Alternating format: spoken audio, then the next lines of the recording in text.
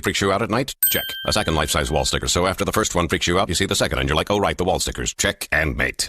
Bundle your renters and auto insurance with Progressive and save on protection for the things on your checklist. Get a quote at Progressive.com. Progressive Casualty Insurance Company affiliates and third-party insurers. Not available in all states or situations. Covered subject to policy terms. Career changers, including veterans and active duty service members. Your transition starts here. Go from GI to IT in a matter of months. Become a certified cyber warrior with training at My Computer Career. Cybersecurity specialists are in high demand, offering IT pros great opportunities and a rewarding lifestyle while protecting our people, liberty, and treasured institutions from cyber threats. Deploy your career in IT today at mycomputercareer.edu/CWP, an elite CompTIA certification partner. VA education benefits are available to those who qualify. 880 ESPN, WHSQ, and WCBS-FM HD2, New York. A Good Karma Brands radio station. Got the number one pick in the NHL draft, but the men that can't seem to stump. Do something dumb, that's an observation. CLT make them need to run. That's Lawrence Taylor! Cut 'em every trash, CMT for short. Wonder if we best once you peep the score. Up at the crack of dawn, top stories of the morning. While you're yawning, grab your coffee, rise and shine with 880 AM. This is Drop Time. We provide highlights from your favorite teams. Got Dave and Rick making plenty of picks. It's Rule 76. Well, here we are. We made it. DNR with you, ESPN New York. You mocked me. You laughed at me when I told you, look out for the snowpocalypse on Friday. I said, look out. Oh, it better be. We'll be very angry at you. No one mocked you. No one mocked you. I said, don't tempt snowpocalypse. I said, you better come through. I want snow, lots of snow. Well, and to your credit, got lots of snow. Lots of snow. Lots of snow. Now, I don't know how you're the only person on Long Island to get more snow than anybody else, but it seems like you do. I got to take a picture for you. Like, I don't understand why, but I said to my wife when we had every time it tells us, hey, you're going to get this much snow, for whatever reason, we always get hammered. Like, we'll get the most amount of snow. I'll take a picture of the backyard. I mean, it's got to be over 18 inches, closer to a couple. It's a lot of snow. It's a lot of snow. You almost lost me last night when I walked the dog. That was almost it. I give you credit. The snow went up to my knee.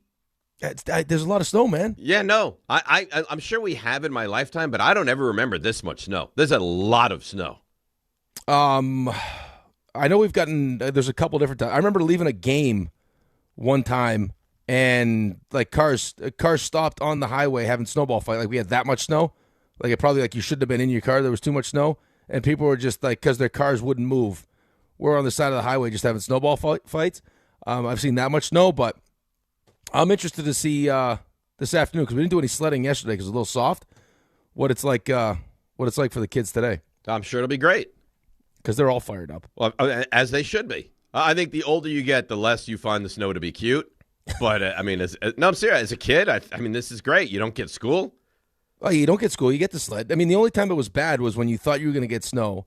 And maybe you didn't do your homework because you're like, oh, we're getting a snow day. Right. And then you wake up and it's like, no, you got school. Great. See, I believed every day was going to be a snow day. Why do homework? There could be a snow. There's the possibility of a snow day. By definition, first of all, it's the spring. There's not going to be snow, and it's homework. You need to do it. Well, you never know. Could be snow. There's been snow but again, that wasn't expected to be. In the life of Dave Rothenberg, it just always works out. Yeah. Just all worked out. Who needs homework? I don't need it. No, I'll do it. I'm going to get through maybe school. I won't. I'm going to do that whole NYIT thing, maybe graduate, maybe not graduate, and then have a morning drive radio show in New York City. Awesome. Yeah. I don't know why my life bothers you. Not like it you doesn't didn't bother step me. right into it. Not like you've had massive struggles. I mean, look at you. Yeah, I don't. The golden child. I don't think I've had massive struggles. There was a certain road I had to take. Like I checked the boxes, right? Like I did the steps.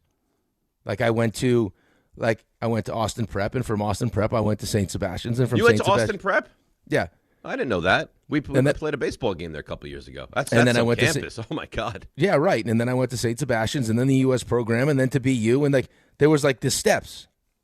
You went from managing Dunkin' Donuts, fake robberies, gambling addiction, bongs and pianos. I mean, it's been one of these. Way. Yeah, I mean, it's been one of these, though, but you figured it out. You always figured it out. You know what? Not everyone has this just, normal rise to success. people go at their own pace at their own area. And that's what I did. The road less traveled. That's right. That's exactly right. And we end up in the same place. It's perfect. That's exactly right. Yeah, but come on. Radio career, it's like, hey, boop, New York, number one. Go ahead. That was fortunate. I will agree with Very fortunate. Very fortunate. Listen, hey, I was you're in your feeling it for basement. You want to do radio for a career? Yeah, okay. All right, great. Now you're a radio host. Now you happen to be good at it, but normal people do not have that happen. Filling in for you, which was perfect. Yeah, how about that? Funny how that works out. I'm grinding, Greenwich, Connecticut, Sirius, overnight shifts, Raleigh, North Carolina, play-by-play all over the place. You, boop, away we go. But we both got here, and here we are. And speaking of getting here, getting there, the Seahawks and the Patriots. So I guess let's start with the early game, 800-919-3776. Let's start with the early game. That was a terrible football game. I'm sorry. I know it was close. I know it was good. I don't even know if it was good defense or just putrid offense. It certainly was a close game with some questionable decisions. But did you enjoy? If that wasn't a championship game, we wouldn't even discuss that football game. If that wasn't a championship game, no, Yeah. probably not. I mean, it's cool, I guess. See, there are people that love the weather games like that. I like the weather games. Well, no, when they're not good games, though. No, when the football's not good. We're correct. Right. So, I mean, it just... If I had to hear Tony Romo talk about the weather one more time, I was almost ready to just shut the volume off. Then they had that jarring thing where, they went to commercial, it started to snow, and they come back and, all my yard markers are all highlighted. It was jarring. Yeah, but, I mean, I think the biggest play from that game is just deciding to go for it on fourth down. Wild. Right, wild. I mean, the Patriots offense is doing nothing. Make it 10. You got a backup quarterback, and then you make him throw it. Terrible. It was at the time, and this is not Monday morning quarterback. Literally, this is not Monday morning quarterback. John on the group text when the timeout was called. What are they doing? My response: I have no idea. Take the points. It was so obvious. This was not a Rams Seahawks game where there was 800 yards of offense. Nobody could move the football. New England scored one touchdown, and it was literally handed to them. Handed the touchdown. That's correct. Yeah, I don't. Again, I mean, we've seen it all playoffs long, and you can say, I think he was talking about how he could feel the momentum, and, if they make it 14 there, then they felt like they were in good shape. I would make the argument, well, if he made it 10, also knowing that at some point, some sort of weather was going to arrive. Well, they had said before the game that the second half there was going to be weather. Right, but I don't know if they thought it was going to be like that, but still, I mean, you got Stidham, who hasn't thrown a football in an NFL game in, 2 years. You got a chance to make it 10-0. The Patriots offense isn't doing anything. Drake May hasn't played good all playoffs, hasn't played well all playoff long. He hasn't. Drake May during the regular season is right there with Matthew Stafford for the MVP. Drake May in the first 2 games of the postseason has not been that by any stretch of the imagination. He's missing wide open throws, easy layup throws he's missing. Drake May looks bad. He looks nervous. He looks uncomfortable. Give him credit. And I don't want to toot my own horn, but I promise you I said it. That last play, I said to my father-in-law, I said, just fake a handoff, roll him out, and let him pick up the first down with his legs. And I guess he didn't even tell the team he was doing that. He told nobody. He called the play. They all thought he was going to hand it off. And he decided he was going to keep it, and no one knew but him that he was going to keep it. Well, to end the game. Play. Great play. He is athletic. He was able to get the edge and get that first down. Yeah, the Patriots also were able to run the ball in the second half, which to Vrabel's credit, he knew. Just keep running the hell out of this ball. Just keep 40 seconds. You're right, because Denver's keep eating clock. Points. No. They couldn't run it. Denver couldn't run it. Well, Denver doesn't have a good running game to begin with. No, they don't. And I mean, it's really their defense. It's just that, dude, no one wants to see. I love offense. I mean, listen, I love defense, but the 10-7 like that is not. Well, it wasn't a well. It wasn't great. No. But, there are times when you watch it and you're like, man, the defense is. I enjoy defense. One of the great games I've ever seen was the '90 championship game with the Giants and Niners. But that's great defense going against a great offense. Right. That's exactly my point. You just felt the defense, it's good, but it's so good because the offense is just so bad. Right. And then I got Mac Hollins coming in with no shoes doing the Warriors thing. I don't know. I don't know. Tony Romo bothers me now for some reason. Because he's annoying. He bothers you because he's annoying. Some of the stuff he says annoys me. And then at least we got the second game where there was good. It was the offense. There was a lot of offense in that game. That was a really, really good football game. I don't know. after I watched the first game, and I don't know that this is true, but after I watched the first game, my thought was the second game is the Super Bowl. I mean, during the course of that game, watching Sam Darnold play as well as Sam Darnold play, I was thinking kind of the same thing.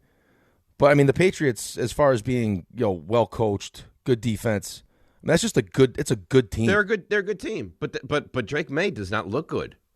No, Drake May does not look good, and he's played 3 good defenses. And guess what? He's going to play. I mean, at Seattle. Now, I don't know if it's just matchup. It's got to be matchup in Sean McVay because Seattle's defense does not look like this against anyone but Sean McVay. He's just that good, that special of an offensive mind. Yes, dude. When they muff the punt and the guy just falls down. Now that was second. It was his second muff punt of the game, and special teams has been a problem for them. And he falls down and they pick up the ball and score a touchdown.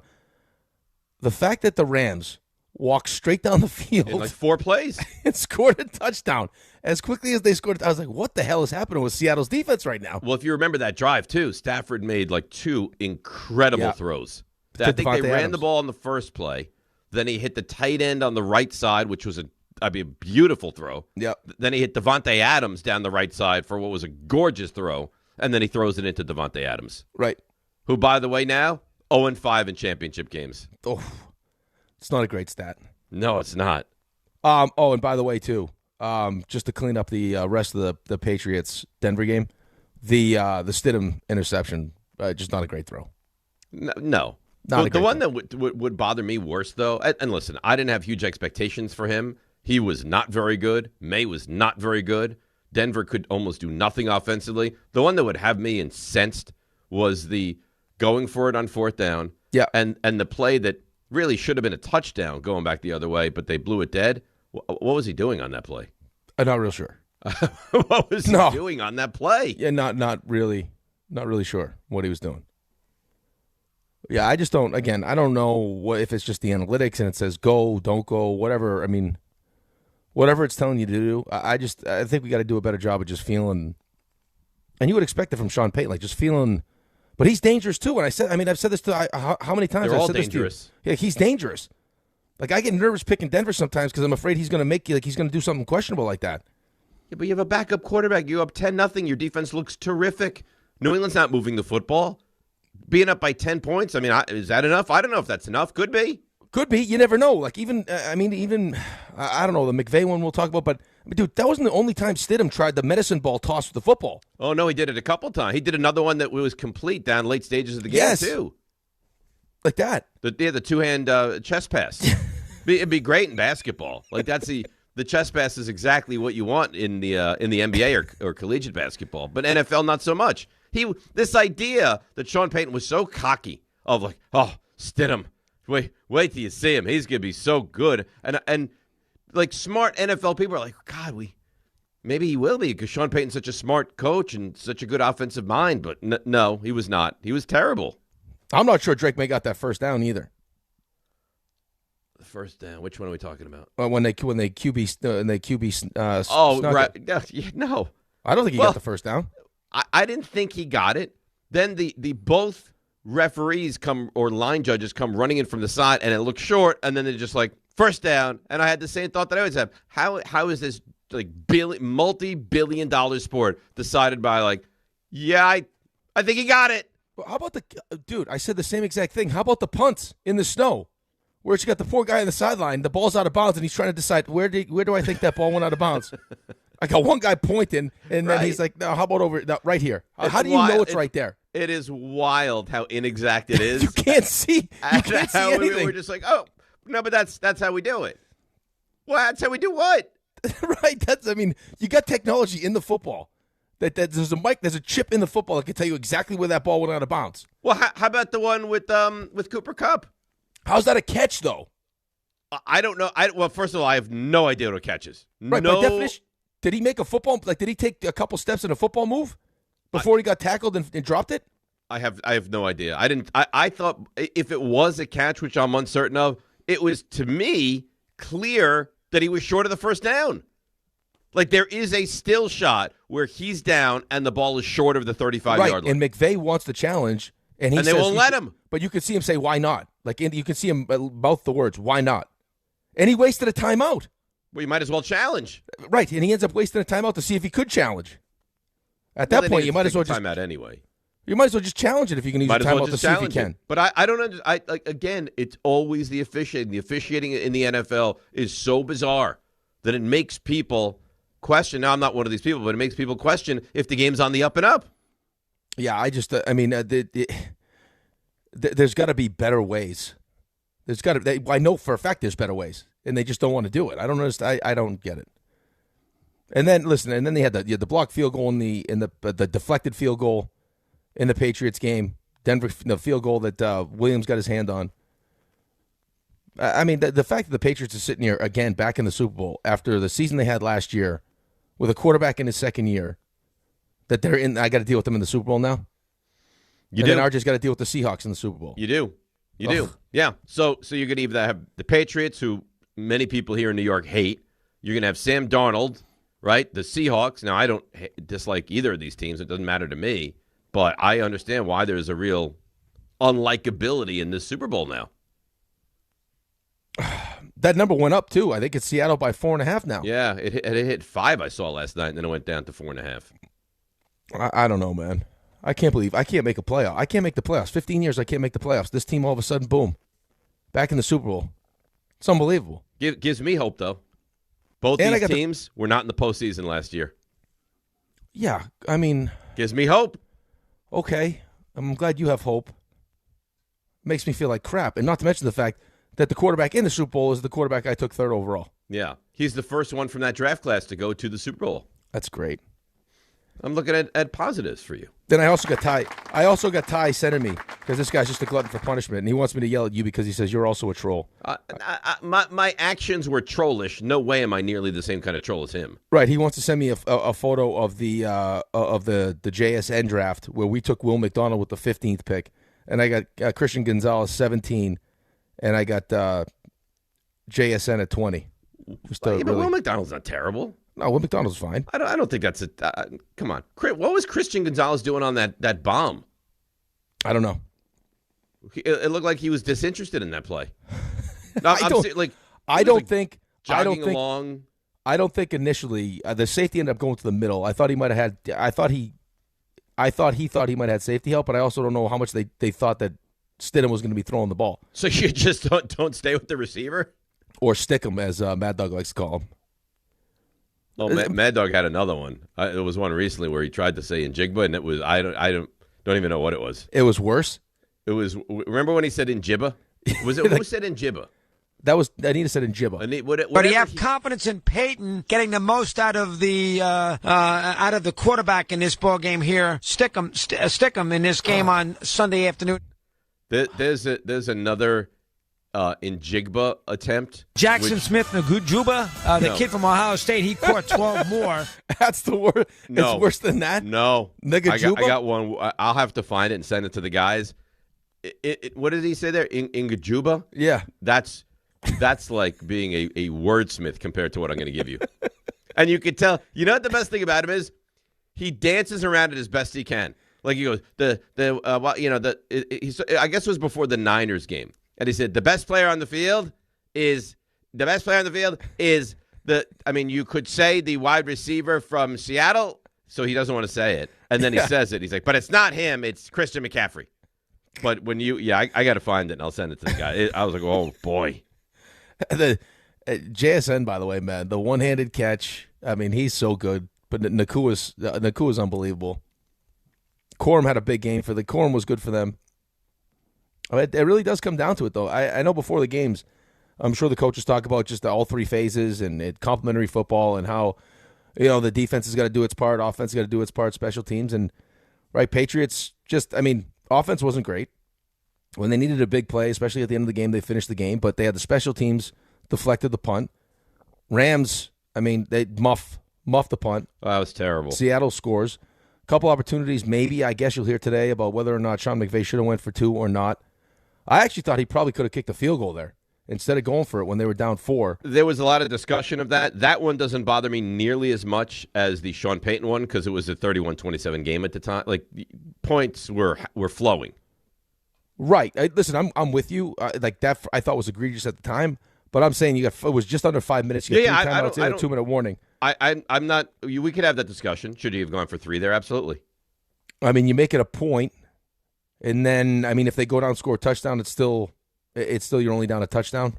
You got to score a touchdown anyway and and get the 2-point. But because that was hard pressed to think that when they got the ball back eventually that they were going to go all the way down the field and score a touchdown there. Oh no, there was no chance of that. No. I actually thought on first glance that he had gotten out of bounds on that final play. And I was like, oh, boy, we get a Hail Mary. But it turns out it was the right call by the officials. He was down in bounds, and that was that. And that was it. Yep. And then Seattle wins, and it's Seattle and New England, a rematch of what we had 11 years ago. And I got no football left. Ugh. What do you mean? We got a couple weeks, so I got no football this weekend. And no football this weekend, that's right. Yeah, that's what I'm saying. Yeah. And there's got to be a real discussion of how you and Michael think you guys are best friends. Why? Well, because they're having a big birthday party for him, and you're not going. First of all, when did we get the invitation? A week ago. Okay, whose birthday is also on Michael's birthday? A lot of people, I'm sure. My wife's. Birthday, right? My wife's birthday is the same day. And Kenny Albert also. Right. And I get Cheryl's the next day. Mm-hmm. That'll be great. We could all celebrate together. I can't go. Well, that's the issue. I got hockey games, I got a dance recital, and I got her birthday party. Well, not party, but dinner. Well, I'm going to miss you. Had it been early, like had I got the reservation, no, not the reservation, the invite earlier, I could have done some stuff. Because I'd love to be there. I got a nice text message from Pete and some people that are going that wanted to have a nice little night, which would have been great. Yep. I'm disappointed. I'll be there for 7. Going out of my comfort zone for you this weekend too. How? Well, can you text this guy and get this information for me? That was very nice of you. I said, why can't you do it? And you said, because I think you text him and it would be appreciative if you would do it. And I did. It was a fantastic effort by you. I appreciate it. And then I got on the side. Why does he want this guy's number? Well, I mean, does it matter why I need the number? He just does. He's not going to stalk him like he just would like the number. Right. I mean, yeah. Like, what do so now I had to defend you. Defend me? I mean, there should be no reason to defend me. Well, I had to. This is what I do. You don't know what I do for you behind the scenes. Listen, I know what you do for me. All right. Let's break. Listen, you're probably home today. You're probably having a nice cup of coffee right now. You're listening to the show. Get in touch. 800-919-3776. We have a Super Bowl set. Do you feel sick about the Patriots going? Do you feel sick about Sam Darnold going? Do you feel happy that Sam Darnold is going? You feel like, hey, this guy got away from the Jets, and now look at him. Now he's having the ultimate success. 1-800-919-3776.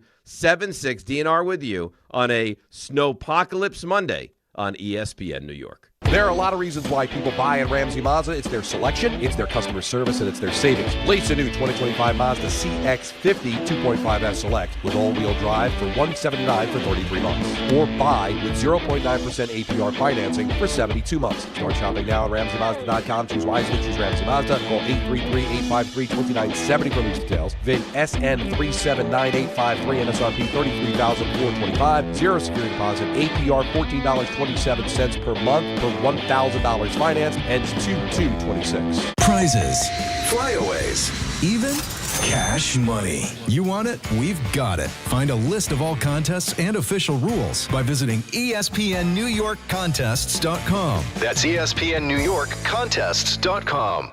Rangers fans, it's time for Blue Shirts hockey. The action begins tonight at Rivercrest with Team ESPN New York and Ultra. Whether you need a pregame spot or you're looking for the right Rangers bar to watch the game versus the Bruins, Rivercrest is your destination. The party tips off at 7 p.m. and Team ESPN will be giving away plenty of ESPN prizes. Join fellow Rangers fans tonight at 3315 Ditmars Boulevard in Astoria and enjoy Ultra Draft and bottle specials all day long. It all happens at Rivercrest.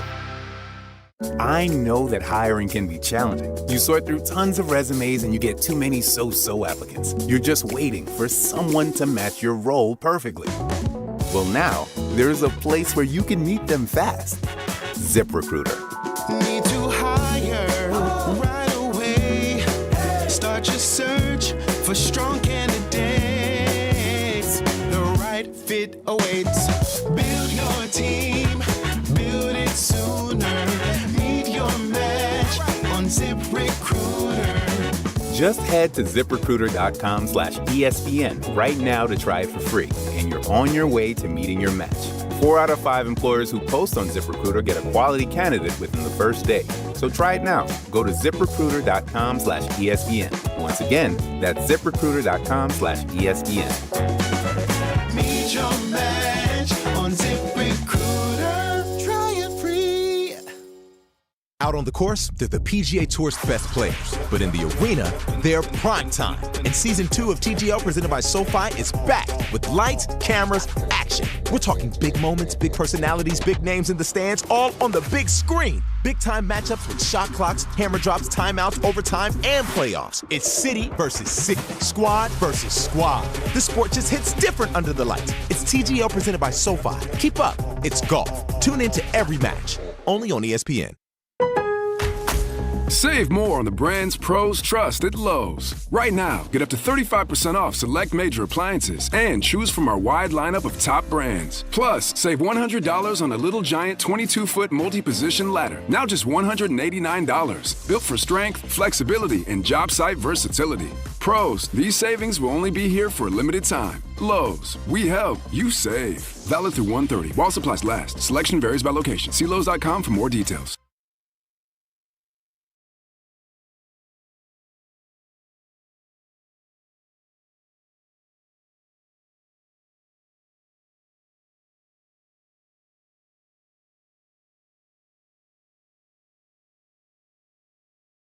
Their way back into the mix. Get an email from Michael Paul. You guys could talk about how great the NFL is, but they keep messing up all these little nuances with officiating during critical championship games. It's a huge turnoff, and you have to question the legitimacy of the games at times. I don't question the legitimacy. I question the ability of them to officiate the games properly, but I don't question the legitimacy. And the truth, you know what the truth is? The sad truth is, it doesn't matter. It doesn't matter how bad the officiating is. Everyone still watches. Well, but it does matter. Well, it matters, but it doesn't matter. Like, it doesn't matter for the bottom line, right? Because we're sheep and we're going to still watch it. Like, but it's so transparent though. Like, Rams game, it was Shaheed on the sideline, right? And you remember exactly what play I'm talking about. Oh, what looked like a pass interference? He pushed him before the ball was even, and then they go, well, I don't even know if that was catch. It hit him in the head. Right. The ball, because he got pushed, hit him in the head. He got there very early.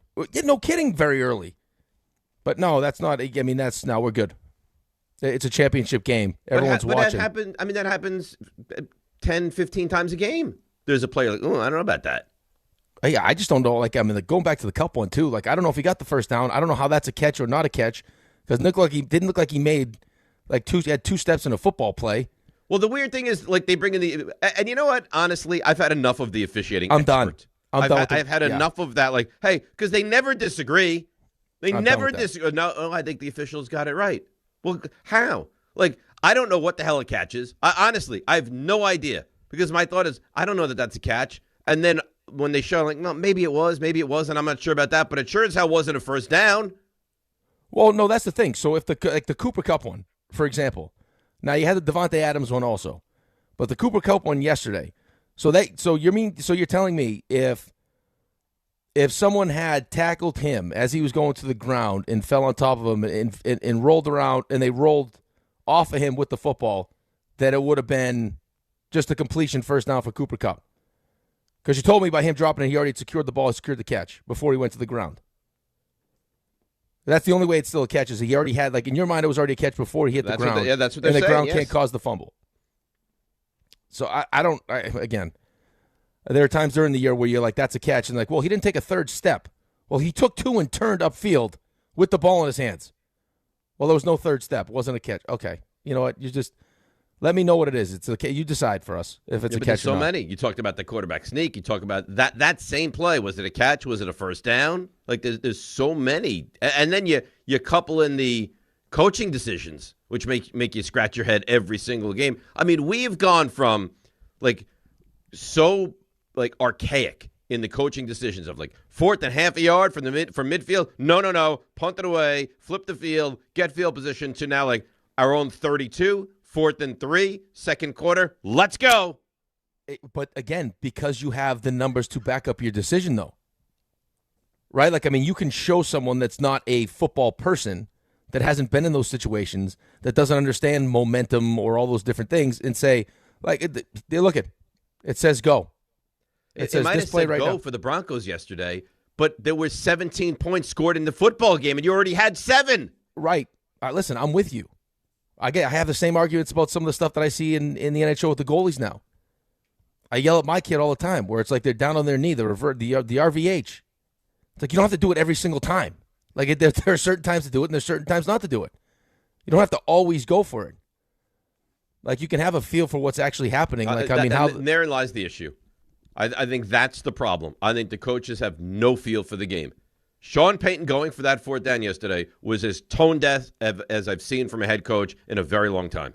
I think that it's only empowered them, though. I think they do have. You can't tell me that Sean Payton doesn't have a feel for the game or Sean McVay doesn't have a feel for the game. They're offensive guys. Most offensive guys want to go for it, and now they're empowered to go for it because the numbers back up their decision. Okay, but did you think, did Drake May look good to you? Did New England's offense look good to you? Do you have a defense which is supposed to be elite? Do you have a quarterback that you have any faith in whatsoever? Like, read the tea leaves, man.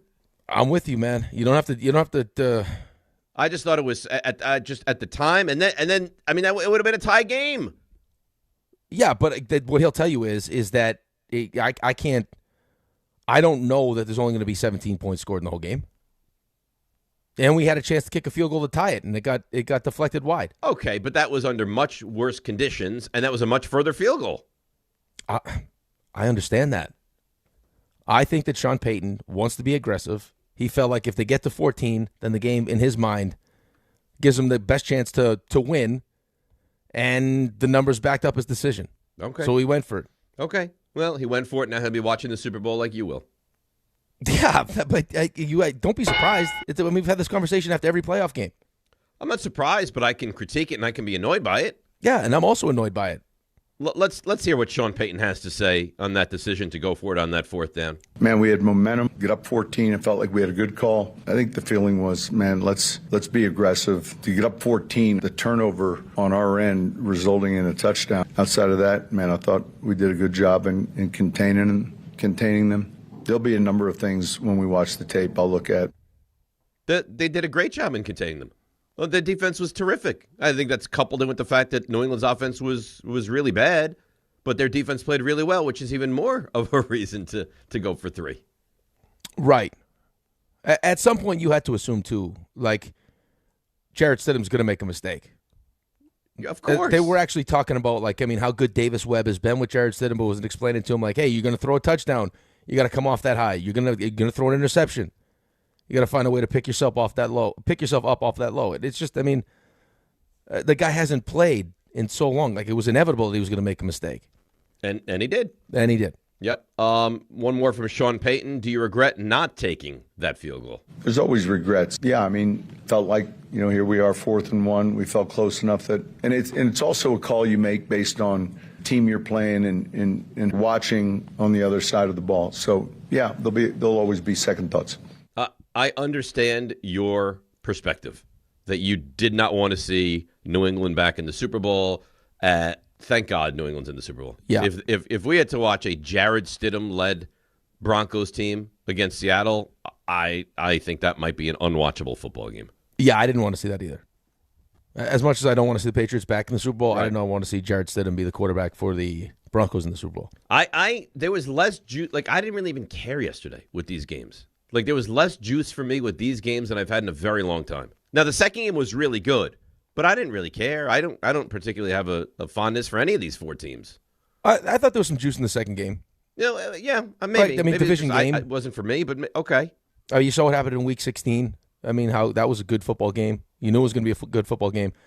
I actually like to, we didn't talk about it, is at one point, Tony and Jim talking about which team had the advantage because of the jersey color. First, it was Denver because they were orange. Right. And it was tough to see the white in the snow. But then on the other side, it was, the Patriots being in white. It's tough. They can kind of hide in the snow. It's tough. As a quarterback, it's tough to see you.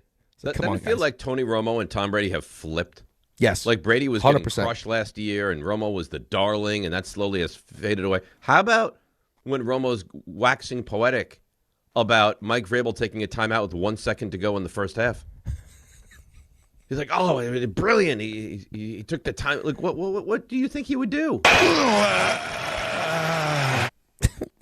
It's Tony, man. Yeah. Oh, well, he got the benefit early because he had just gotten out. Right. I felt like he knew the league so well that he was on top of everything.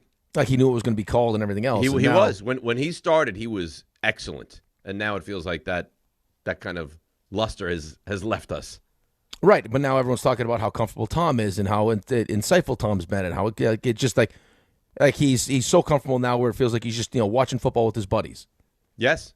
Right. So, but I'm sure at some point that'll fade too, and people will start going after him also. Maybe. All right, let's take a break. We'll come back. Phones are starting to light up, so we'll get to your calls on the NFL. 800-919-3776. We got a lot to do. Busy Snowpocalypse Monday. DNR with you, ESPN, New York. Not all F words are bad. Some are actually great, like fast, free fiber for 4 months. Yep, switch to Optimum Fiber for as low as $25 a month. Plus, for a limited time, you can get 4 months free, HBO Max included for 1 year, and a 5-year price lock. Don't wait, this free fiber deal won't last long, and the fastest, most reliable, most consistent internet speeds await you. Call 888-4-OPTIMUM or visit Optimum.com/free today. Terms apply. See Optimum.com for details. What if your instincts could pay off? With Robinhood Prediction Markets, you could put your knowledge to work on the events that matter to you. Prediction Markets isn't just sports. It's the Fed rate decision, your favorite award show, and so much more beyond the playing field. Trade events with Robinhood. Visit Robinhood.com/predict. That's Robinhood.com/predict. Futures and cleared swaps trading involves significant risk and is not appropriate for everyone. Event contracts are offered by Robinhood Derivatives LLC, a registered futures commission merchant and swap firm. It's the last call for football on FanDuel. One final Sunday, one last kickoff, the final chance to place your bets before the NFL season closes its tab. This is Super Bowl 60, and FanDuel is making sure you're in on it. And get this, if you're a new customer, all you have to do is bet $5, and you'll get $200 in bonus bets if you win.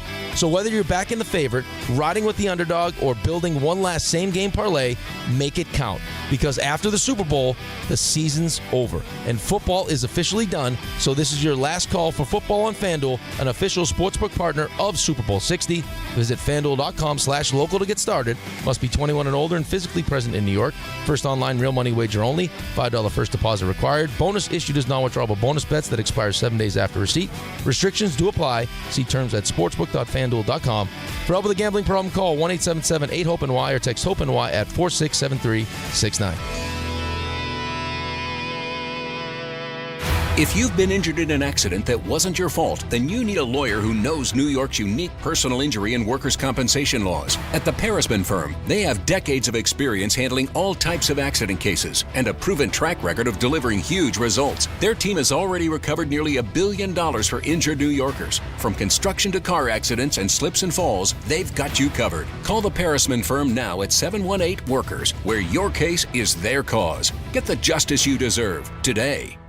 Texting enrolls you in a recurring automated marketing text messages. Consent not required to purchase. Message and data rates may apply. The team's looking good this season. I think so. Man, I miss playing football. Ever since I turned 40, I just can't find that fire I used to have. Think it could be lower testosterone? What do you mean? I was feeling the same way. After 40, the body has less testosterone, and men lose their edge. That's why I take Nugenix Total T2. That's the testosterone booster, right? Yes, but Total T2 is their brand new formula that skyrockets nitric oxide levels in as little as 3 hours. Since I started taking it, I've been lifting like when we played for Coach Carter. My energy is way up, and it even spiced up things between me and the missus. Are they still giving out complimentary bottles? Yep, just send a text. Text HAWK to 321-321 for your complimentary bottle of Nugenix Total T2, the next generation testosterone booster. Text now and we'll include a bottle of Nugenix Thermo X, our newest, most powerful fat burner ever, absolutely free. Text HAWK to 321-321. That's HAWK to 321-321. These statements have not been evaluated by the FDA. This product is not intended to diagnose, treat, cure, or prevent any disease. If you love to travel, Capital One has a rewards credit card that's perfect for you. With the Capital One Venture X card, you earn unlimited double miles on everything you buy. Plus, you get premium benefits at a collection of luxury hotels when you book on Capital One Travel. And with Venture X, you get access to over 1,000 airport lounges worldwide. Open up a world of travel possibilities with the Capital One Venture X card. What's in your wallet? Terms apply. Lounge access is subject to change. See CapitalOne.com for details. My name is Whitney Allen. I am a widow. My husband, Ryan, died. We never thought in a million years we'd have to use life insurance. The unexpected happened. With Ethos, it is so fast and easy. It's 100% online. You can get a quote in seconds, apply in minutes, and get same-day coverage, no medical exams, and you can get up to $3 million worth of coverage through Ethos. Get your free quote at ethos.com/game. That's ETHOS.com/game. Time spent on application may vary. Online health questions required. You live for this. The wins, the losses, the slam dunks, and the buzzer beaters. The dream that this is your team's year. Hope. It's what keeps you coming back. So you represent with anticipation and with pride. Because when everything's on the line, your support means everything. That's why the NBA Store is here to support you. Check out the largest selection of official NBA gear at NBAstore.com. A Fanatics experience.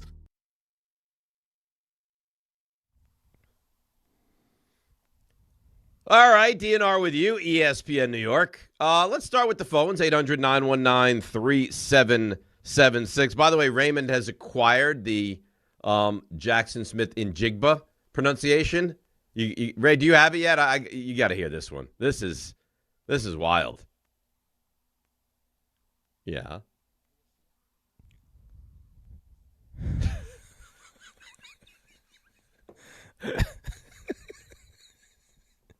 BB. In BB Smith.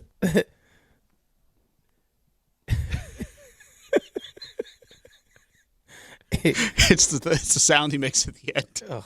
And Ray had such a great BB Smith. Ray had such a good line before. He goes, why can he not pronounce names? How do you get to Igbibi? I don't know. But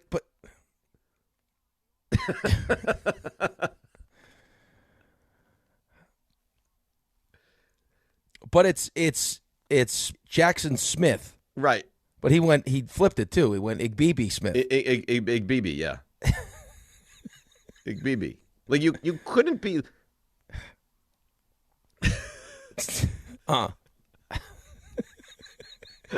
But he knew what he was doing to himself too. Because he danced around. He's like, that Seattle receiver. And then finally he's like, you know what? I'm gonna say it. Igbibi Smith.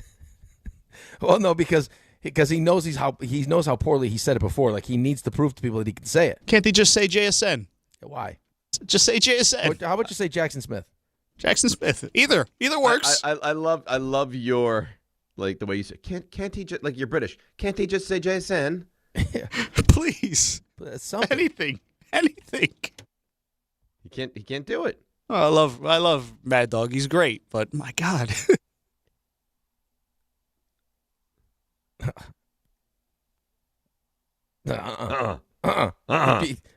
Of course, Igbibi. I would say either with Igbibi.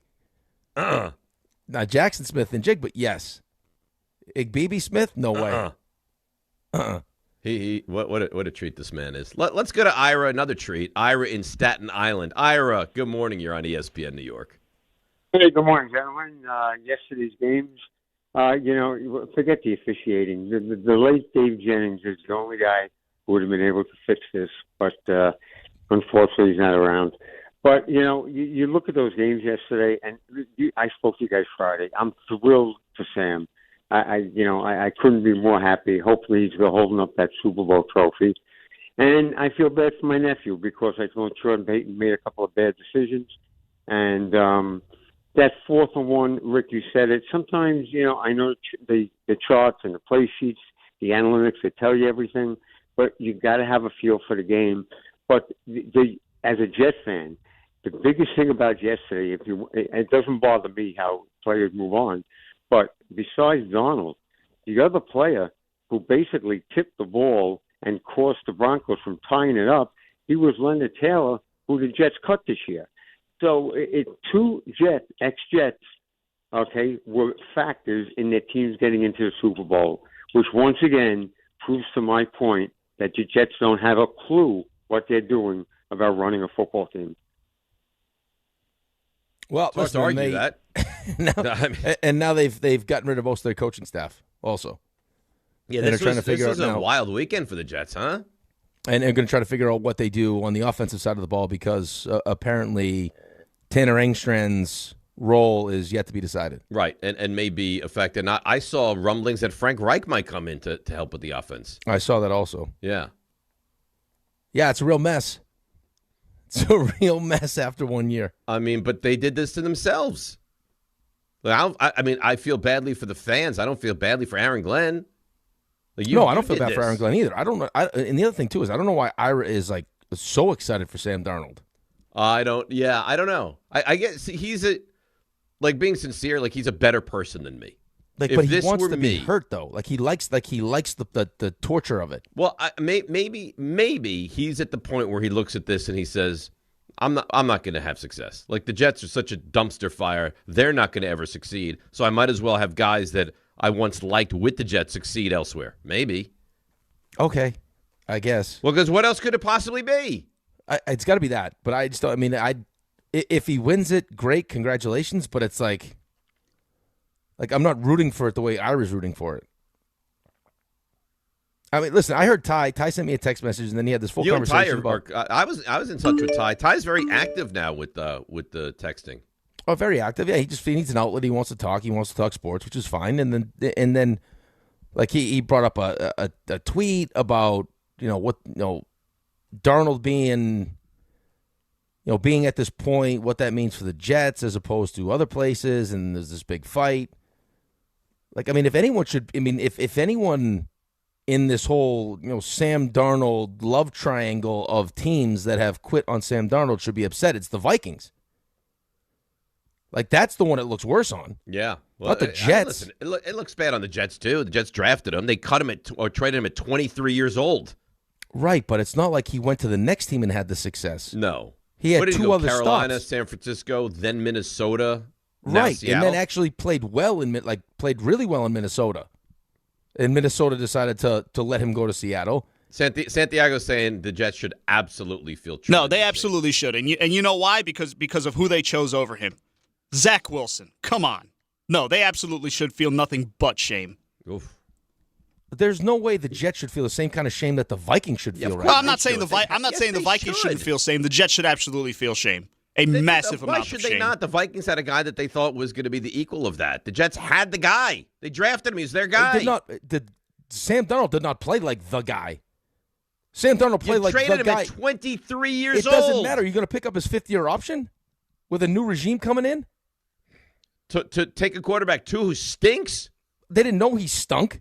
Well, you didn't know J.J. McCarthy stunk either. You just watched Sam Darnold win you 14 games. And do what in the biggest moments? Soil himself. Right, but he actually played like someone you would draft with a third overall pick in Minnesota. He didn't play like that for the Jets. This absolving it of the Jets, they had to no one's move on. absolving anybody. No one's absolving anyone. But if anyone should feel terrible about it, it's the Minnesota Vikings, who all of a sudden now went from that to J.J. McCarthy, who couldn't stay healthy again. Like, that's who should feel bad right now. I think the Jets should feel pretty bad right now, too. I don't feel anywhere near as bad as the Vikings should feel right now after moving off of that. You actually saw him play really well for you. Really well. And moved on. Unless the games mattered, and then he wasn't very good. Still won 14 games. He did. There was a big financial impact there, and they had another quarterback that they thought was going to be the answer. Right, there was going to be a financial impact with him on the Jets, and they had the second overall pick to draft another quarterback. Okay, so I think it's going to work out a little bit better for Minnesota than it is for the Jets. Is it? Yes. Okay, well, we'll see if that happens. I mean, Minnesota still was above 500. Well, do you think J.J. McCarthy's a good quarterback? I don't yet, no. Okay. And I worry about him being injury prone. All right, so we'll see if it works out. It didn't work out this year, did it? It did not work out this year, no. No. You can't. Did it work out for the Jets this year? You can't. No, that had trading Sam Darnold. How the Jets are now have no big deal. It's beyond me. No one's saying it's no big deal. Sam Darnold wasn't this version of Sam Darnold with the Jets. He's 23. It doesn't matter how old he was. Do you think he would have turned into no? Of course, the age matters. He's 23 years old. He went to two different places. Was he good in Carolina? Not really. Right. But you can't even include San Francisco. He didn't even play in San Francisco. Right, but I would include San Francisco as part of the reason why he was actually good when he went to Minnesota. Getting a chance to be with Kyle Shanahan, which I don't have. You think all of a sudden with Robert Saleh and Mike LaFleur he was going to be good? Probably not. So why even have a team in the NFL then? Moving off of Sam Darnold has no bearing on where we're at now. This is a whole different mess we got ourselves into. Okay, but you should have kept him and tried to build around him. To move on from a third pick at 23 years old is wild. Because we haven't seen that before. Not a lot of it. Oh, we haven't seen a lot of that. We've seen tons of patience with young quarterbacks, haven't we? 23? I don't care how old he was. He was 3 years. Okay. I don't care how old he was. And you thought he was awful? I didn't think he was awful. Okay. I wasn't one making decisions either. I don't think that quarterbacks are going to be great with us anyway. But if we're like power ranking who should feel the worst about moving on from Sam Darnold, it's the Vikings before it's the Jets. All right, I don't agree. I would feel awful if I was both teams. RJ, who should feel worse right now, the Vikings or the Jets? I want to say the Jets, but it was never going to work. You guys are attacking this from two different angles. Rick is saying, and I agree with, structurally the way it was when Saleh came here. I mean, the reports said that he wanted to keep Darnold. I think that's because he probably spent time with Shanahan, and Shanahan, we found out later, also thought very highly of Sam Darnold. However, coming here with the other LaFleur, not the Packers LaFleur, it was never going to work here. I saw who was it on the Vikings that tweeted out yesterday, just like the ellipses, like the three dots after was it Grenard? Yeah, Grenard. Yep. And so I think that tells you how those guys feel. What, they win 9 games in Minnesota? Yeah. Like, I don't think the Jets were ever going to get to 9 wins, let alone the playoffs or Super Bowl with Sam Darnold, unfortunately. So in this instance, probably the Vikings. But if you're talking like the macro, yeah, the Jets should feel terrible, and I think Jets fans do feel terrible. But I think Jets fans know. I don't think they feel that terrible. I think a lot of Jets fans are happy that he's going to the Super Bowl. You just heard Iris say how excited he is for the kid. I think Iris probably. I think a lot of Jets fans, at least in my orbit, are neutral at best, or they just despise their own team so much they're happy that he made it out. I think that's probably a big part of it. Is that they're so despondent with the organization that they're like, good, if you get out of here and you have success, then good for you. But I mean, look at the situation as a whole. Do you think there was any permutation of events that could have occurred where the Jets are where the Seahawks are right now with Sam Darnold? No chance. Yeah. No chance. Probably Zero not. chance. No. But I don't know that the Jets can ever do that. That's a deeper discussion. Like, but again, like for me, such a great part of it is that they gave up on him. Again, he's 23 years old. They gave up on him. They were 2-10. They were 2-10, but like the team as a whole was a joke. Call it what it is. The team as a whole was a joke. And the team as a whole is a joke every year, They Ray. gave up on him for a guy who I was screaming while he was still in college I knew was going to be an NFL bust in Zach Wilson. That's the issue I had with it. That was the biggest issue. And for everything that you say that, yeah, the Vikings, I'm not saying the Vikings shouldn't have regret. They should, because he looked damn good in Minnesota. But he was on a 1-year deal. His contract expired, and the last footage they had of him was of him getting embarrassed in the playoffs. So, like, they took a gamble. They lost, but at least you could say, like, they didn't give up on the guy. Right, but it's the he had an expiring deal. It's the same gamble, though. You're going to have to pick up his 5th-year option. You're bringing in a new staff and now making the decision. We have the 2nd overall pick. Do we want to reset this thing with the guy that we pick, or do we want to bring Sam back after we're 2-10 and then pick up his 5th-year option and make 2 more and commit to 2 more years? Well, given what as the opposed choice to a guy I just watched win 14 games and throw 35 touchdowns, do we want to pay him $30 million or whatever it is? Well, I'm gonna tell you this. Reset it with J.J. McCarthy. This is not with the benefit of hindsight, because I was saying this at the time, and people will remember if they do me saying this. I thought they made a mistake because based on the options that they had going into that draft, they should have kicked the can down the road and then try to figure it out later. You're talking about the Jets. The Jets. Mm-hmm. Yeah, and it's not like they were in a position where they couldn't afford to do that. They could have afforded to do that. They can do whatever they want. But your feeling on this has to do more with the fact that you thought that Zach Wilson was going to be a bust. Like that's why you has to factor into the equation, Rick. That can't not factor into the equation. That Sam Darnold was going to turn himself into a Super Bowl caliber quarterback. I didn't think he'd. No, because no got to be careful here, because this is turning into that argument about quarterbacks again. a quarterback in the right situation will be a Super Bowl winning quarterback. Sam Darnold definitely has that chance because of he's in a good situation, and also he's a lot better than people gave him credit for. Right, but he was never going to be in that situation with the Jets. He wasn't. They didn't think he was good enough in Carolina. Had to hang out in San Francisco for a year, and then was great with the Vikings. You know what? He would have been better than any other quarterback option you've had since.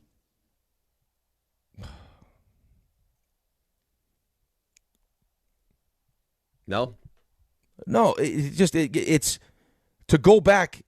How many years was that? That was in 2020 when he played that was his last year with the Jets. They were 2-10. He threw 9 touchdowns, 11 picks. Now you bring in a new regime with the second overall pick.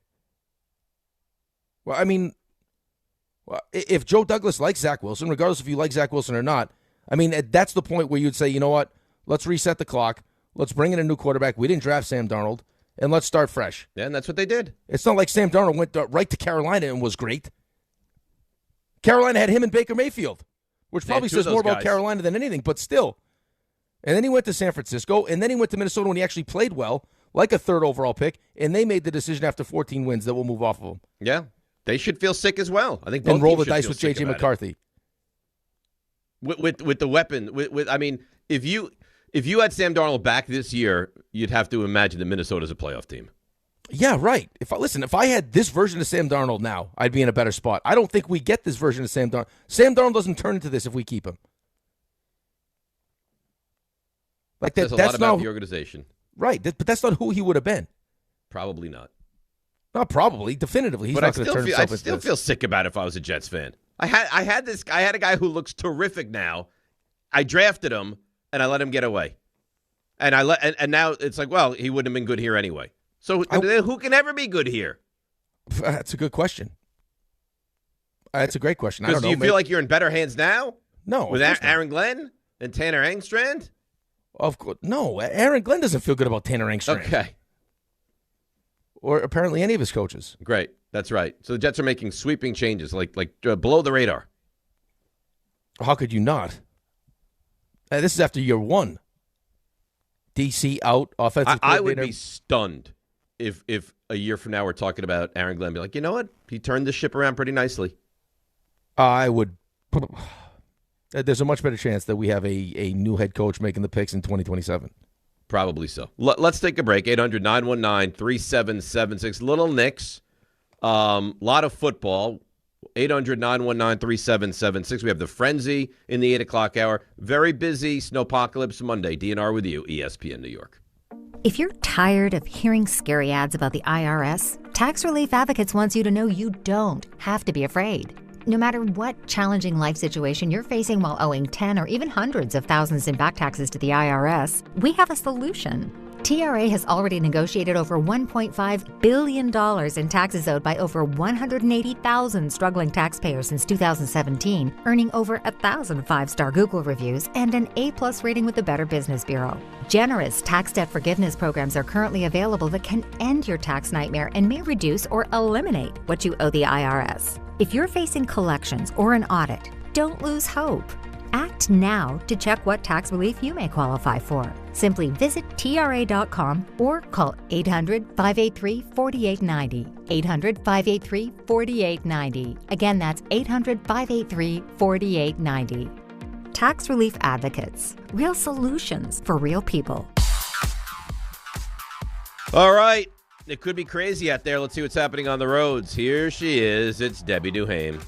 Good morning, Dave. Hi, Rick, on this snowpocalypse morning. Let's see what's happening. Oh, traveling is going to be really tough if you have to travel. Please be careful. Alternate side parking rules are suspended. Metered parking rules remain in effect. LIRR and Metro North on a weekend schedule. New Jersey Transit temporarily suspended. Looks like Newark Light Rail and Hudson Light Rail operating path trains do expect delays as well. Grand Central Parkway West right at the LIE. We're getting reports of an accident over there. Please use caution traveling. Sponsored by the Crohn's and Colitis Foundation. The Crohn's and Colitis Foundation has been at the forefront of inflammatory bowel disease research and care for over 50 years. Learn more about research, education, and support at Crohn'sColitisFoundation.org. I'm Debbie Duhame on 880 ESPN New York. Not all F words are bad. Some are actually great, like fast, free fiber for 4 months. Yep, switch to Optimum Fiber for as low as $25 a month. Plus, for a limited time, you can get 4 months free, HBO Max included for 1 year, and a 5-year price lock. Don't wait, this free fiber deal won't last long, and the fastest, most reliable, most consistent internet speeds await you. Call 888-4-OPTIMUM or visit Optimum.com/free today. Terms apply. See Optimum.com for details. There are a lot of reasons why people buy at Ramsey Mazda. It's their selection, it's their customer service, and it's their savings. Lease a new 2025 Mazda CX-30 2.5S all-wheel drive for $189 for 33 months. Start shopping now at RamseyMazda.com. Choose wisely, choose Ramsey Mazda. Call 833-853-2970 for details. VIN SM844-681, MSRP $29,075. Zero security deposit, ends 2/2/26. Hey, this is Jalen Brunson. Jalen Brunson for 3.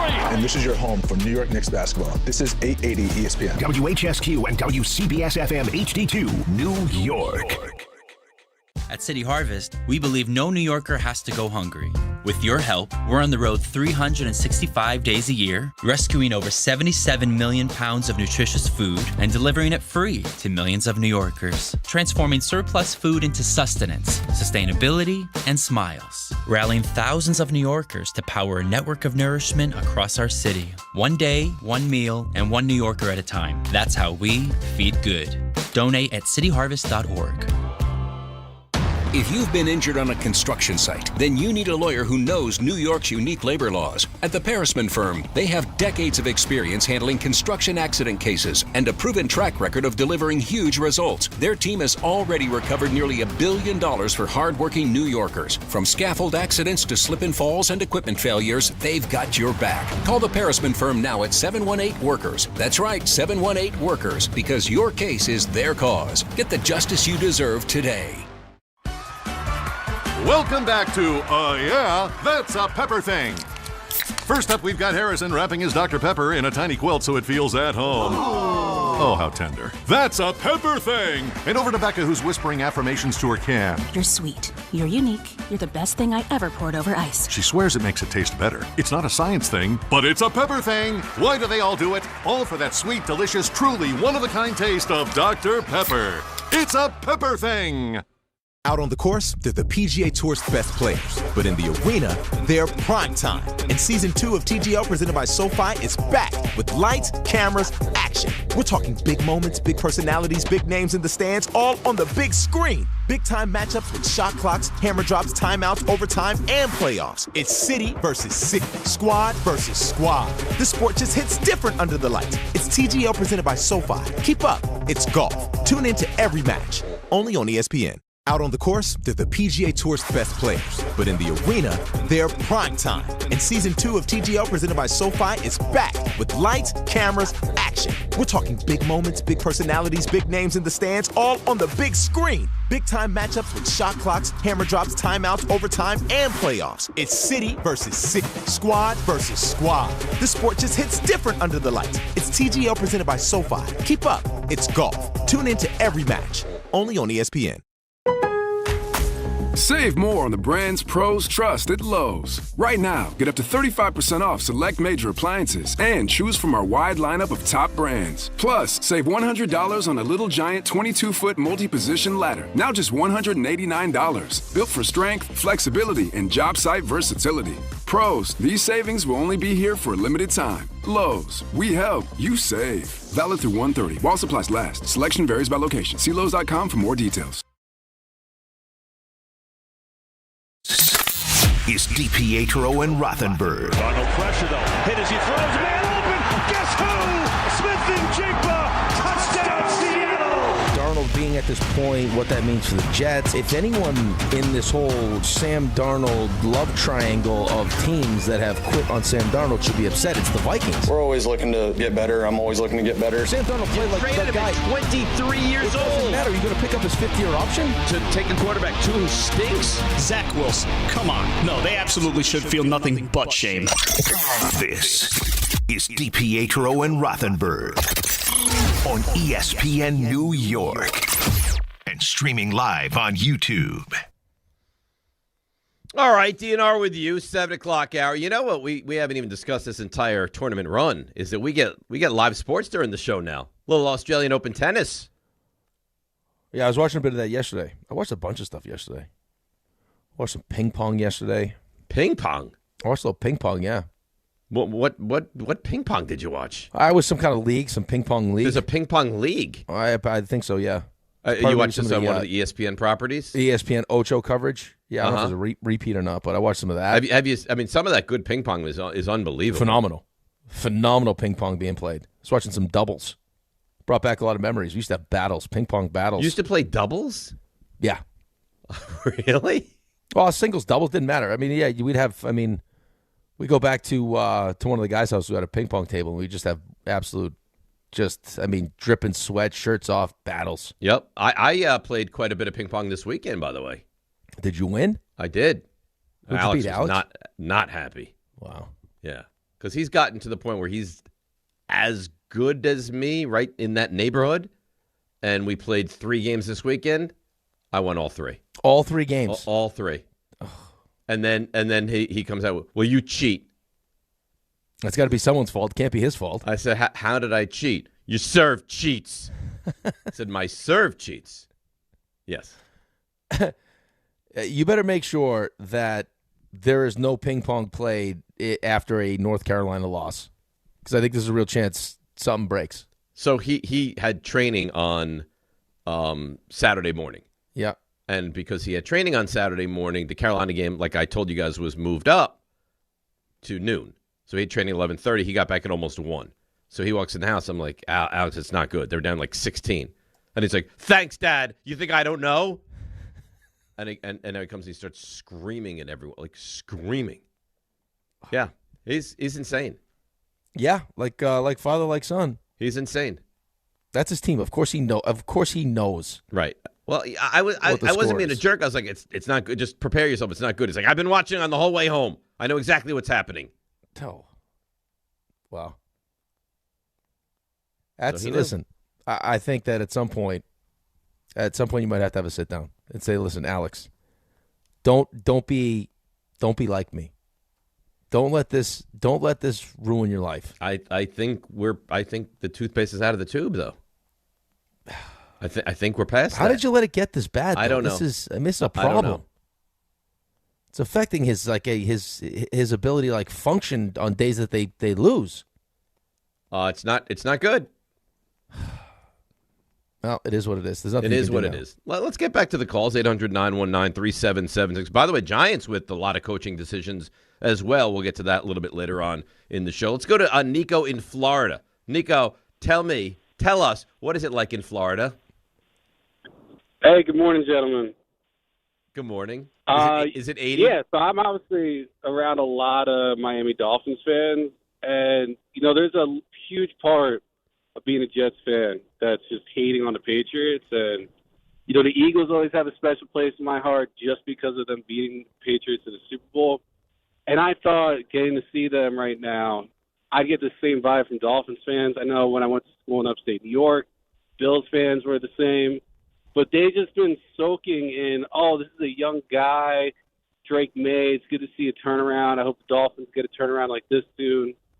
And I don't know. I think being in the AFC East, that's just the status quo. But I wanted to hear your guys' thoughts on that. As a Jets fan, it's terrible. But I mean, you got Buffalo, who's a good team with a great quarterback. You have Miami, who's not great, and it's been a long time for them as well. But they've owned the Jets lately. And then you have New England, who's the greatest team you've ever seen, gets to being awful, and now they're back into the Super Bowl. Right? How quickly they've turned it around. I mean, it is possible, but the teams that turn it around are the teams that you look at and you're like, of course, like New England, Seattle. Right? Like those are the teams you would expect to turn it around. And the teams that can never turn it around are the teams you would expect to never be able to turn it around. Right, but there are teams that, I think the better comps for us are the teams that have been dysfunctional and have found a way to turn it around. Right? It was just a matter of time before the Patriots were going to figure it out. After figure that, it out like this? Not like this. No, I'm not saying like this and as quickly as it happened, but I mean, I think we all assumed when Vrabel was fired from Tennessee, it's who I wanted the Jets to hire, right? He had no real interest in the job. But that, I mean, wherever he went, that team would be good because he's a good head coach. Turns out it ends up being New England, and they have Drake May, who's a stud, and now they're in the Super Bowl. And that's what Drake May not even playing great in the postseason. No, not. Let's be frank, not well at all. Not at all. I was just reading a Kurt Warner tweet, and he's like, "Listen, I mean, even before the weather turned, the Patriots' offense wasn't very good." No. Remember he had the one play where he had a receiver wide open in the end zone down the left side, and he completely overshot him? Like, no, this is not a good version of Drake May whatsoever. No, this is not the version we saw during the regular season. They got here. Let's be fair, and I got a lot of tweets yesterday. Look at the defenses they went through. Look at the offenses they went through. Yeah, they went up against good defenses. There's no doubt about it. They went up against a backup quarterback in the AFC Championship game. They went up against a quarterback who looked like he was completely broken in the divisional round.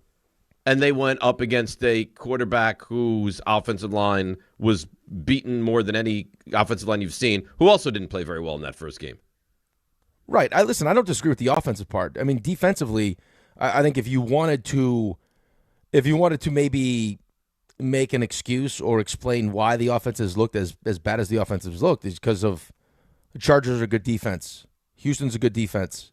Denver is a good defense, and all of a sudden you throw the elements into the mix. But it's just like, it's not, some of the stuff that he's doing isn't the defense. I mean, there are throws to be made that he normally would make that he's just not, it's just not happening. And I don't know if it's nerves, do you think it's because the moment is too big?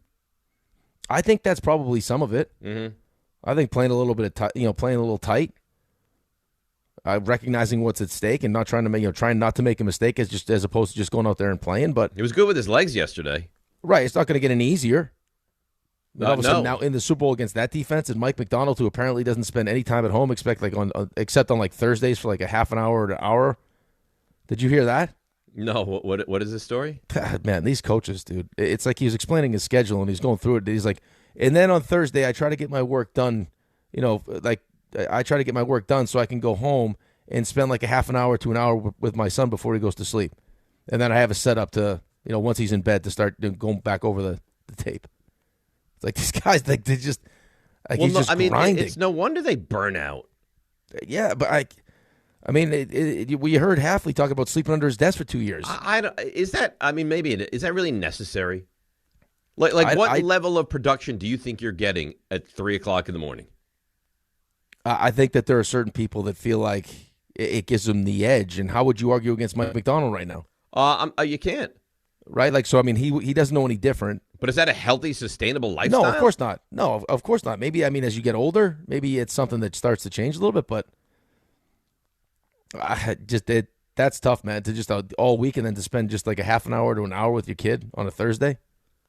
That's tough. I will say, I'm not going to judge him, but I will say, as a parent, I would never make that decision.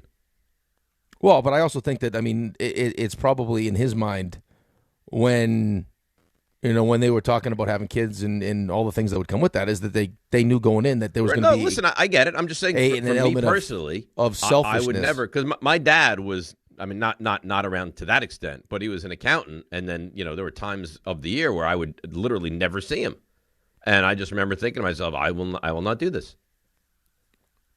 So it's why some guys don't have kids till they're done.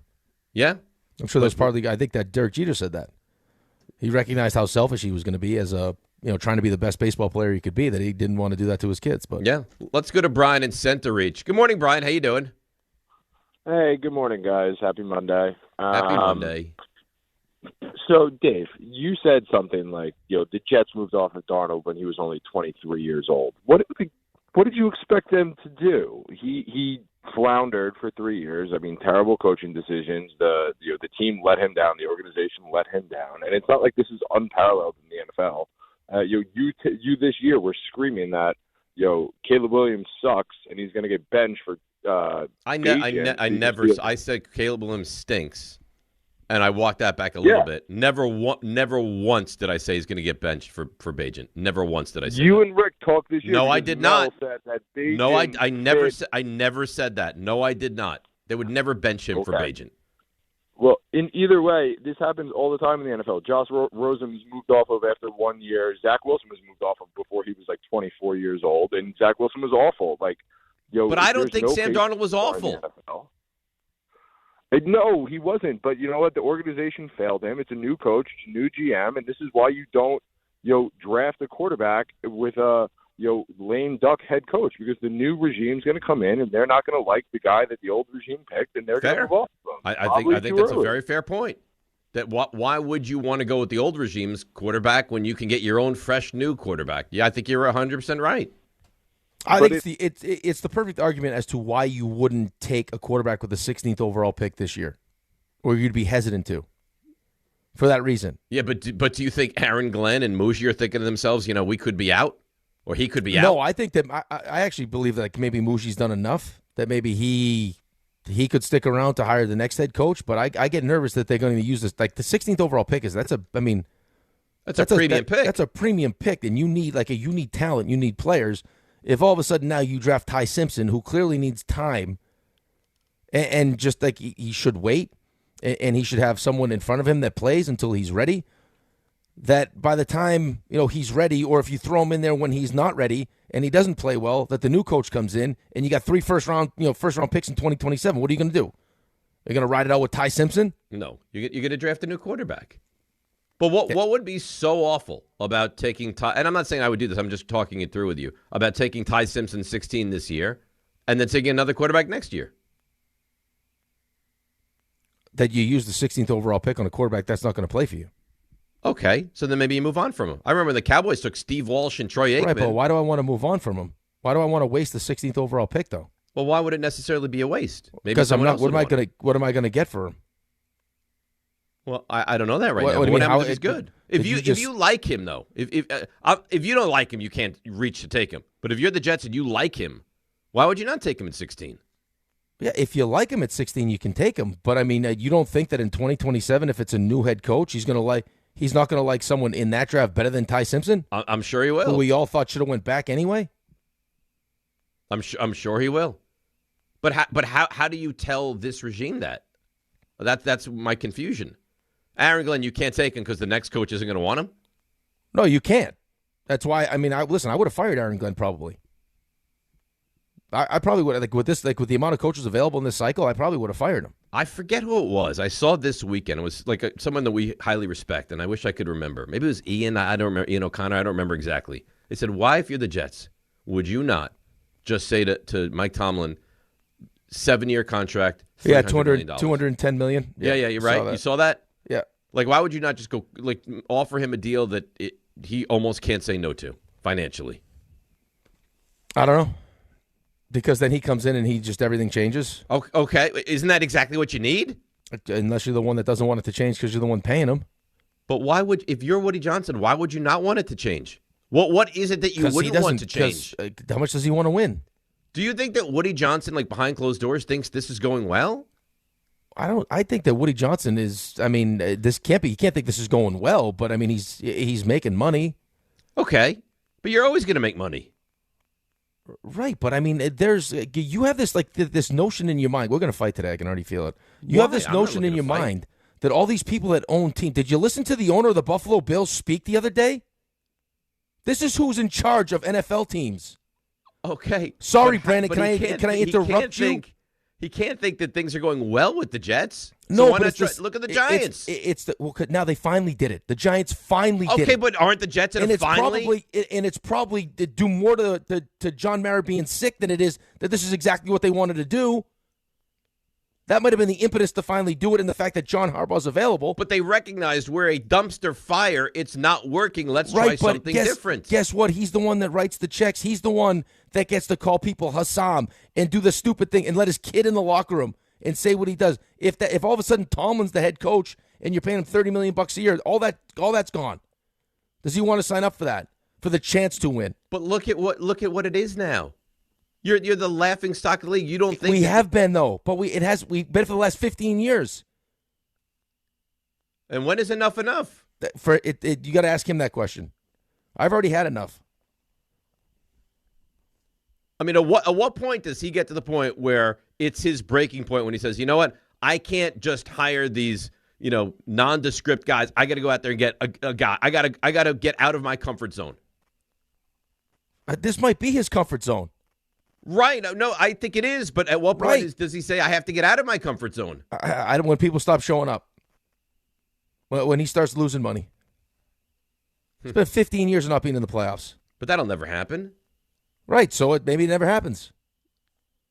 You really are beaten down, aren't you? Have you talked to a Jets fan that's not beaten down? Ira might fly to San Francisco to wear a Sam Darnold jersey because he's so excited for Sam Darnold. I mean, have you talked to John lately? Have you talked to Ty lately? Alan? I mean, any of the Jets fans that you know? Everyone is beaten to a pulp, huh? Yeah, everyone's beaten down, man. It's been 15 years of not making the playoffs, and I got to watch New England turn it around instantly, and now they're back in the Super Bowl. I talked to someone this weekend because I think that, and I had said this back a couple weeks ago when I said it's going to be Wink Martindale. I talked to someone this week. I said I like that hire, and they said no. Oh, what do you mean no? Like Wink has no options. Like no one else in the NFL would have any desire to bring in Wink Martindale. That's why he's going to be our DC, right? And I was like, really? I think of Wink as a smart, innovative. Like, no, he's fine. He's going to take the Jets job because he doesn't have another option. Right. I mean, that's where we're at, man. I mean, if you were a coordinator that had options, would the Jets be your first option or your second option? Listen to the Assman, how broken he is on his show yesterday, New York Game Day.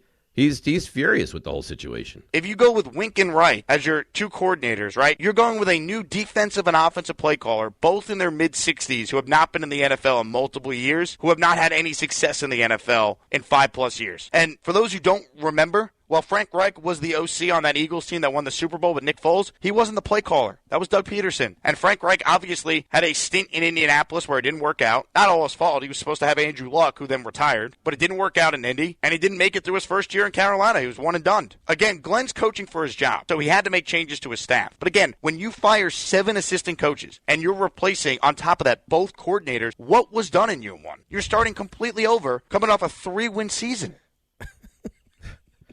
Well, he puts it so eloquently, so positive. Because you haven't. What did you accomplish? Is right. You've accomplished nothing. Right. You don't have. It wasn't like you had. Like you went through the misery because it was breaking in a new quarterback. Like that didn't happen because Fields is going to be gone. It sounds like they may want Tyrod back just to be a backup. Brady Cook can't play, so you're going to need 2 new quarterbacks at least. Your whole staff is. I got to tell you, man, I would not keep Tyrod as a backup. He can never stay healthy. Right, your whole staff is gone. Yeah, it's a disaster. I do have a piece of audio which I think you'll find to be positive about the Jets, and you hear that next. It's DNR with you, ESPN New York. At Uline, the prevailing opinion is if you don't live it, you don't believe it. The people at Uline believe in hard work, and they live it. By being there 24/7 to answer your call, having 41,000 items in stock, and offering same-day shipping from 12 locations across North America. Business owners, sellers, buyers, shippers, and packers believe it. Uline is the hard-working, dependable source for your shipping and industrial supplies. Visit uline.com. Rangers fans, it's time for Blue Shirts hockey. The action begins tonight at Rivercrest with Team ESPN New York and Ultra. Whether you need a pregame spot or you're looking for the right Rangers bar to watch the game versus the Bruins, Rivercrest is your destination. The party tips off at 7 p.m. and Team ESPN will be giving away plenty of ESPN prizes. Join fellow Rangers fans tonight at 3315 Ditmars Boulevard in Astoria and enjoy Ultra Draft and bottle specials all day long. It all happens at Rivercrest. 1 in every 6 men is likely to be diagnosed with prostate cancer in his lifetime. That's why New York Presbyterian wants to remind men over 50 to book a prostate cancer screening. A simple blood test is all it takes. It could save your life. Screenings are available across New York City and Westchester at locations near you. Schedule your annual prostate cancer screening today at nyp.org/cancer screening. Stay amazing. New York Presbyterian. Hey, sorry I missed you. Your call is very important to me. Just not as important as the New Jersey Lottery's Green Ball promotion being back on Pick 3 evening drawings. See, if the green ball's drawn, that's a free second chance to win? So, yeah, you get it. It's only through February 1st, though, so try me after then? Must be 18 or older to buy a lottery ticket. Please play responsibly. If you or someone you know has a gambling problem, call 1-800-GAMBLER. For game odds and promotion details, visit njlottery.com/pick3. When it comes to meat and seafood, selection matters, and no one beats Wild Fork Foods. To everyday essentials, to high-quality steaks, to seafood and more, every product is blast frozen to lock in peak flavor and freshness, so you get restaurant-quality meats at home for amazing prices. Shop in person at 7 locations across Long Island and New Jersey, or you can order online for same-day delivery. It's easy, it's convenient, and the prices are wild. WildForkFoods.com. At City Harvest, we believe no New Yorker has to go hungry. With your help, we're on the road 365 days a year, rescuing over 77 million pounds of nutritious food and delivering it free to millions of New Yorkers, transforming surplus food into sustenance, sustainability, and smiles, rallying thousands of New Yorkers to power a network of nourishment across our city. One day, one meal, and one New Yorker at a time. That's how we feed good. Donate at cityharvest.org.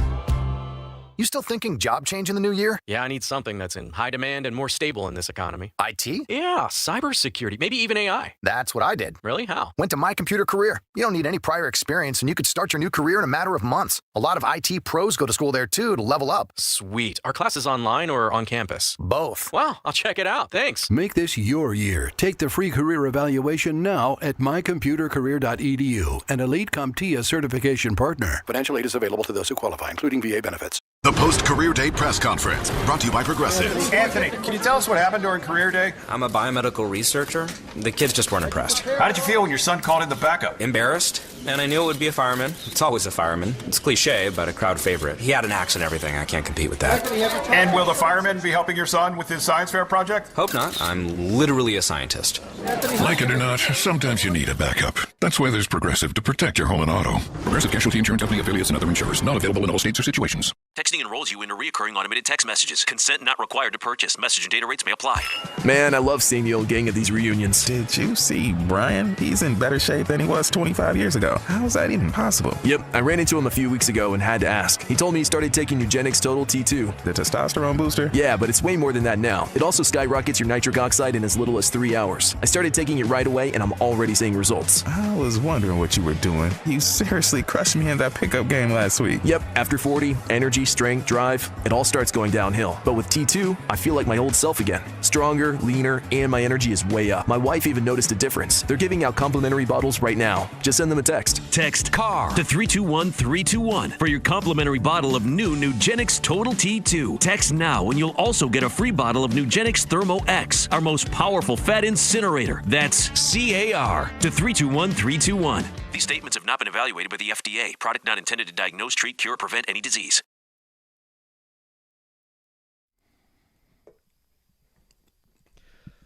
All right, DNR with you. Ben Shelton moves on to the quarterfinals of the Australian Open. Beats Casper Ruud in a 4-set match, which is just concluding on ESPN2 right now. You want to tell me before I have a piece of audio, which I think you'll be pleased with, knowing how you feel about the Jets and the quarterback situation. You want to tell me a little bit about FanDuel? I don't trust your thing that's going to make me feel pleased. I don't trust it. RJ knows what it is. RJ, don't you think this will make him feel pleased? I think so. But but it doesn't result in like a great feeling otherwise. It still leads to a problem. But you know what he wants and what he doesn't want. Yeah, yes. He will agree with what the actual words that are spoken. I know what this is. This is about drafting the quarterback at 16, right? Maybe. Okay, here we go. All right, so it's the last call for football on FanDuel. One final Sunday, one last kickoff, a final chance to place your bets before the NFL season closes its tab. This is Super Bowl 60. You got the Seahawks and the Patriots, and FanDuel's making sure you're in on it. If you're a new customer, all you have to do is bet $5, and you'll get $200 in bonus bets if you win. So whether you're backing the favorite, riding the underdog, or building one last same-game parlay, make it count. Because after the Super Bowl, the season's over, and football is officially done. Last call for football is on FanDuel, an official sportsbook partner of Super Bowl 60. Visit FanDuel.com/local to get started. Must be 21 and older and physically present in New York. First online real money wager only. $5 first deposit required. Bonus issued as non-withdrawable bonus bets that expire 7 days after receipt. Restrictions do apply. See terms at sportsbook.fanduel.com. For help with the gambling problem, call 1-877-8-HOPE-NY or text HOPE-NY at 467-369. Very, very nice read. So Rich Cimini, our dear friend, was on with Gary Myers over the weekend, and he said, do not, I repeat, do not expect the Jets to take a quarterback in the first round. Clearly not with the second pick in the draft. I'd be a little surprised if they did it at 16 as well. They just have too many other needs. I think they would definitely draft a quarterback. It'll be in the second or third round. They don't have a third rounder, but with either one of those 2 second-round picks, they have 33 and 44. And I also think they will go out and get a veteran or two to go along with that rookie draft pick. And I don't think they'll take one in the first round. I think second round is more likely. That's a way for them to hedge their bets, and then if all else fails, there'll be a new staff in place in 2027, and they could go for Archman. He's just assuming that there's going to be a new staff in place in 2027. Well, yeah, I mean, there's a new staff in place pretty much in 2026. There is a new staff in place. Right. I mean, it's already a new staff outside of Aaron Glenn. Right, outside of Aaron Glenn. So, in all sincerity, like, you hear that, and you're like, okay, you like that, right? Right, you don't but that's Samini, though. Force the quarterback at 16. Right, that's Samini. Like I would prefer to build it, because we're not. I mean, let's face it. Like jokes aside, how much I hate the team and everything else. When you watch this Jets team now, like this Jets team needs a lot of help. Good offensive line, overall, right? Like they need help.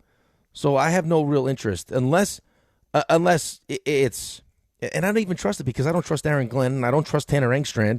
I guess I trust. I mean, I Muji has earned some trust, but still, like, if they love Ty Simpson at 16, I don't know guess, how you could. Like, listen, these guys know a lot more than I know. That's my having point. Watch Ty Simpson. Do you love him? No, see, that's my point. When I said it to you earlier, I watched him play early in the season. He looked good. Then, I mean, by the end of it, it's like this kid should go back. He's not ready. Like, he'd be much better served going back to Alabama, getting another year, making his money, and then come out next year. And he decides that, he wants to come out. I just think we need so many different things that the 16th pick is too valuable a pick to, I would feel, reach for Ty Simpson and then wait for as long as you have to wait till he's ready to play. And then what? Just come to the realization that he's not that good and we're going to draft with a new coach a new quarterback in 2027 with one of our first-round picks or a couple of our first-round picks? Probably. So I don't – it all starts because I just don't – You don't trust the Jets. I don't trust the Jets. I don't trust the owner. I don't trust the people that are making decisions right now, especially the head coach. I thought that Muji's done a pretty good job. So I don't want to lump him into the – Muji's done a good job in getting assets for guys. I think a better job with that than he has. Like, the draft was fine. Like, Membo was fine. Their draft was okay. Wasn't great. Right, but he's done a lot. He's done a whole hell of a lot more to earn my trust than Aaron Glenn has. I agree with that, yeah, wholeheartedly. How could you not? Right. I mean, what is that? I can't believe. I mean, Aaron Glenn was so bad in year one that I don't know how you could believe in him whatsoever. No, like, what have you built? I mean, to the point that Jake was making. Like, what exactly? What foundation have you put in place? Not to mention the fact that the two of the players that you thought were going to be like foundational pieces moving forward that would be like what would be here as you turned it around are now gone. And we celebrated the draft picks because we thought that, we got a lot for Sauce and we got. You did. I think you did well, but it doesn't mean it's going to translate into the right pieces which will move you forward to be successful in the next venture. No, because again, going back to Sauce being one of those pieces is we were in the exact same position. We just talk about the Sam Darnold stuff. You had 5 first-round picks. You hit on 4 of the 5. Right. It just wasn't the quarterback. Right. You hit on 4 of the 5, and it wasn't the quarterback. The Giants hit on, not as much as you, but one of the ones they hit on was the quarterback, and now there's hope within the organization. Yeah, now you're excited. Now, I mean, it made you attractive enough to have John Harbaugh. By the way, to get the real changes that you wanted. What Ray does on Twitter? Ray is so desperate to point out at the drop of a hat how it's not the quarterback specifically, it's the full organization, because he wants to take the pressure and the failure away. This playoffs couldn't have worked out better for my narrative. Because just proving me right at every turn. But isn't it fair that that's what you do? What do you mean? You are the biggest Dak Prescott apologist that why does this have anything to do with Dak Prescott? Because that's exactly what it is. Just an observation. I didn't say a thing about Dak Prescott. Shrouded in Dak Prescott apology. I didn't say a thing about him. That's You you. didn't have Don't you to. project? Don't you project on me? That's exactly what you're doing, though. How dare you? What? So why are you going with this narrative? That's just pointing out. Great teams find success. No, the reason why you're pointing it out, football the reason why you're pointing it out football is is a sport that's generated on team to success. Defend Dak. I'm not trying to do anything. I'm just pointing. I'm pointing out facts. This is not an opinion. This is a fact. Which hammer home your point with Dak Prescott and the Cowboys.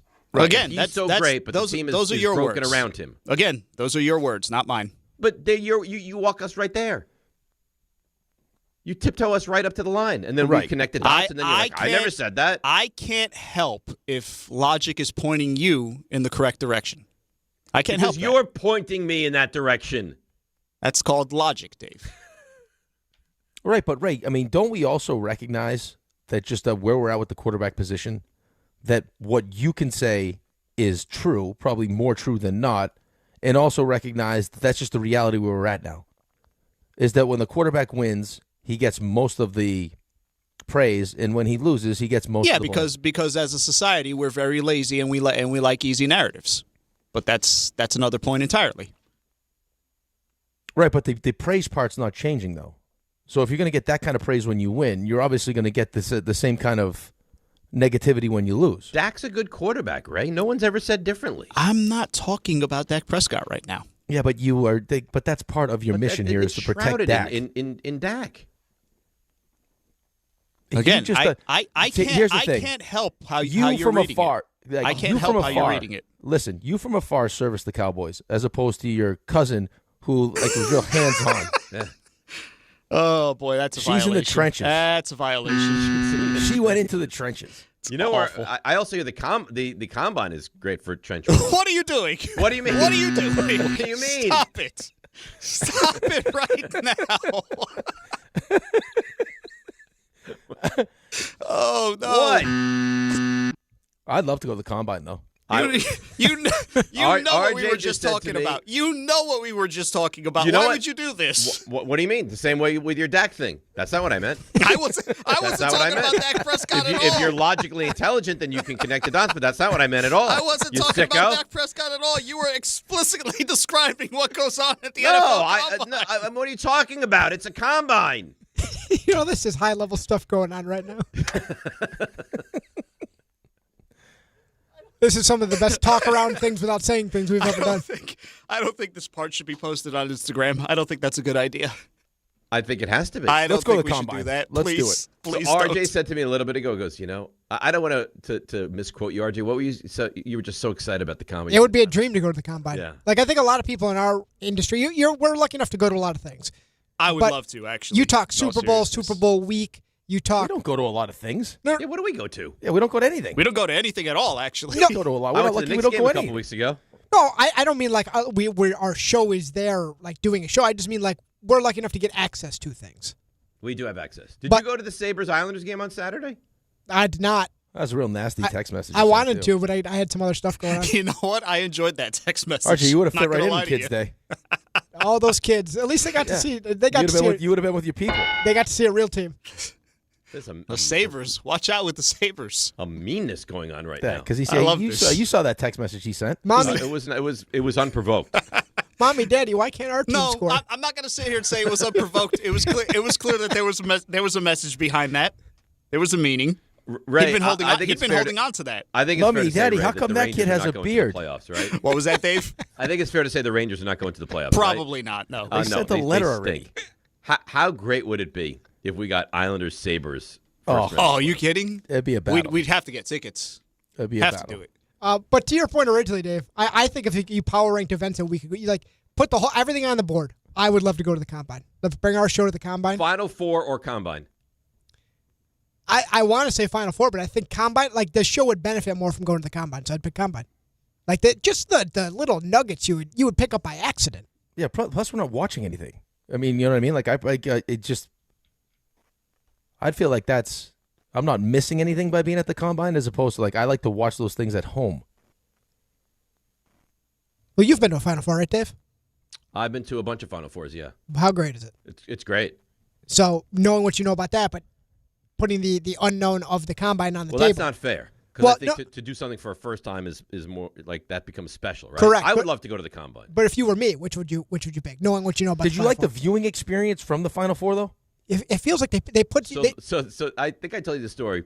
When we were in San Antonio, and Caroline was there, and I was there with the Raleigh station, the semifinal game against UCLA, I've never been further away from a court ever. Well, it looks that way. You couldn't see it. We had to watch it on the TV. I'm always afraid the players are going to fall into that divot, like that valley. Hasn't that happened? I feel like that's happened. And then when you ever see like the camera angle from like up above, you realize like they're using like 1/10 of the dome stadium for the court. Right. So the viewing experience wasn't great. It wasn't great. Okay. So I mean, that's my fear. Is I go to that and I'm like, ugh, this is like the experience is cool because I'm there, but I'm not really getting like the full viewing experience that I would like. Right. We were Combine, in it's a media lounge like a mile and a half away. Like Combine, we're there. You know what I mean? Combine, We're getting exactly what we want. We're talking to people. We're hopefully on the field watching some of the stuff. I mean, that would be great. Deals are being made. Yeah, St. Elmo's. Smash really, you just want to go for the St. Elmo's experience. That's part of it. Yeah, that's part of it. Yeah. Steve Zwirin, he's not happy with someone on the show. Who? Who would you think? Probably me. Ray. I actually do not want to hear Ray speak another word today, please. His tone is so pompous and self-serving, you would think he coached a Super Bowl team this season with the way he acts. He played high school football, for God's sakes. Didn't we all? It's actually pretty funny. He hates you. I can tell. Yeah, he absolutely detests you. All right, on that note, let's take a break, come back. We'll get into the Giants' new coaches. We'll go around the league with the games and with other stuff, and, of course, we'll do a frenzy as well. It's DNR with you, ESPN New York. If you've been injured in an accident that wasn't your fault, then you need a lawyer who knows New York's unique personal injury and workers' compensation laws. At the Parisman Firm, they have decades of experience handling all types of accident cases and a proven track record of delivering huge results. Their team has already recovered nearly $1 billion for injured New Yorkers. From construction to car accidents and slips and falls, they've got you covered. Call the Parisman Firm now at 718-WORKERS, where your case is their cause. Get the justice you deserve today. Rangers fans, shoot your shot with BetMGM, an official sports betting partner of the New York Rangers. Add some excitement to every Rangers game this season by downloading the BetMGM app and getting instant access to a variety of parlay selection features and live betting options. Enjoy same-game parlays, player props, boosted odds specials, the best daily promotions in the business, and so much more when you sign up. The chase is on for the next Stanley Cup. So get hyped for Rangers action all season long with an official sports betting partner of the New York Rangers. Sign up today. BetMGM. Make it legendary. BetMGM and GameSense remind you to play responsibly. See BetMGM.com for terms. 21 years of age or older to wager and physically present in New York and New Jersey only. Subject to eligibility requirements. Gambling problem? In New York, call 877-8-HOPE-NY or text HOPE-NY 467-369. In New Jersey, call 1-800-GAMBLER. There are a lot of reasons why people buy at Ramsey Mazda. It's their selection, it's their customer service, and it's their savings. Lease a new 2025 Mazda CX-50 2.5S Select with all-wheel drive for $179 for 33 months. Or buy with 0.9% APR financing for 72 months. Start shopping now at RamseyMazda.com. Choose wisely, choose Ramsey Mazda. Call 833-853-2970 for lease details. VIN SN379853, MSRP $33,425. Zero security deposit, APR $14.27 per month per $1,000 finance, ends 2/2/26. Listen, I know the mentality. You try to play through pain and walk it off. Push through one more day. But when it comes to neck pain, back pain, sciatica, or nerve pain, that's a losing game. That's when you call Dr. J. Shaw at Sandwell Pain. Dr. Shaw is one of New Jersey's top pain specialists, Ivy League trained, double board certified, and he focuses on non-surgical solutions that get real results. No cuts, no downtime, no dependence on pain meds. He builds you a custom game plan for you so that you can move better, feel better, and live pain-free. Same-day or next-day appointments are available. Visit SandwellPain.com. Stop managing pain. Start beating it. From 30 for 30 Podcasts.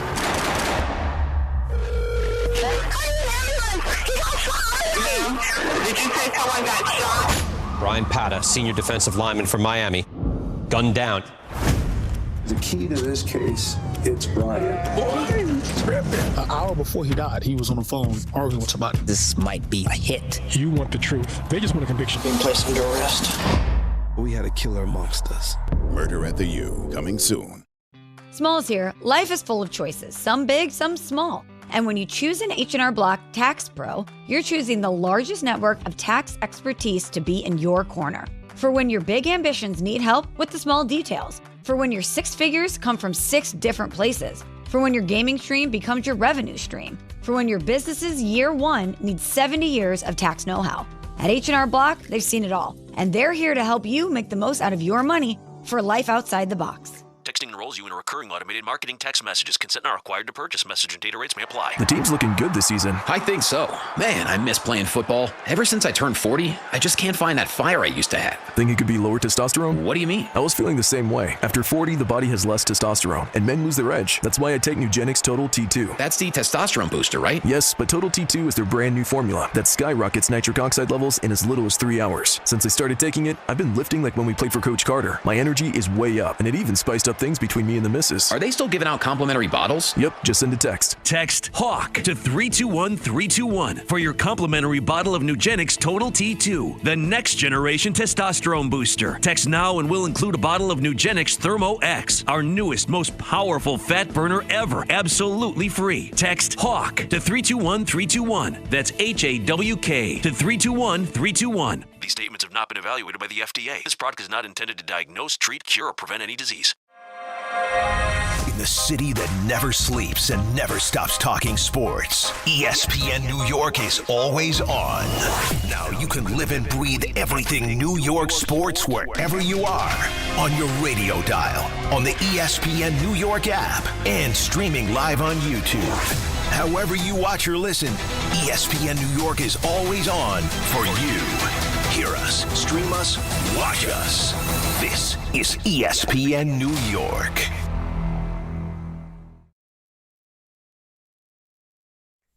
All right, DNR with you, ESPN New York. Remember, be careful today. If you don't have to leave the house, you probably shouldn't. We have a snowbank at the edge of my driveway. It's got to be 3 feet high. I love it.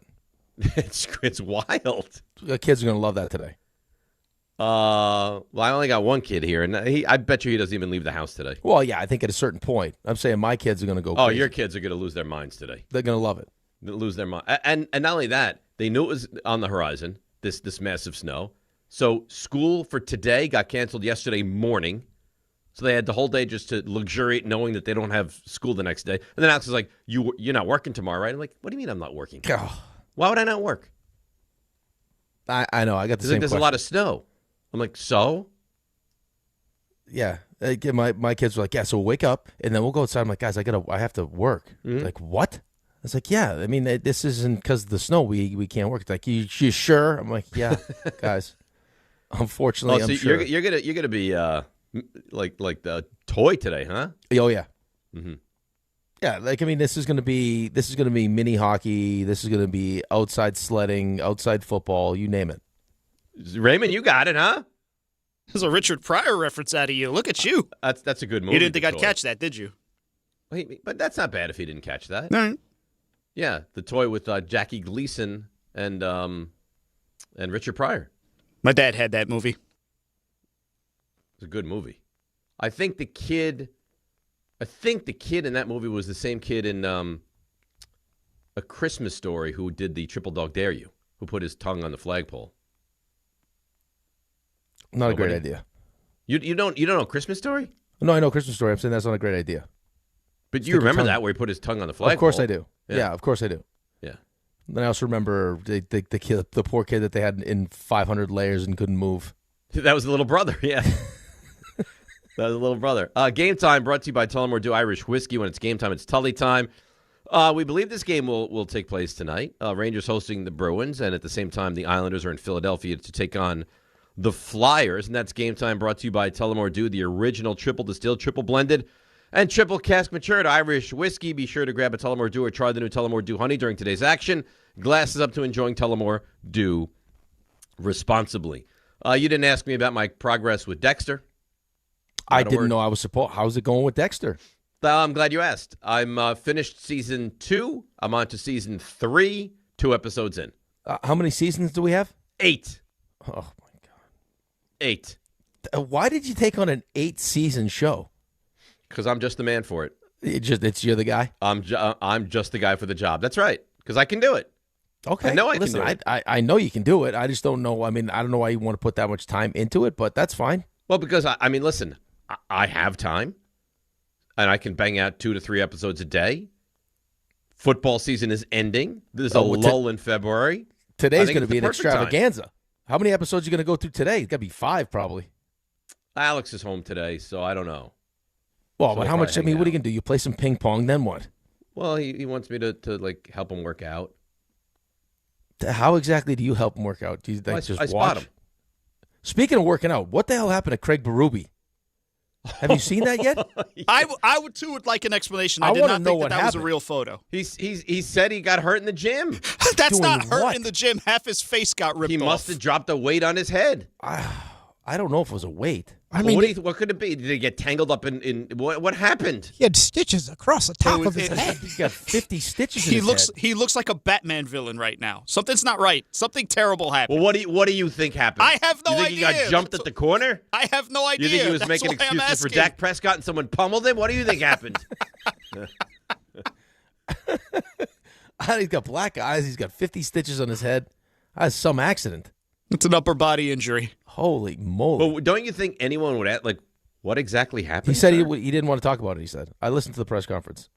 And they said, like, what happened? He's like, I don't want to talk about it. Yeah, I don't want to talk about it. I'm shocked he didn't just say upper body injury. He told the guys, and the guys thought it was funny, I guess. Didn't look funny, but yeah. I guess how he did it was jarring. Funny. I don't know if he tripped. I don't know what happened, but that could be, you know what? Maybe he was walking to a machine, tripped head first into the weights. That could happen. I mean, I guess right? There's crazy stuff could happen, yeah. That looked awful. Jarring, though. Oh, jarring is right. Awful. Oof. Oh, absolutely awful. Brutal. All right, so let's get to the Giants coaching hires before we move on to go around the league. You heard a lot of Anthony Weaver. You heard a lot of Jim Leonard. Yeah.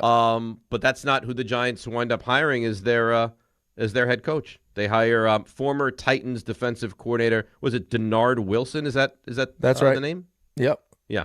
So I texted with 2 people because I didn't know all that much about him. I guess this year the Titans defense was meh. Last year they were good.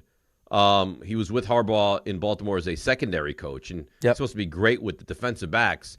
Texted 2 separate people. What do we think about this guy? Great. It's going to be terrific. Well, apparently Dable wanted to hire him.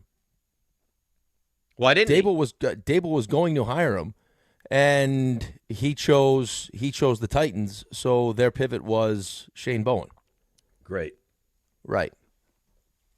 And now, boom.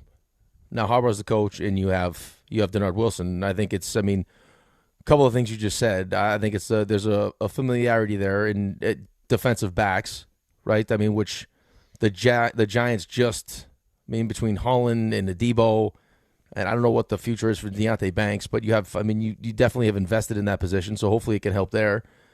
Titans defense was, like you just said, 2 years ago was good. This year kind of took a step back, wasn't great. But again, this is when you have John Harbaugh as your head coach, as much as you kind of maybe knew those other names more than you potentially knew Denard Wilson, I guess you have to just say, hey, this is his choice. The guy's had success. He knows what he's doing. And you know what it feels like? And I'm not trying to be a jerk about this, but everything the Jets do, you're just like, I don't believe it. I don't think this is going to be good, because why would I think this is going to be good? I think you have to almost take the opposite tact with the Giants right now. You believe in Harbaugh. The guy hires great coaching staffs. So you believe it'll be good just because you kind of have faith right now in Harbaugh and the Giants. Right. I don't know how you couldn't. Right? And you look at what John Harbaugh's done with his coaching staff, right? As far as coaching trees are concerned. John Harbaugh, hires coaches who go on to have coaching success in other places. So if this is the guy that he's identified, he clearly liked what he did with him a couple of years ago in Baltimore, and feels like, for the players that they have and what they're trying to do, that it's going to be to their benefit. And it's not like the Jet situation where, right, you're just going to be, you feel like you're just going to be lucky to get a guy at this point. That's right. You'll get Wink just because Wink doesn't have any other options. as opposed to this where it was, like you said, you heard Weaver's name, you heard Leonard's name, and they end up with this. So I texted Renan yesterday. I said, Horton, who's the new special teams coach, Yep. Wilson. I said, you like these guys? He said, whatever Harbaugh wants makes sense to me. And by the way, Renan is hardly a Giants apologist. Like he absolutely not. Will go after it as hard as anyone. And when I'll text him like excited about stuff, he'll be like, don't get yourself so excited. There's not such great news. So the fact that even Jordan is like, yeah, it's Harbaugh. Whatever he wants makes sense. It's a good place to be finally. Yeah, so last year, Titans defense, it was not good. 21 in yards, 28th in points. The year before that, I think they were number 2 in yards. Mm-hmm. So, I mean, it definitely took a step in the wrong direction, but like you said. But how could you not? How could you not? But also, it's just, again, this is, you have the benefit of having a coach that did it for 18 years in Baltimore and had success doing it. You know what I mean? Like, and has a coaching tree to prove it. Like, look at the success Mike McDonald's having right now. Like, the guy can identify good coaches, and when they're on his staff, he can also help to develop good coaches. Did you hear Brady? Like, maybe it wasn't even that subtle. Talking about Kubiak yesterday. Yeah, that's another one for Vegas. Right, like he could end up being Vegas' head coach. Right. Well, that's the point. And Brady was kind of gaga over him a couple times yesterday. Oh, some of the stuff he's doing too, like the one play call where he had the what did Mad Dog call him? In Jibby Smith. Yeah, I don't even think it was that close. Wide open in the. I believe it was in BB. In BB Smith, wide open in the end zone. And the Seattle does not. No, you're gonna tell me Igby Smith? Igby Smith. How do you think he gets that out of in Jigba? Yeah, I don't know. Because it's Smith, it's Jackson Smith, right? In Jigba, right? And he got, okay, so you just know, like he must know. I can't say this name, right? I think that's why he started it the way he started it. Yeah, but why not just say JSN? Just use that. It's the most beautiful crutch there is. Just JSN. Why say Jared Stickham? I don't know. But Stidham is not a difficult name to say. And the Seattle does not. No, you're gonna tell me Igby Smith?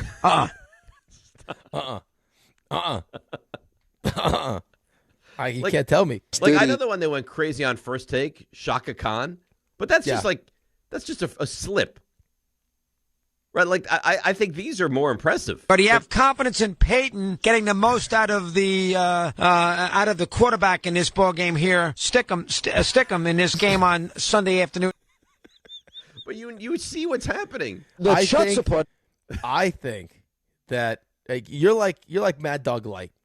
No. I think that yes. I think that I think that both of you have had instances where like you can I can hear as you're speaking when it starts to go sideways. And then you just try to get through it.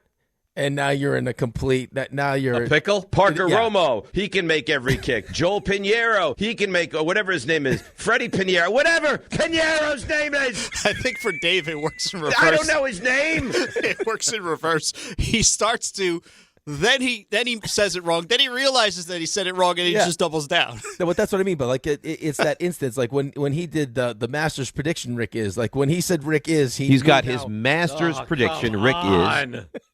Right there. He's like, oh, no, I'm in a blender right now. Yeah, but here's the thing. I forgot what Eddie Pinheiro's name.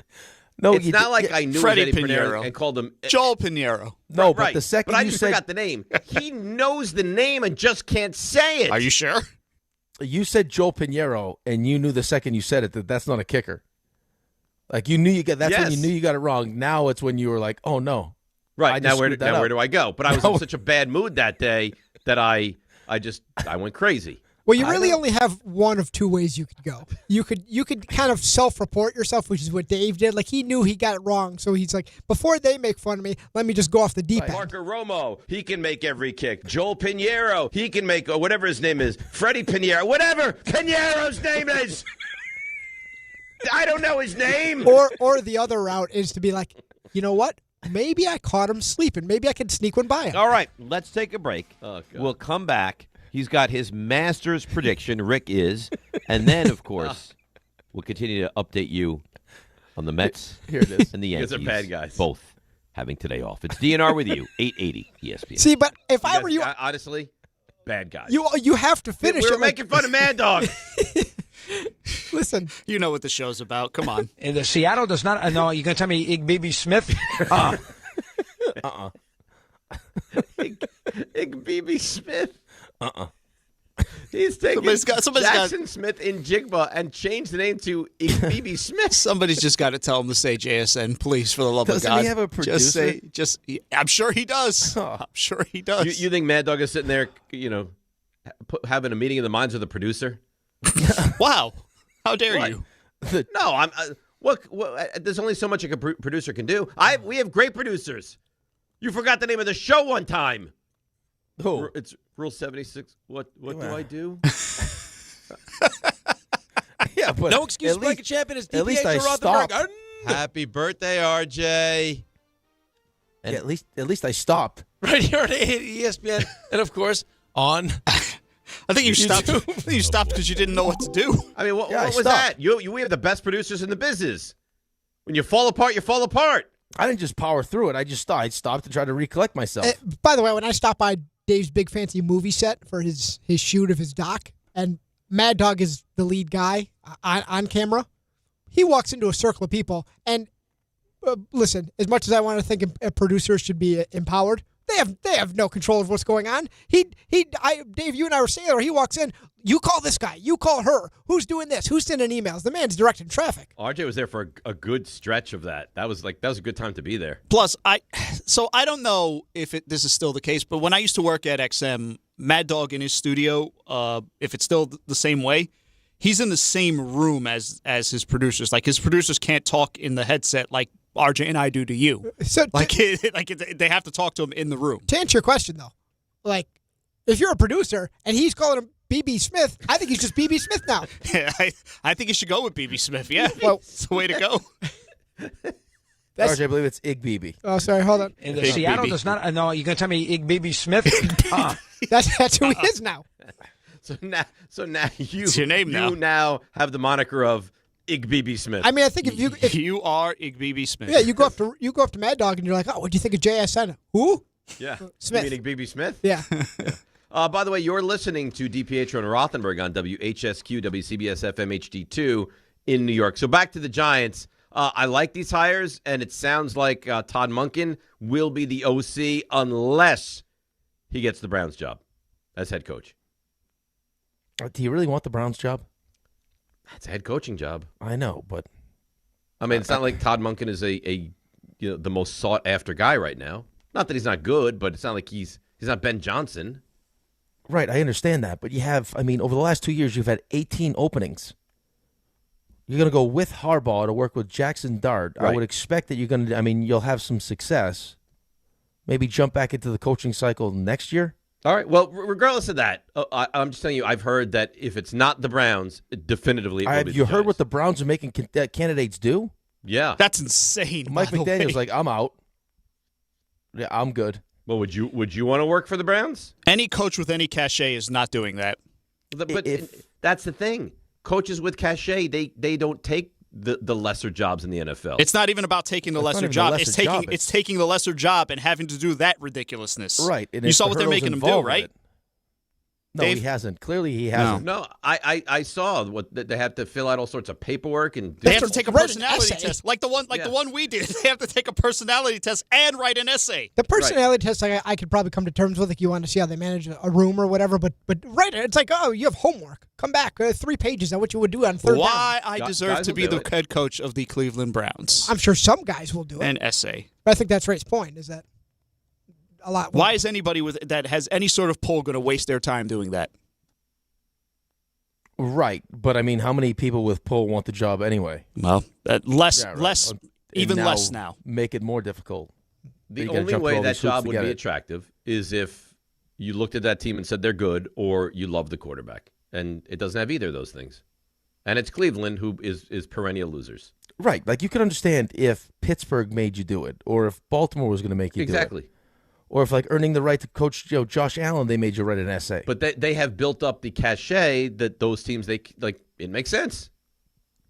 Right. Like, I mean, I could understand if you were looking for a new partner and you wanted to make someone write an essay because you're so great, I could understand it. People would love to write an essay to work with Dave Nobody Rothenberg. wants to write an essay. To work with you? No, stop it. Oh, people would be why lined up. Why would I want someone to write an essay? I'm just saying, if you wanted to make them write an essay, they would do it. Make you write an essay. Why would I write an essay? Work with me. I already work with you. I don't have to All write right, an essay. maybe I want to see your handiwork. Listen. I mean, you got into Harvard. You had to I write did an get essay into there. Harvard. Why can't I see an essay? Because I don't need to get into the Dave Rothenberg University. I'm already in it. And if you weren't, you probably 1 credit short anyways. Oh, That's called Drew, Dave Rothenberg University. Yeah. Have you actually graduated? Do we know that for sure yet? Yeah. We sure? If anything, the pull you have to maybe not have the requisite credits but still graduate is powerful. He had a day. The man had his own day and didn't really graduate. Yeah, what are they going to do? Take away his day? Yeah, No, I had my day. It's happened. It would be like Reggie Bush's Heisman. Did it happen? Did it not happen? Yeah, we don't even know. It happened. He got it back eventually. The day definitely happened. I don't know if it was warranted, but it happened. It was definitely warranted. I was there. Why wouldn't it be warranted? Okay, we're not even sure if you really graduated, are we? I graduated. Okay. At least I think so. Couldn't you I see don't know. Dave, like in the admissions office, just he has a way of getting things done where he gets in there like, listen, I'm a credit short. And then by the end of it, the guy's like, you know what? You did graduate with 3 more credits than you needed. And also, I know where everyone went to college. So That's clearly right. you must have graduated. That's good. Alan Watson, former Yankees pitcher, New York Tech. Okay. Don Cooper, former White Sox pitching coach, New York Tech. This is how it starts. That's worth 2 credits right there. Chris Finch, head coach of the Minnesota Timberwolves, went to Franklin and Marshall. This is the knowledge I have. Roy Scheider, star of Jaws, Franklin and Marshall. And that's how you got across the stage. Yeah, at that point they're like, okay, whatever. Forget the credit. You browbeat them, and then they just let you do what you want. Let's get this guy out of here. That's it right there. Browbeat them. That's exactly right. Let's get him out of here. I Yeah, think you're I good. took my final 3 credits. I remember were being an apologist for Dak Prescott. Oh, was a 3-credit course back in the Oh, day. it must have been a thriller. Oh, it really was. Goodness. Yeah. Why Dak never ultimately succeeds and why it's not his fault. That was my thesis. Probably knocked it out of the park. Why are we Yeah. doing this now? Why are What we do you getting contentious like this? I don't like it. Well, because of you. It's been that kind of day. Because not of me. you. That's why. You push us to be contentious. I didn't bring up your credit situation. That was RJ. RJ brought that up. I'm just talking about what I'm hearing. And RJ you know what I Sabres do? beat I the get these Islanders. nasty emails about you guys. I almost never bring them to the table. Almost never. Gee, Almost thanks. never. Thanks. If anything, I got an email from Barry B. Wow, it's so great to hear RJ's voice. I was very concerned he might have gotten lost under one of the snowbanks. I'm relieved for that.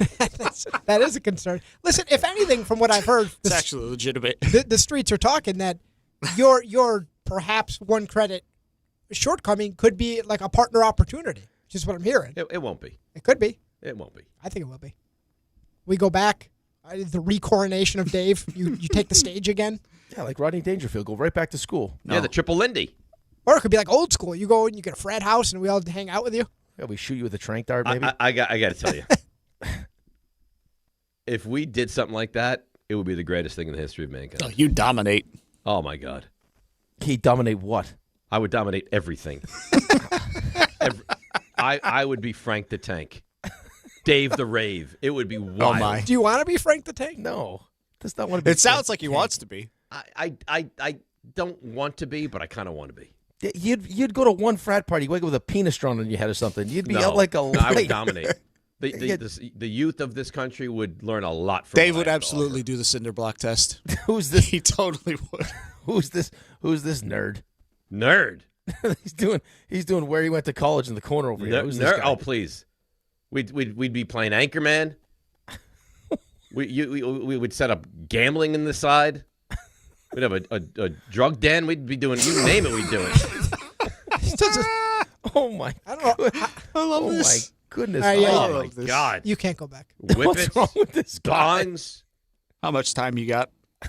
Set up a drug den. See, What, Oh, is this you guy don't serious? even know what it would do.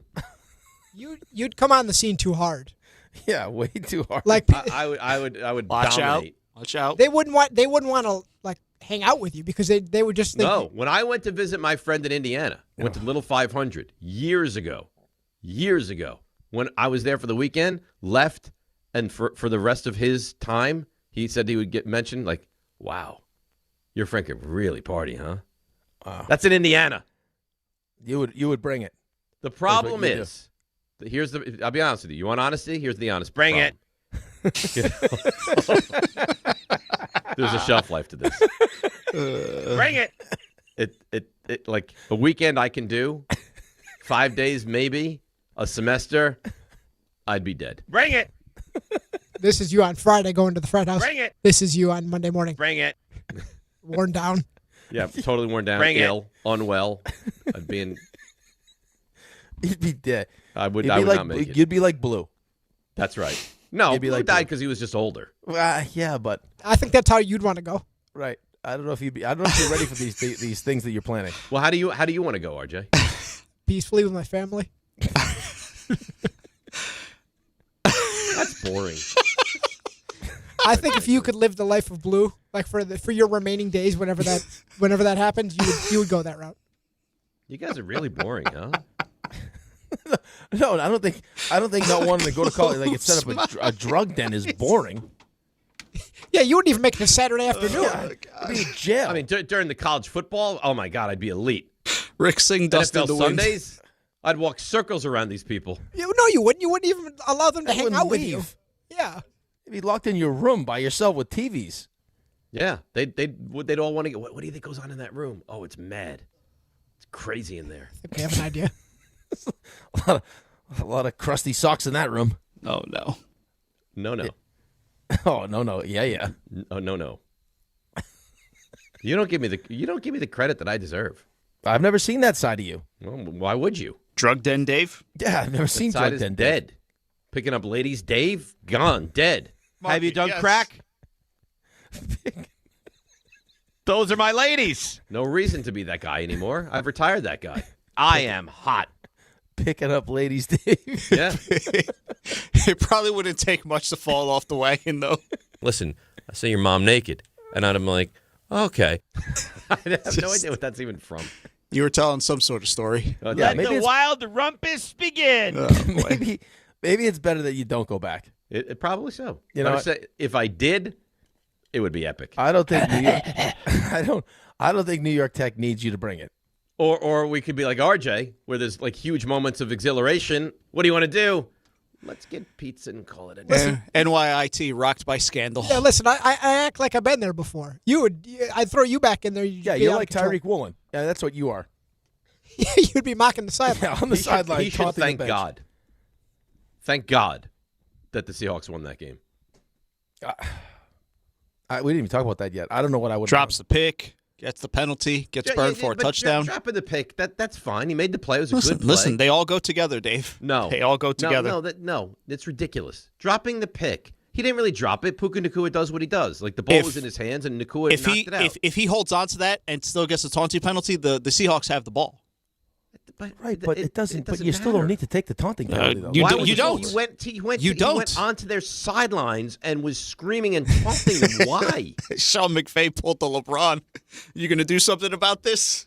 Like, what is wrong with you? And then they went right after him for a touchdown. Well, wouldn't you? What I'm saying. Obviously, the guy was emotionally unstable at that point. Unstable. No?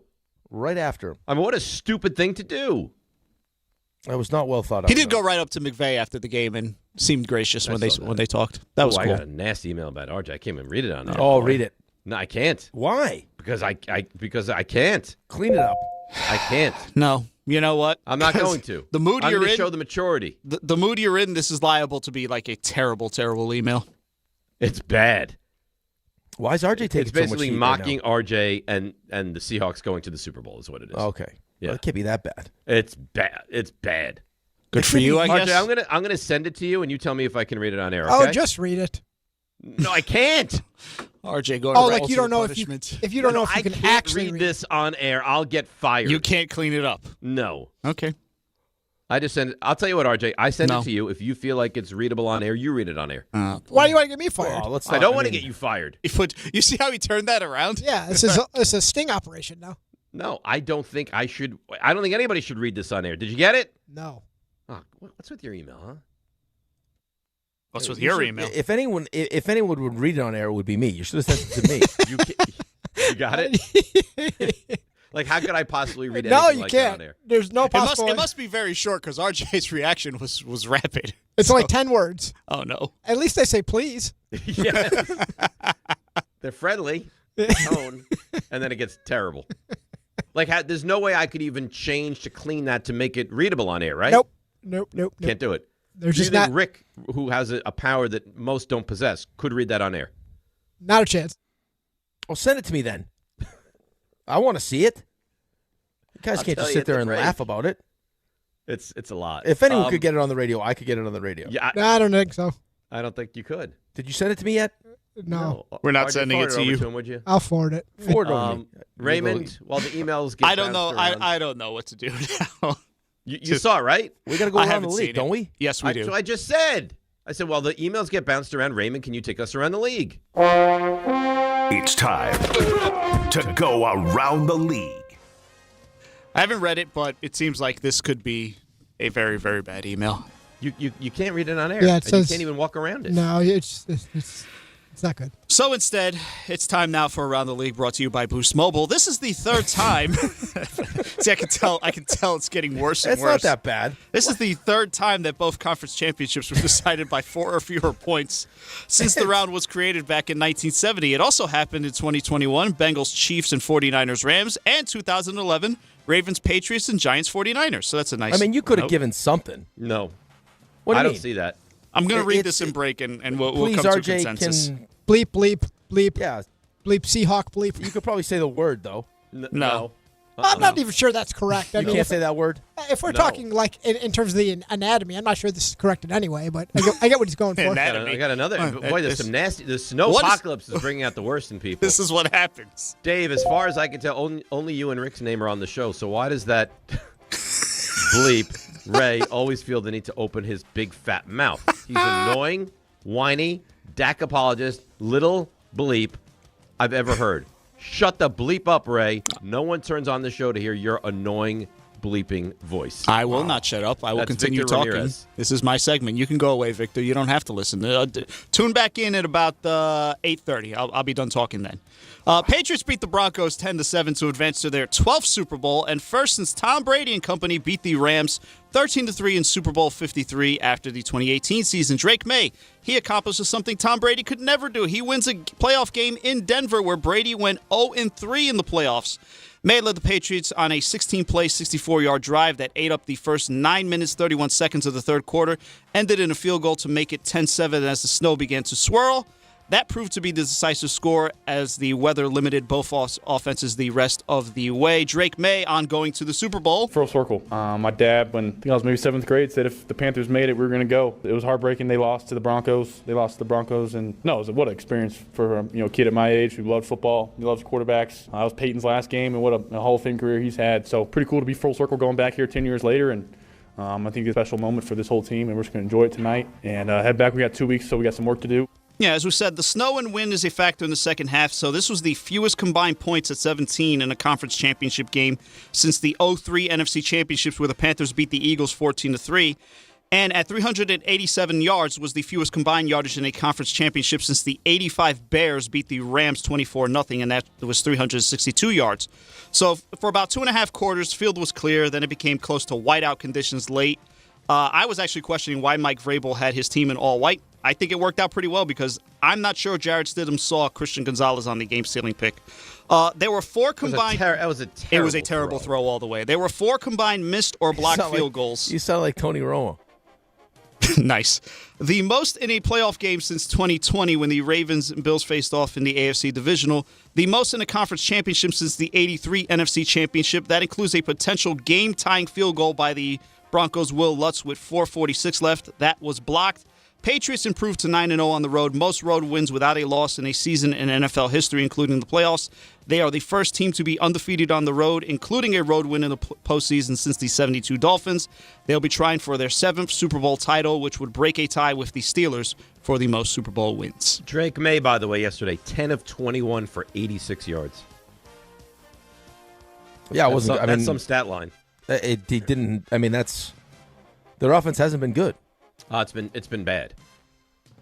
Right. I mean, there are throws again. These are good defenses they're going up against, but there are throws that during the regular season were easy throws for him that he's just not making right now. No, this is not the regular season Drake May right now. No, I mean regular season Drake May is. I mean, right there to win the MVP.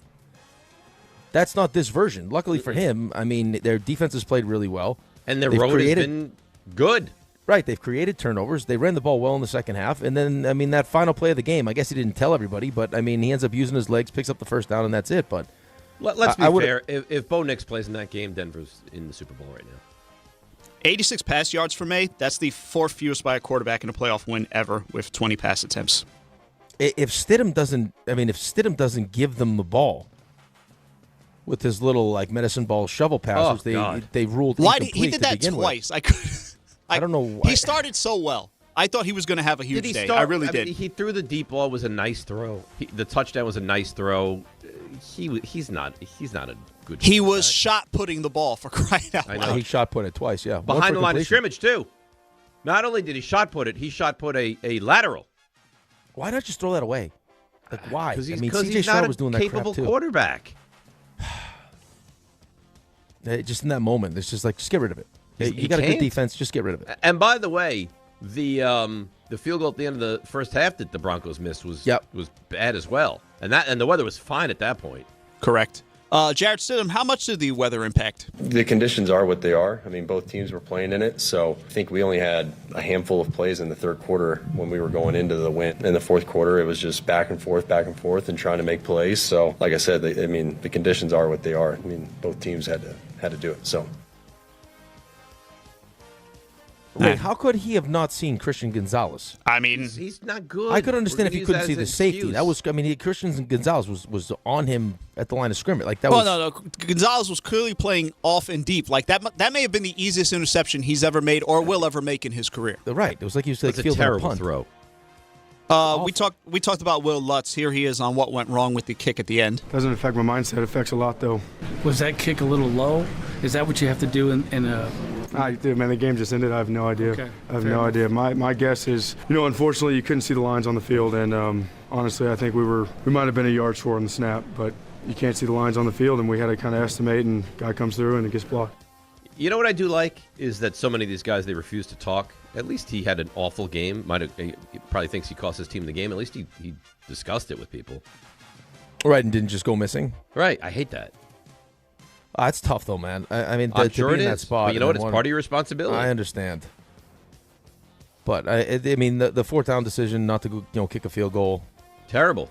Well, Sean Payton's got to live with that. And the thing is, you never know when you're going to get back, if you're ever going to get back here. Ever.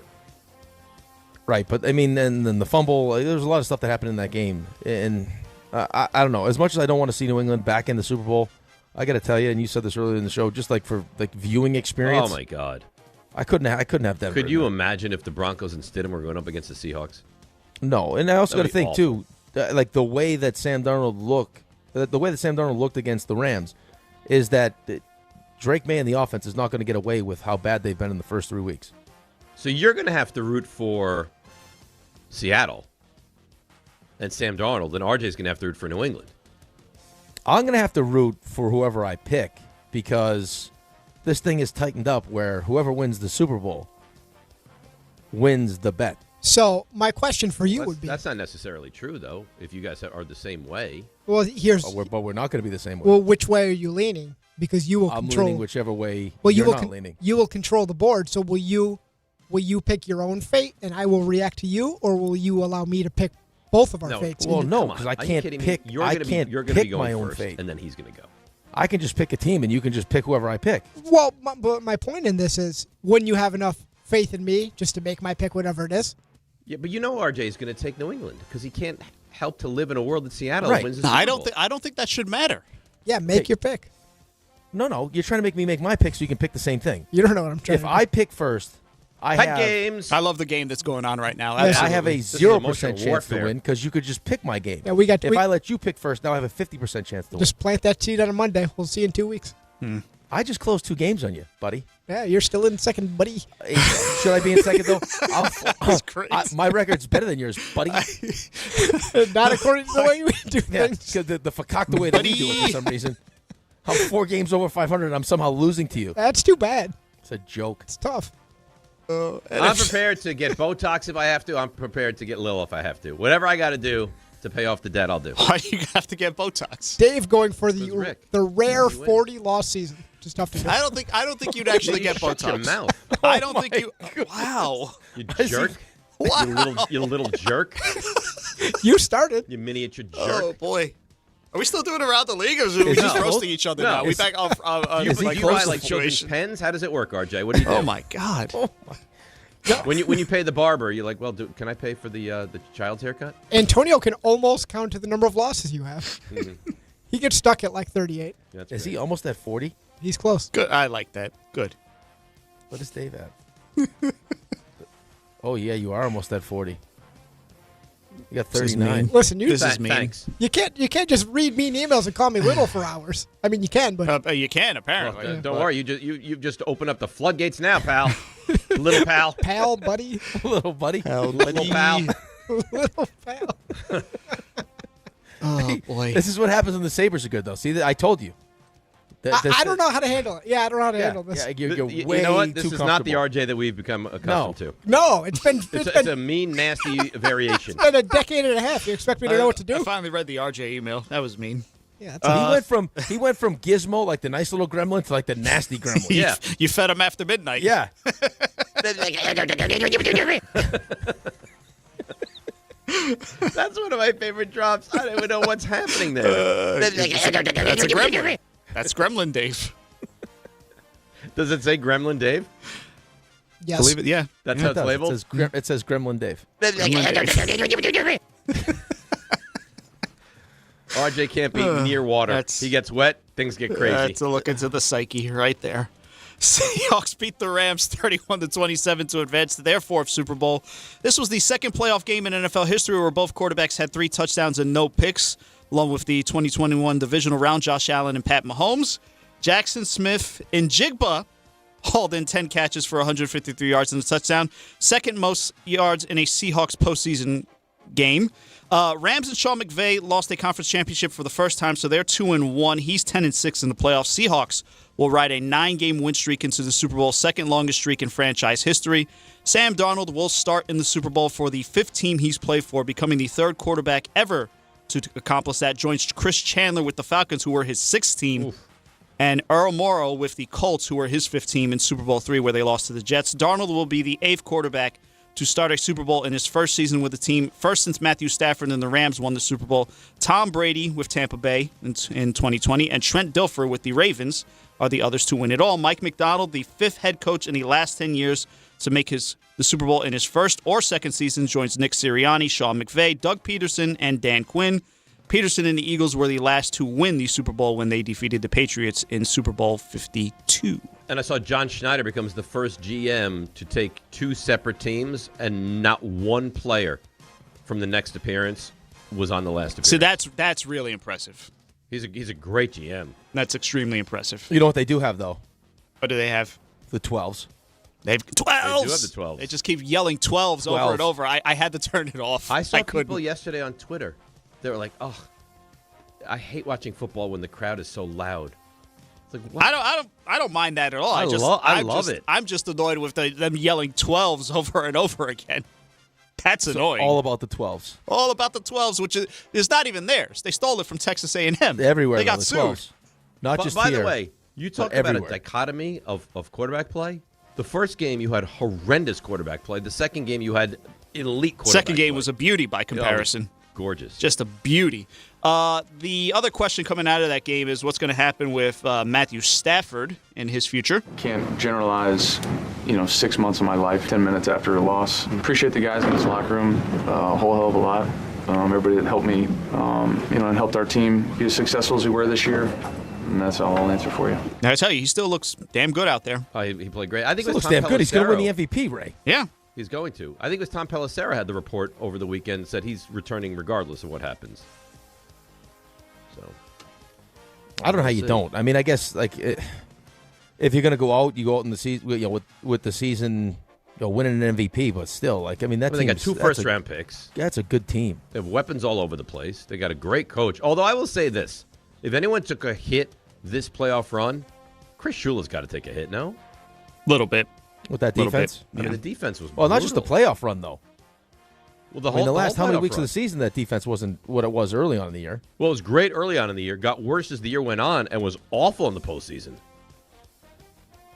I just don't. I don't know what it is. Maybe just McVay is just that awesome and everything else. But I mean, Week 16, we talked about this on Friday. What they did to that Seattle defense, and then again yesterday.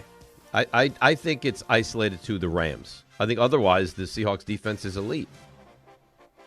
So on the 4th down play, down by the goal line, you can see that McVay was running down the sideline, and he was debating whether or not to call the timeout. They did ask him about that. I mean, we had our chances. I thought about it and, didn't decide to do it. Obviously it didn't work out for us, but, I thought our guys played well. I thought there was a lot of things that, we got a lot of what we wanted today. Felt really good about the way that our guys executed, specifically on the offensive side. And, that was a situation where we just kind of came up short. They kind of lucked into having 2 guys peel on Kyron right there. I know that can't be part of their design. So it's a fortuitous bust by them. Yeah, it looked like that was going to be open right away. It was. Yeah. It looked like they kind of held him coming out of the backfield. Yeah, but it looked like when that play first started. I actually watched that play a couple different times. Yeah, they had it look like it was going to be an all-out blitz, and just right, bailed and out. He peels off, and then after that, no one was open. You know what was huge? We can even get into it later. That we haven't discussed. I haven't heard a lot of this discussion. You heard of the muffed punt. You heard of the going for it, not kicking the field goal late in the game. I thought the end of the first half, when the Rams had the ball up 3, and they threw it 3 times. They took no time off the clock. They punted it away, and Seattle went right down the field for a touchdown. Although that, to me, was kind of a defining moment in that football game. I think so. Absolutely. Sam Darnold. But that happened in the Bills game, though, too. That was different because the Bills ended up fumbling it. But there's, some of the end of the half stuff, too. Well, if you're the Rams, and I know you want to go for more points, but don't you have to do it in a safe-ish manner? Right, so why be so aggressive? Right. Sam Darnold, we spent a lot of the morning talking about him and, whether anybody should feel shame. But listen, he's come a long way. He reflects on seeing Ghost versus the Patriots to now seeing them again in the Super Bowl. Yeah, I almost forgot about it. So thanks. There was a lot that I didn't know back then. So, I'm just going to continue to learn and grow in this great game. And, there's a lot of stuff that I can get better from today, even. I feel like I missed some throws out there that I shouldn't miss. There were some things offensively that I feel like we can do better. So we're always looking to get better. I'm always looking to get better, so there's always ways that you can look to get better. They also missed the face mask too on staff. They did. Missed the face mask. I still don't know how that Cooper Kupp How do they not have catches. that expedited review where it's clearly a face mask, we'll throw the flag right now. I mean, forget about expedited review. It just should have been seen. Sure, when it face happened. mask. Which I agree with. Right? How do they not call down? Hey, you missed the face mask. Fox had the second it happened, they're like, oh, that was a face mask. It would take no time off the game. It's clearly a face mask. Right. How do we let that Tom slide? Brady saw it from upstairs. He saw it from upstairs. Yeah. Without the benefit of replay. Without the benefit of replay. He probably couldn't and then they have to go to whoever, I don't even know who their rules expert is. Did you think that was a face mask? I don't need the rules expert to tell me that's a face mask. It's clearly a face mask. But the rules expert didn't think the pass on the sideline to Shaheed was catchable. No, he did not. They hit him because in the head. they never ever go against the officials.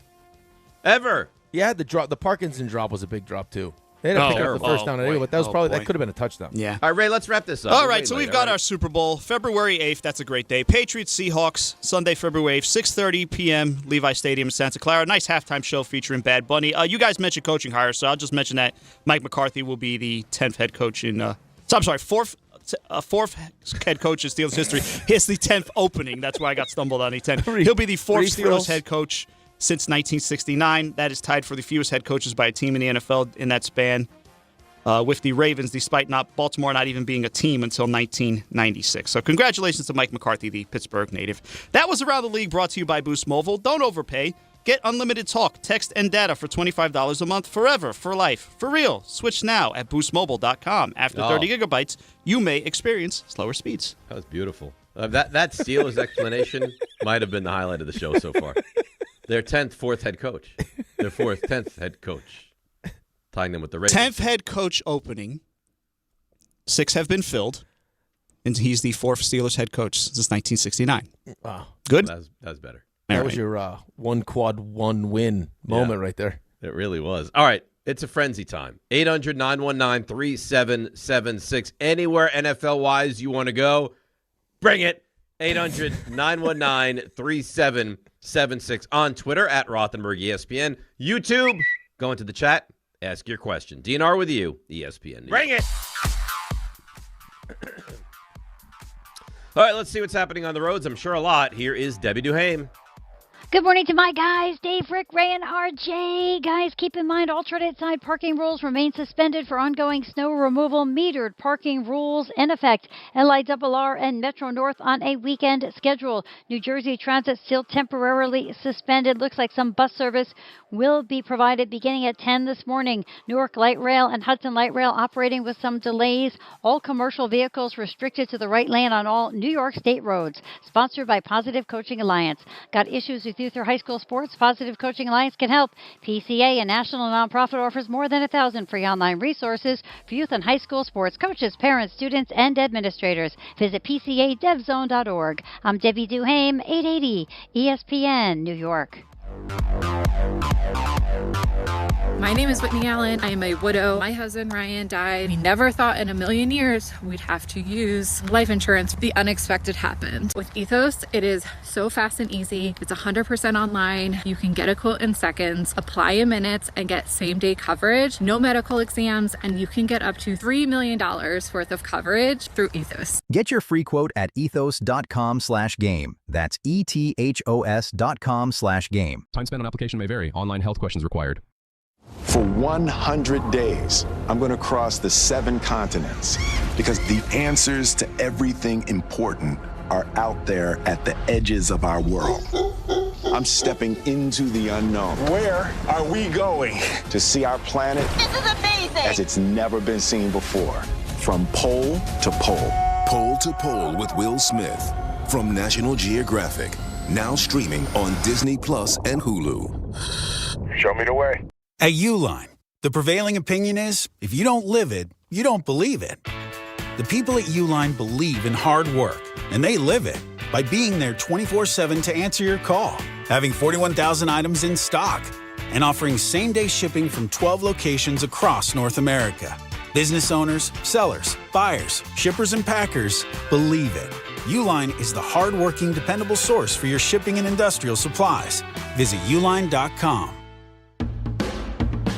There are a lot of reasons why people buy at Ramsey Mazda. It's their selection, it's their customer service, and it's their savings. Lease a new 2025 Mazda CX-30 2.5S all-wheel drive for $189 for 33 months. Start shopping now at RamseyMazda.com. Choose wisely, choose Ramsey Mazda. Call 833-853-2970 for details. VIN SM844-681, MSRP $29,075. Zero security deposit ends 2/2/26.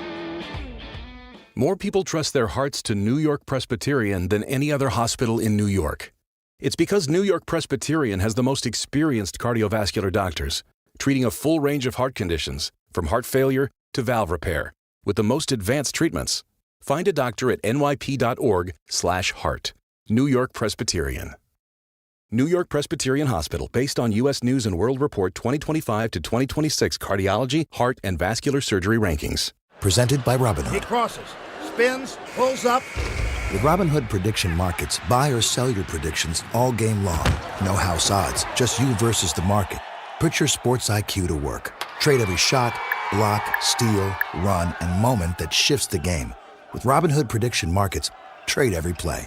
Visit Robinhood.com/predict to start trading. Futures and cleared swaps trading involves significant risk and is not appropriate for everyone. Event contracts are offered by Robinhood Derivatives LLC, a registered futures commission merchant and swap firm.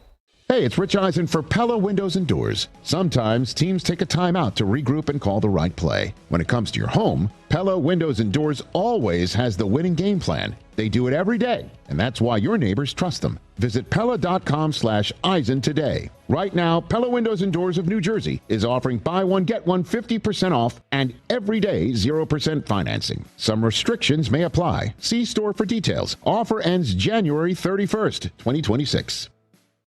As America's #1 motorcycle insurer, Progressive has your back. Oh, like roadside assistance. Oh yeah, Progressive offers that. Great. Do you have plans Saturday? My cousin canceled and I'd love to have someone to ride with. Actually, we just do insurance, not riding buddies. Cool, let's meet at noon. Actually, scratch that. 10 a.m., you and me, breakfast at a diner. To be clear, Progressive has your back for insurance only. So get a quote and see if you can save. Okay, so if you beat me there, get me the Lumberjack Special. We can share. Progressive Casualty Insurance Company and affiliates. Roadside assistance may require comprehensive coverage. All right, DR with you, ESPN New York. We're moments away from a football frenzy. A lot of people feel like kind of the NFL season ends yesterday because people don't love the Super Bowl the way they love the championship games. So frenzy off of that, 800-919-3776. Before we get to the frenzy, tell me about FanDuel. All right, it's the last call for football on FanDuel. One final Sunday, one last kickoff, the final chance to place your bets before the NFL season closes its tab. This is Super Bowl 60. You got Seahawks and Patriots, and FanDuel's making sure you're in on it. If you're a new customer, all you have to do is bet $5, and you get $200 in bonus bets if you win. So whether you're backing the favorite, riding with the underdog, or building one last same-game parlay, make it count, because after the Super Bowl, the season, unfortunately, is over, and football is officially done. Last call for football on FanDuel, an official sportsbook partner of Super Bowl 60. Visit FanDuel.com/local to get started. You got to be 21 and older and physically present in New York. First online, real money wager only. $5 first deposit required. Bonus issued is non-withdrawable bonus bets that expire 7 days after receipt. Restrictions do apply. See terms at sportsbook.fanduel.com. For help with a gambling problem, call 1-877-8-HOPE-NY or text HOPE-NY at 467-369. Very well done, Raymond. Give me a frenzy. It's time for a frenzy. A football frenzy. You could say that 10,000 times and it still wouldn't be enough. It fires me up, man. I love it. Say it one more time. A football frenzy. Any team, any player, any question. All right, let's go. 800-919-3776 on the phones, on Twitter at Rothenberg ESPN, in the YouTube chat. Throw your questions. Ray will check them out and let us know what we have. Let's go, Bobby, Saratoga. Bobby, frenzy, go. Cuddle Mary Trash, the next quarterback for from the 2018 draft to make the Super Bowl, Jack and Allen or Mayfield. I'm going to trash Mayfield. I'll go Allen, Jackson. I'm going to cuddle Lamar. I'm going to marry Josh Allen. I agree. Okay. Purple Belt Mike, PBM. Frenzy, go, Mike. Who is going to be fired? The top 3 coaches to be fired at the end of 2026. Fire Aaron Glenn. Bring it. Coaches to be fired. Was that a question, or did you just want to say that he wanted Aaron Glenn fired? Yeah, he wants Aaron Glenn gone. I mean, you look around the NFL. Certainly the Jets. Certainly the Jets. The Raiders have a new coach. That division's out. Steelers have a new coach. Baltimore, new coach. Cincinnati potential. I'll put Zach Taylor out there. Just because if they don't have a good season again. Tennessee with a new coach. Indy, no. Philly, maybe. Yeah, I think NFC Phillies and Washington, maybe. Yeah. I could see. You could definitely see Washington though, because at some point, I mean, if Quinn doesn't have a good year, you could definitely see him trying to pair Jaden with an offensive guy. Not Chicago, Tampa. not Green Bay, not Minnesota. Tampa. Could Detroit fire him? Tampa. Yeah, Tampa's another one. That's it. Yeah, it's not a ton. You know, I mean, first glance, you wouldn't think there'd be as many openings next offseason as this offseason. No, listen, I mean, yeah, but you said, I mean, there was what, 8 a year ago, now 10 this year, which you didn't see 10 coming. No. But okay, so right off the bat, none of those 10 can be fired. No, I don't know. Right, but I mean, you just said like Philly potentially. Yeah, like, they can't even get an offensive coordinator. Philly, I think be Philly. one. I think the Jets. I think Cincinnati. Washington potentially, and I think Washington are probably your big 4. Yes, and Tampa. And Tampa would be another one. All right, questions rolling in on Twitter now at Rothenberg ESPN. Serge Vival, he loves this. He says, do you now consider Sam Darnold to be a top 10 quarterback in the NFL? This is what we're doing now? What do you mean? Is Sam Darnold, I have to go through the 10, I would think, in my mind. I mean, do you think he's better than Hurts? We got Allen, Lamar, Mahomes, Burrow, Stafford. 5. Drake May. Dak. 6. 7. Jordan Love. Purdy. Goff. Mayfield. I'd probably still go. Yeah, I would probably still go. He's right there. I mean, I don't know if he's top 10, but he's right there. I think he's in that, on a good day, 8, on a bad day, 13. Like, he's in that range of right there in the top 10. I think that's very reasonable. Wes in East Hanover. Wes, you're on the frenzy. Who would you pick for your GM, John Snyder or Howie Roseman? Well, that's a good question. Take either. Howie's elite at manipulating the cap. Yeah, I'd take Schneider, either. I mean, Schneider just revamped the entire organization. Yeah, what do you prefer? You revamp the organization or a guy who just manages the cap like Howie? I'd probably go Howie. I think I'd go Schneider. I'd take either. You can't go wrong with either. They're both unbelievable. Jonathan Green on Twitter wants to know, since they're basically the same age, who coaches with their new team longer? John Harbaugh or Mike McCarthy? Harbaugh. I agree with that. I didn't realize Harbaugh is actually older than McCarthy. It's crazy. Yeah. I don't know how you feel about this. I do not love that McCarthy hire at all for the Steelers. I don't know. I mean, with their history of coaching hires, as Ray so eloquently stated before we went to break, like what the longevity for Mike McCarthy is. Like, you do look at Mike McCarthy as a coaching tree. Like, he does have a really impressive coaching tree that has done in the face of everything the Steelers are, right? Like, they want their coach to be there for 25 years. Right, but maybe you want to find someone before the next guy, right? So you're not so it's not the guy after Mike Tomlin, and you bring someone in that can kind of like maybe figure out the quarterback position. So you would be disappointed if they brought Aaron Rodgers back for another season? No, I think they probably will bring Aaron Rodgers back for another season. So, but then what's their upside? Like, he's got to find. I don't know, but what's the upside now? Who are they drafting? I'd rather just strip it down and be bad for a few minutes than to come back and be an 8-win team again or 9-win team again. Yeah, but I don't think Mike McCarthy's taking it over to be bad. No, I agree. Well, that's why I don't like. They probably end up with the same results, but maybe like at some point they have to find a young quarterback. But how do you do that if you're mediocre every year? Like, wouldn't this be the year that you'd be like, you know what, guys, let's take our lumps. We'll win 4 or 5 games, and then we'll get. I don't know. That's the thought in this quarterback-rich draft. Yeah, but I mean, you could still try. I mean, you could still use other picks. I mean, maybe they'll just be okay next year, and they can. I mean, they can trade up. They can manipulate the draft a little bit. In a draft where there's supposed to be more, there'll be more quarterbacks available. I guess. I don't know. I don't like this hire at all. But we'll see. Who would you hire? Who would you hire? Somebody young. I don't know. Shula? Kubiak? Like one of those kind of guys.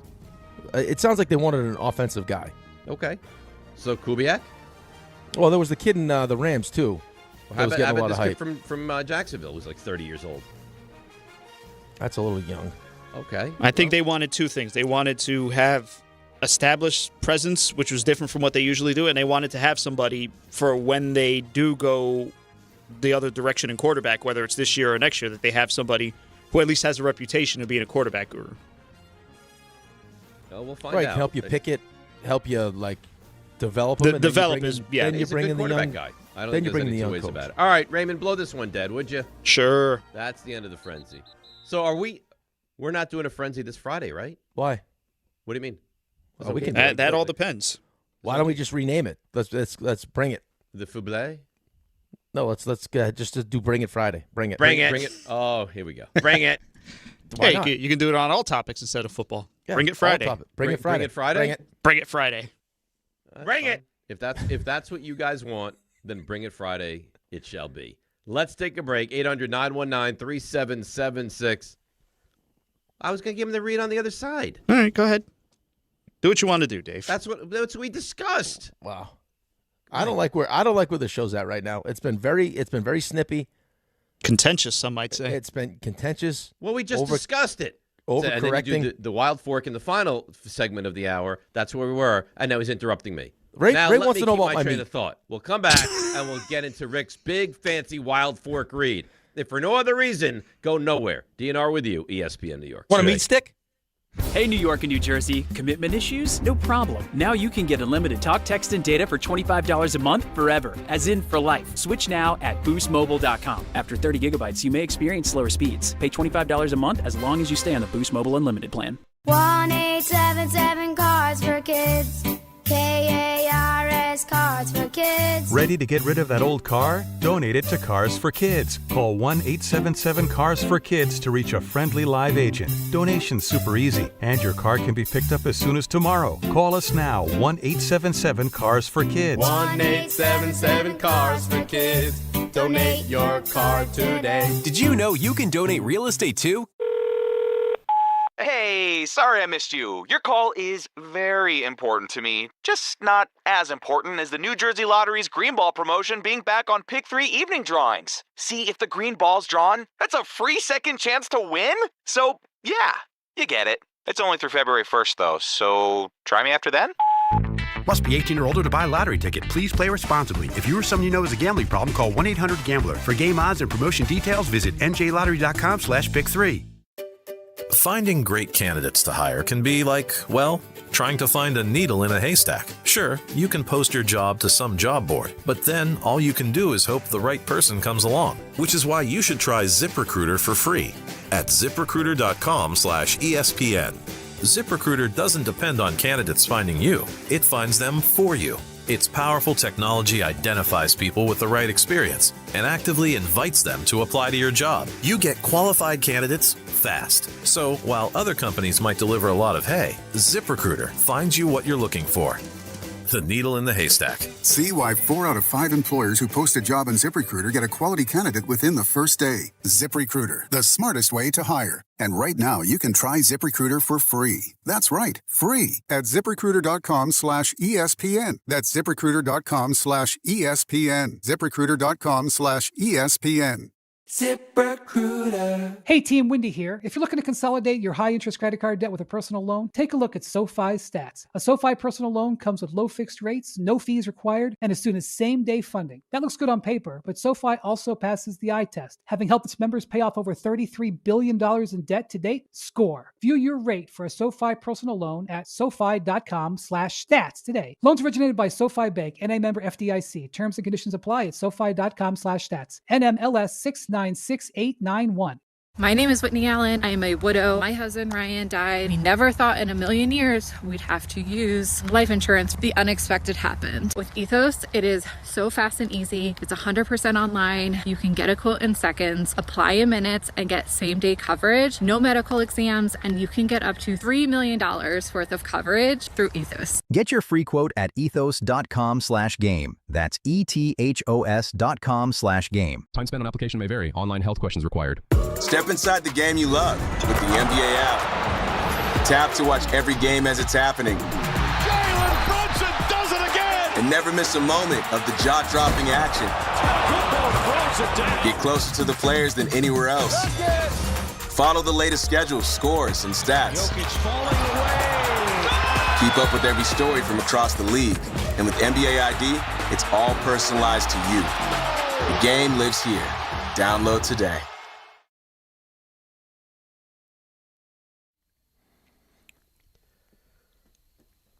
All right, DNR with you, ESPN New York. All right, Rick, would you like to tell us a little bit about some delicious meats? You want to know about my meat? I want to know about your meat. All right. When people ask me where to go to get great meat at smart prices, I always tell them Wild Fork Foods. You're talking organic ground beef, $6 a pound. Chicken breast in bulk, 5-pound bags at about $3 a pound.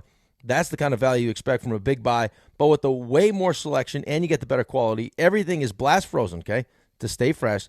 Shop at one of their 7 stores, or you can order online for same-day delivery, wildforkfoods.com. So I could order today and make it for dinner tonight. Same-day delivery. I don't know if today's the day, with the weather, but yeah.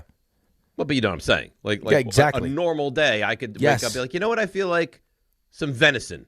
Order that Wild Fork, have it for dinner tonight. There you go. What's the wildest meat you've ever had? Horse. Did you like it? I was fine. Mm-hmm.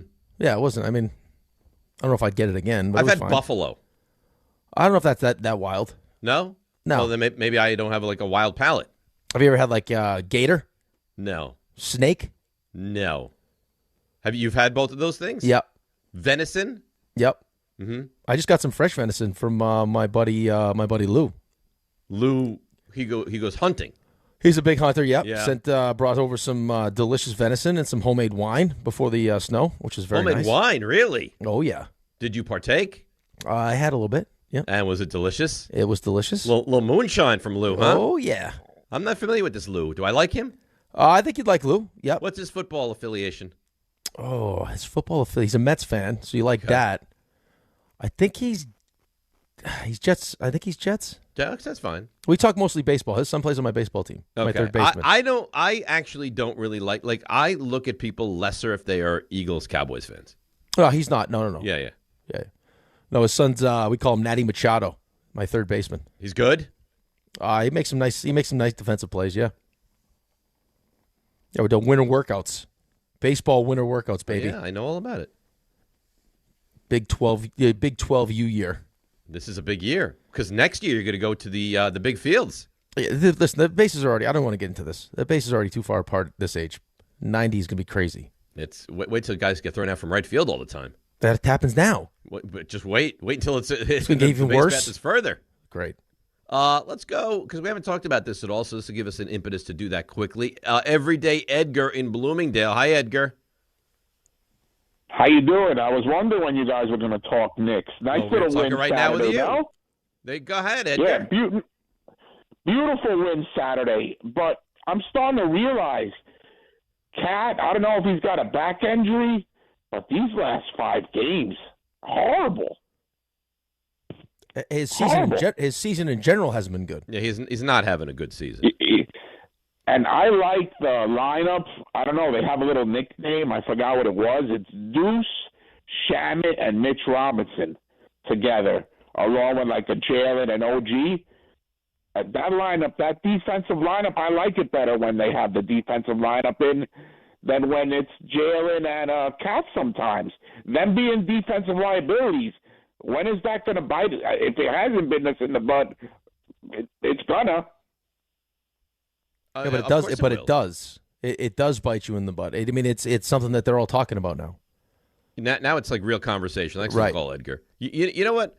He is, because he's always hurt, and you got to have him healthy for the playoffs. And then when you watch Mitchell Robinson play, you're like, and this is why they endure all of the baggage that he comes with, because off the glass, defensive presence, rebounding, shot blocking, you name it. He's a monster when he's healthy. Correct.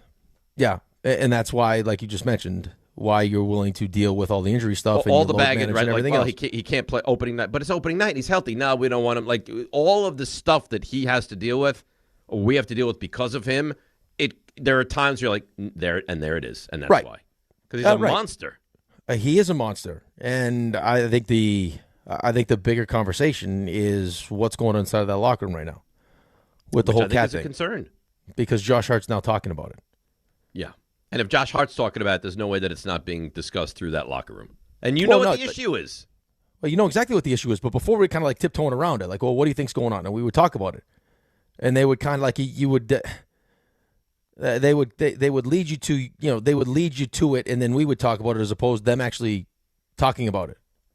And now the fact that Josh Hart has talked about it, and then I don't know if I would consider the win against the Sixers a beautiful win. It's a win, you'll take it. It got dicey there at the end. I mean, Cat did not have a great game. He took 4 shots.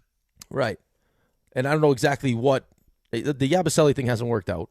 You've heard his name now mentioned in trade talks. You've heard Cat's name mentioned. I just don't know what you're getting for Cat at this point.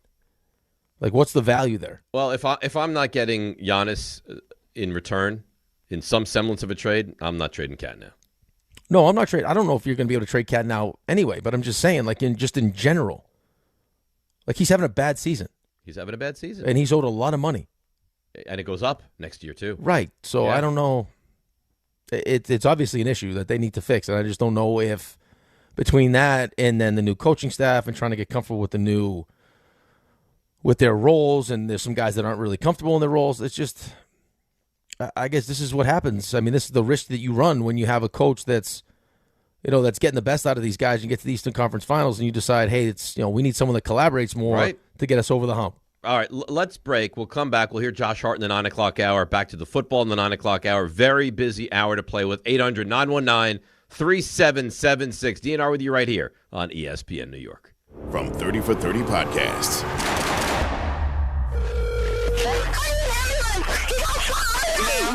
Did you say someone got shot? Brian Pata, senior defensive lineman from Miami, gunned down. The key to this case, it's Brian. An hour before he died, he was on the phone arguing with somebody. This might be a hit. You want the truth. They just want a conviction. Being placed under arrest. We had a killer amongst us. Murder at the U, coming soon.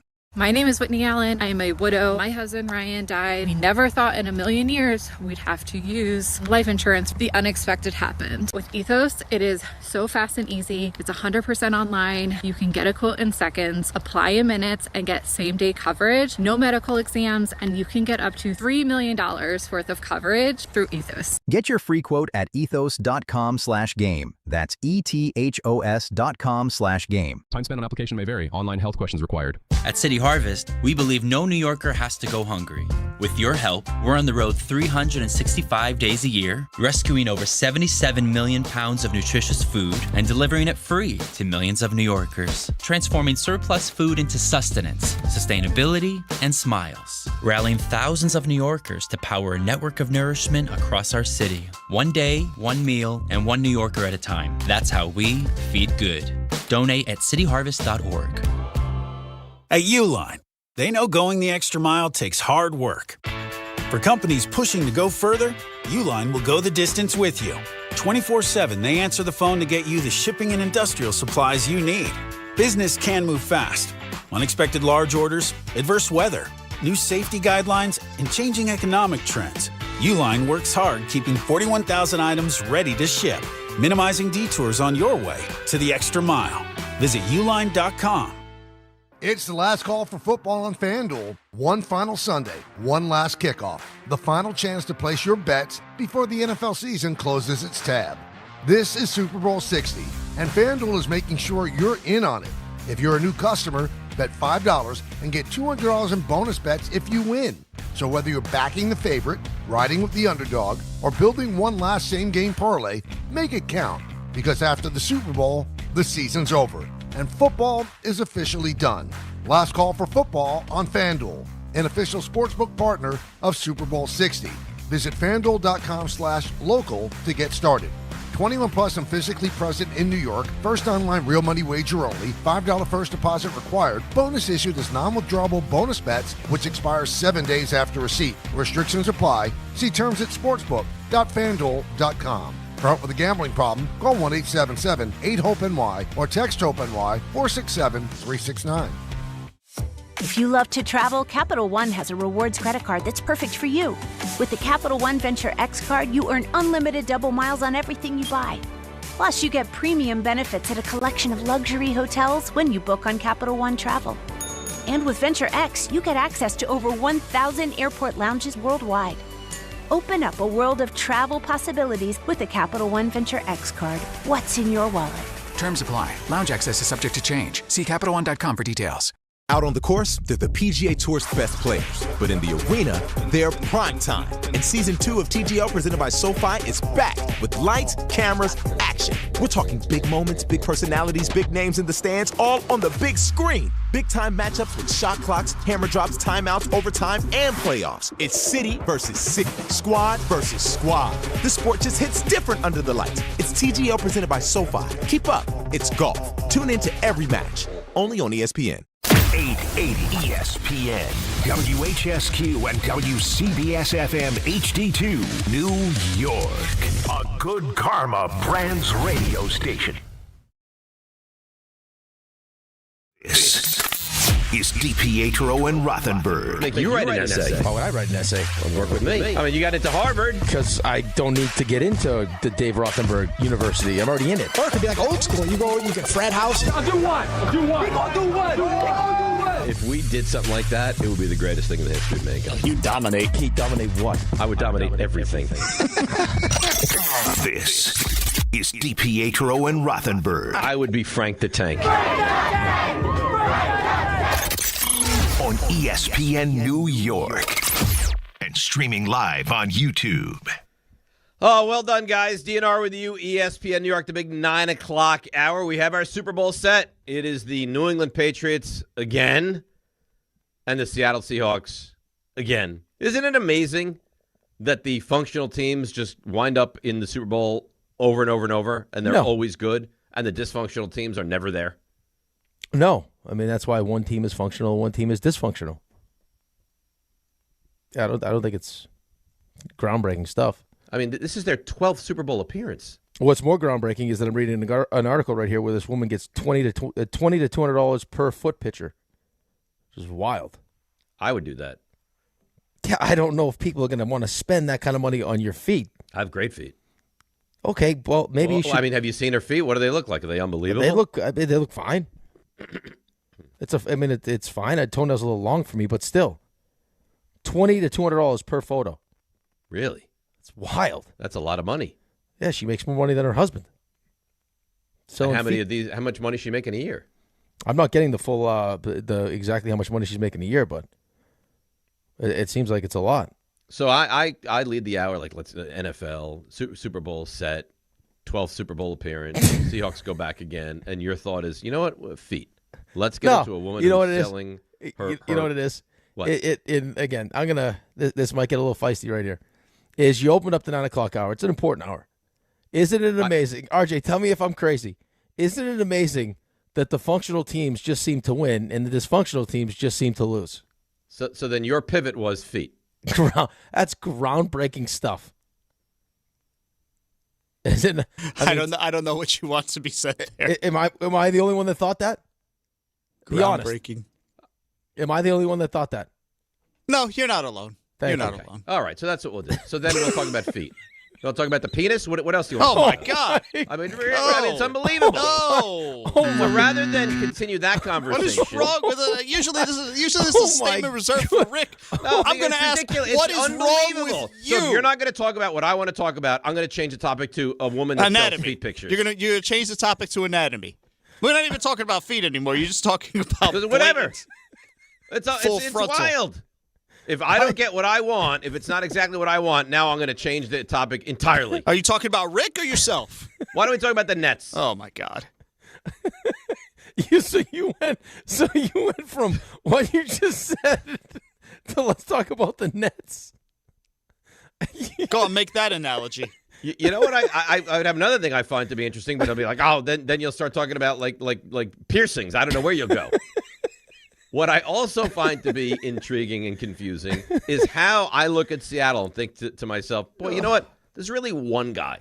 Like I would do everything within my power to slow down Jackson Smith and Jigba. Yeah. And you can't do it. Nope. You can't do it.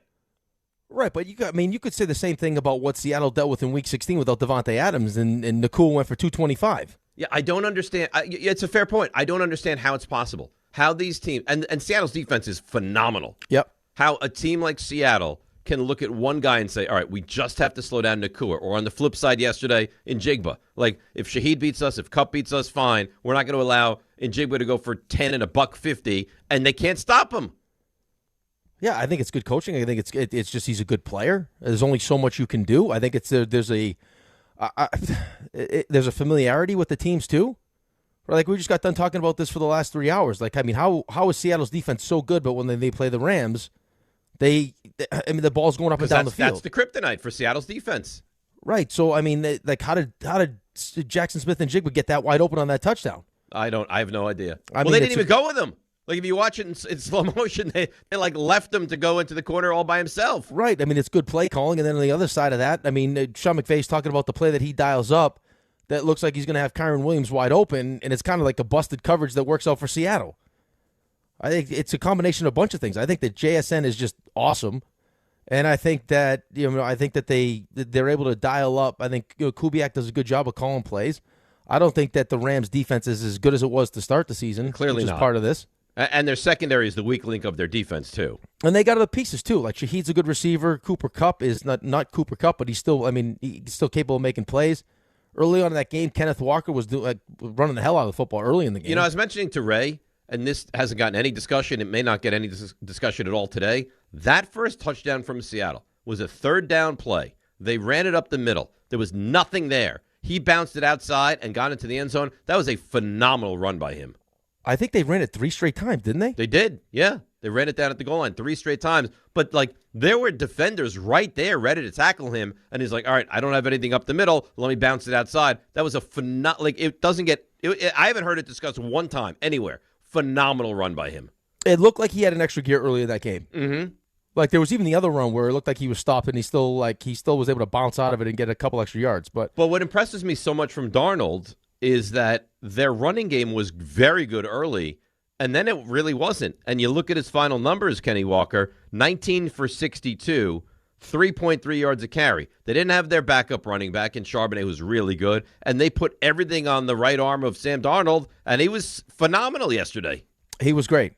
And that was, I guess, for most people, including myself, was the big question mark going into that game. Because against, you mentioned Kryptonite, against the Rams, he had thrown, 2 touchdowns and 6 picks? Right. And yesterday he was what? He was 25 of 36 for 346 and 3 touchdowns. That's right. And you look at on the flip side, you look at what Stafford did. He was 22 of 35 for 374 and also 3 touchdowns. Yeah, both of them back and forth. That was a really good game. It was a great game, and it came down to, I don't know. I mean, a couple calls, a decision, a special teams play.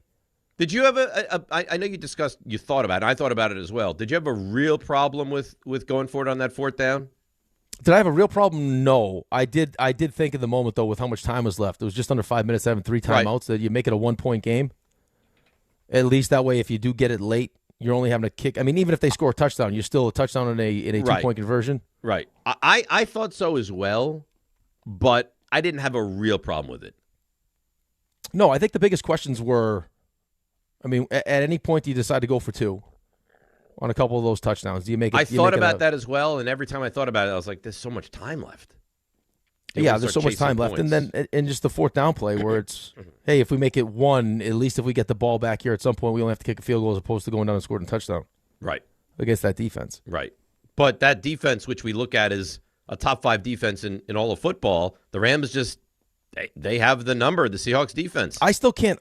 Honest to God, like the fact that they muffed the punt and Seattle scores, and then the Rams were able to go right down the field like that was unbelievable. 4 plays later. I mean, how fast that happened. That game was like you couldn't have had polar opposite games yesterday. The first game was bland. It was sluggish. The quarterback play was not very good, and then you flip to the second game and it had everything you could possibly want. And I'm not opposed to defensive battles when I just think the defense is playing great. But when I think it's a low-scoring game because the offense is so bad, then I have a problem. Right. Like if you're getting the great defense against the great offense. I love that. I love it too. But that wasn't what happened in that New England-Denver game wasn't that. And then you go back to the officiating, and you're just confused by a couple of the play calls. The one where Cooper Kupp, I mean, is it a catch? I'm not sure about that. Is he short of the line to gain? I'm pretty convinced he's short of the line to gain. So I don't know. And it feels like every single game we watch, there's always these, what happened to the officials in that moment of the game? Right. I don't even forget because I'm with you in both of those, and then McVay ends up wasting a timeout because he doesn't challenge it. And was like, well, why can't he? You could hear him say, why? You could see him say, why not? But the whole, and again, we got to do a better job, I guess, of defining what a catch is. Like that happens so fast. I've seen so many plays during the regular season where a guy catches it, turns upfield, and hasn't taken the 3rd step, and the ball gets knocked out, and they say incomplete. Like that was almost instantaneous where he caught the ball, gets spun around, and taken to the ground, and they call it a catch and the 1st down. Right. But you know what the thing is? You have no idea. Like you watch it, and you're, at least this is my thought. My first reaction is, I don't know what they're going to call. I don't know what they're going to call, and I don't know why they're going to call it. Yeah, and then the whole with the rules, the rules official that kind of helps, that doesn't really help, and I don't know, the whole thing. And there are a couple plays during the game. I was talking about the Shaheed one that looked like it was clearly pass interference. And then the rules experts like, well, I don't know if it was catchable. It hit him in the head. What do you mean it was catchable? It hit him right in the helmet. And he got there way early. Way too early. That, by the way, and I don't think there were a lot of them yesterday from Sam, that, by the way, was a bad throw. I don't know what happened to him on that play. Oh, he got way too much air under it because he was open early. He was really wide open. And then what I thought was impressive was when Seattle, Seattle could have easily, they were up by 4 points. They could have easily not gotten first downs. They took off the last 5.5 minutes of the clock. And the play right before the 2-minute warning, where it's like you expected them to run it again, they rolled them out, and he threw the football, and they threw the flag for defensive holding, and that was basically the end of the game. Pretty much, yeah.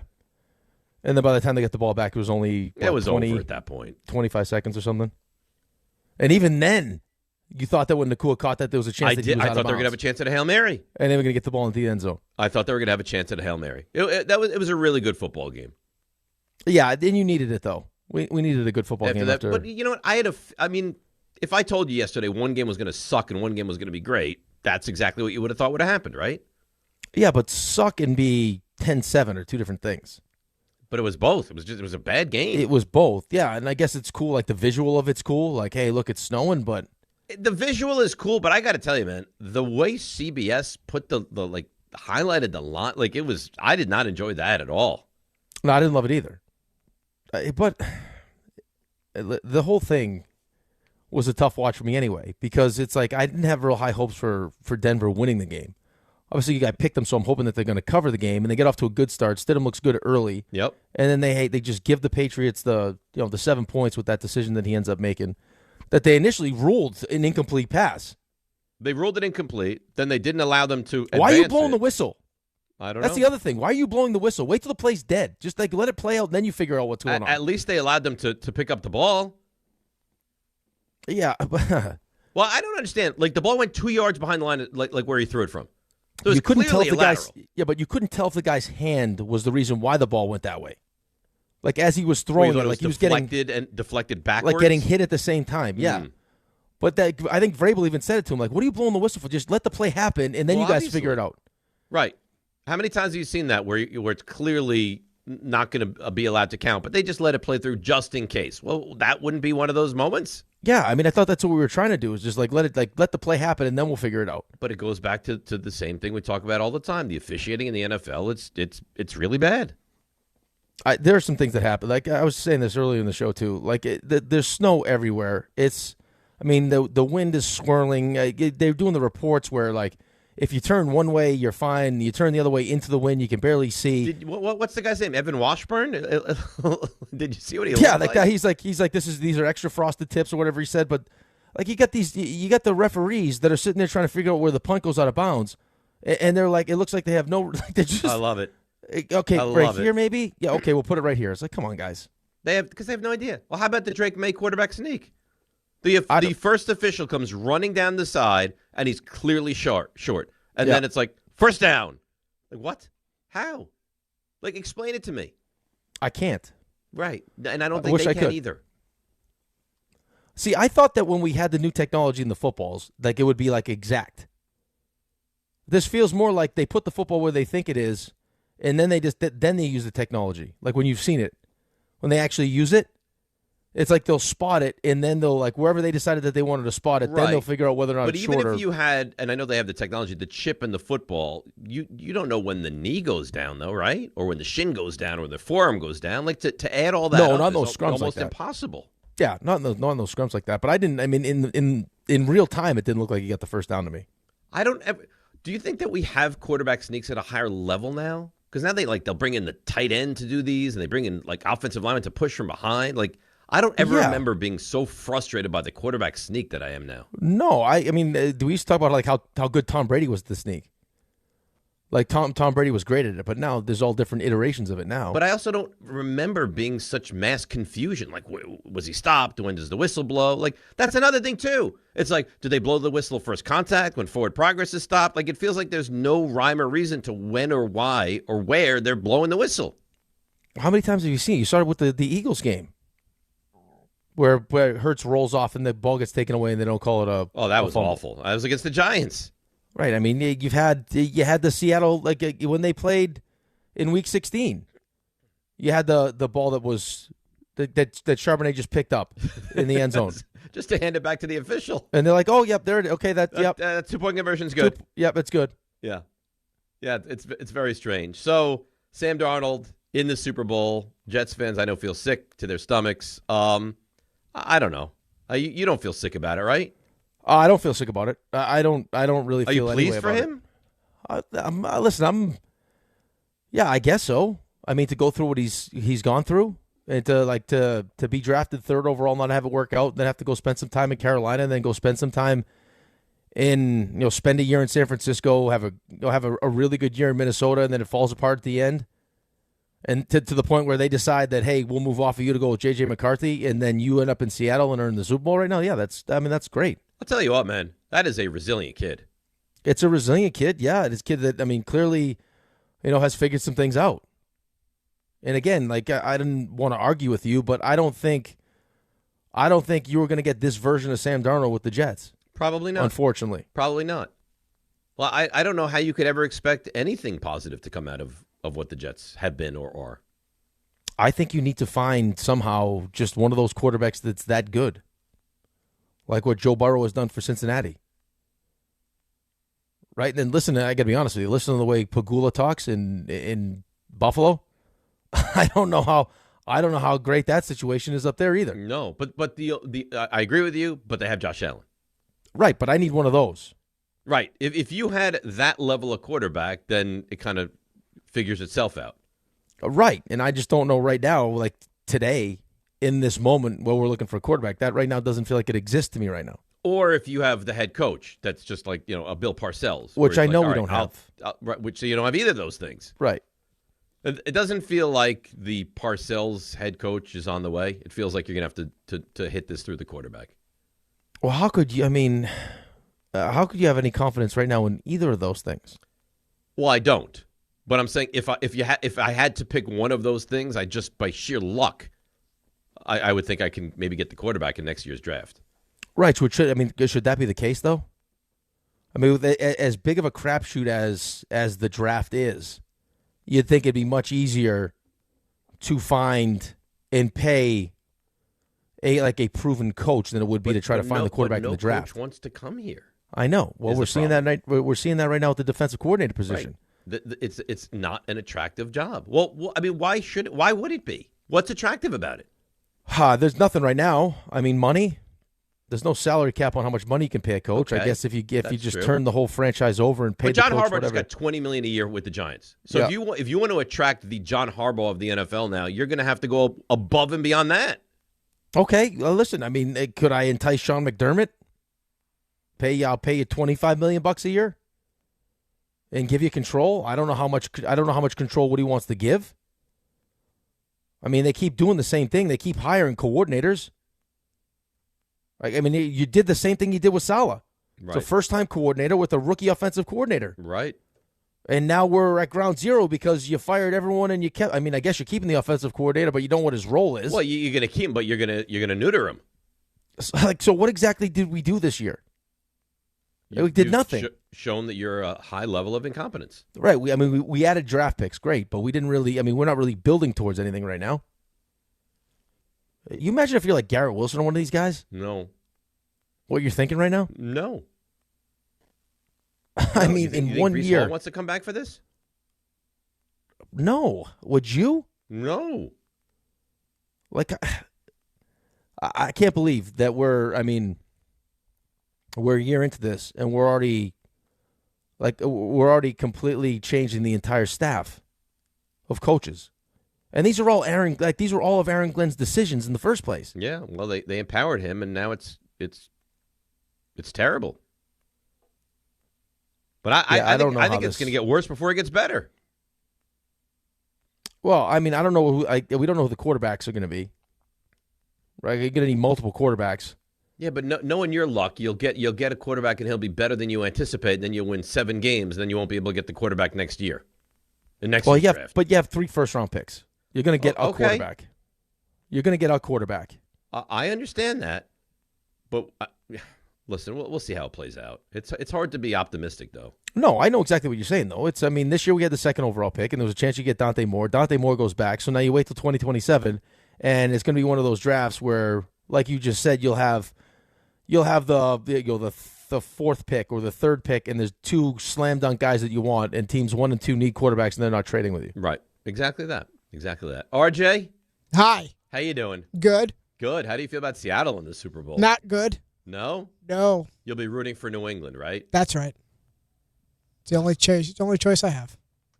And he's going to be rooting for Seattle. I'm rooting for whoever RJ doesn't pick. So, RJ, you control everything. You know I think you should pick first. No. Control your destiny. Controls who picks first. No, I don't control my destiny, though, if I pick first, because all you have to do is pick the same team. Not with that attitude, you don't. You're trying to But I think have I'm enough dumb. respect for RJ that I believe that he would take. Yeah, I don't think RJ would pick the team just to Yes, block he it. would. I don't think he would. He'd be an idiot then. No, I'd play it So you straight. think RJ could be an idiot? I don't think RJ's that diabolical. So if I pick the Patriots, you think he's going to pick Seattle? If he picks Seattle, it's because I he think actually will believes take Seattle whoever will it win. is that he wants to take. Well, Seattle right now is a 4.5-point favorite. Mm-hmm. It's a lot of points. Dave thinks it should be more. I do. RJ, I take the Patriots. You're going to take Seattle. Not sure yet. You got 2 weeks to figure this out. Yeah. Well, I control the There's gonna board, be a so lot we of can find out. conversation. You got to take the clues he gives you. No, I can just say I'll let Or him he pick could just first. say, RJ, you go first. Very simple. And not take any of the clues. Very simple. I can make this as easy as I want. This could be the issue that You know you've what had would be all good, along, RJ, just though? overthinking. If you take Seattle and then you force him to take New England. Do it. That's do it. Well, he would do it, though. He took the Eagles last year. Do you owe $10,000? Yeah, $10,000. I don't owe any money. Rick put $10,000 on it. I took the Eagles. Caw. Disgusting. I won the picks. You know what? Shame on you. And I'm right there again. Shame on you. Right there. Shame on you. You and your ties. Maybe RJ should take the Seahawks and do what that guy suggested. That's not nice what that guy Maybe said. you do that. That was really cruel. That's an angry man. Mean. You got a beautiful Disgusting. mouth. All righty. RJ. Yep. Now we've gone too far. You ready for the stuff you missed? Yep. Okay. Now, Walk up three-pointer. He got it! See ya! Score! Put it in the box! the you missed. Oh, all righty. So you guys talked all about it. Recap championship weekend and Matt Stafford. What's going on next year? You think he'll be back? Can't generalize, 6 months of my life, 10 minutes after a loss. Appreciate the guys in this locker room a whole hell of a lot. Everybody that helped me, and helped our team be as successful as we were this year. And that's all I'll answer for you. He's going to be back. It feels like he can't leave. That fourth down play had zero chance to work. Well, it looked like the defender was the intended receiver. Yeah, he ran the route for him. Like he couldn't do anything. And he had Gi- a lot of time on that play, too. They did. Giants have their defensive coordinator. It is Dillard Wilson. He is the former Titans defensive coordinator. The Cardinals also have a new defensive coordinator, Jonathan Gannon. Jonathan Gannon? There you go. My nasaliness took over. I'm sorry. Yeah, that came back up again. People are tweeting us because that video resurfaced of him when he met some of the Cardinals players for the first time, and they just think of us, which I think is nice. That's nice. What do you think the Titans players are going to get an introductory conversation with him? Welcome back. Who drove over here? These are all good questions. There's There's a chance he shows up in the meeting room with a cheese hat on. That exact exchange, the shooms, is more awkward than the audio does it justice. Because he's meeting a player for the first time, and he just starts doing these hand things. It's Hey! yeah. What's up, man? How you doing? Explosives. Shots. Explosives. You can run. He starts doing shots. He starts doing weird things with his hand. It's very odd. Daily actions, man. Dolphins Who likes promote cheese? the How many Dolphins guys promote like cheese? Bobby Sloak to their offensive coordinator, and the Bills. I don't think he has a real chance to get the job. They interviewed Phillip Rivers over the weekend, which is fun. I heard that. I read an article that's real. Yeah, so did I. We'll see. Ohio State, they're finalizing a deal Marv Levy next. Watch. with the Steelers' former offensive coordinator, Arthur Smith. He will be the offensive coordinator at Ohio State, which is like the new rehab job, gets you back. You know what I saw? I saw someone say that the reason they think he got hired is because his dad is so wealthy he can contribute some NIL. You know what? That's genius. Not a bad plan. It's genius. Not a bad plan. College I football. give him credit for still grinding away, though. Yeah. I agree. Yeah. I agree. I'd be on my own island somewhere. College football playoff next year. Billy Madison. Going to remain. Did you ever see the story? Hang on, RJ. Oh my goodness. Did you ever see the story? We're already late. That's okay. where I guess the father who either owned or was CEO or whatever of FedEx was down to his last little bit of money. Mm-hmm. Went to Vegas with that money and gambled it like a fiend. You don't need to know that story. Well, and you do you know that story, Ray? I remember hearing something about that. You specifically, Dave Rothenberg, do not need to know that story. Yeah, I've heard that. He was battling insolvency. Like he was on the verge. The company was going to go under. He made enough money in Vegas that he was able to pay out everybody and stay afloat, and then eventually they got invested. It's a dangerous story. And now they're FedEx. So I think the moral of the story is, if in real trouble, head to Vegas and win your way back in. Gamble your face off. That's your only way out. College football playoff going to stay at 12 teams next year. And by the way, the NCAA has approved uniform patches, a new revenue stream for college football, because I don't think there's enough of it. So I'm glad that they can. Well, that's good. Yeah, they can make a few extra So you bucks. can buy advertising on a team's uniform, huh? Seems that way. Arch Manning had a minor foot procedure, should be ready to go for. How much does that spring cost? ball. A patch? Like if I want to get a DiPietro and Rothenberg patch on a college jersey, how much do you think that costs? I think the lesser school, the less money it'll be. These are the real questions. Yeah, what kind of Ohio school State, we're you're looking going to at? spend a lot. I think like San Jose State. Right. We need them. Yeah. Like Gardner Webb, you could probably get on Like there. for $6, not that much, yeah. Probably like a layaway plan and everything.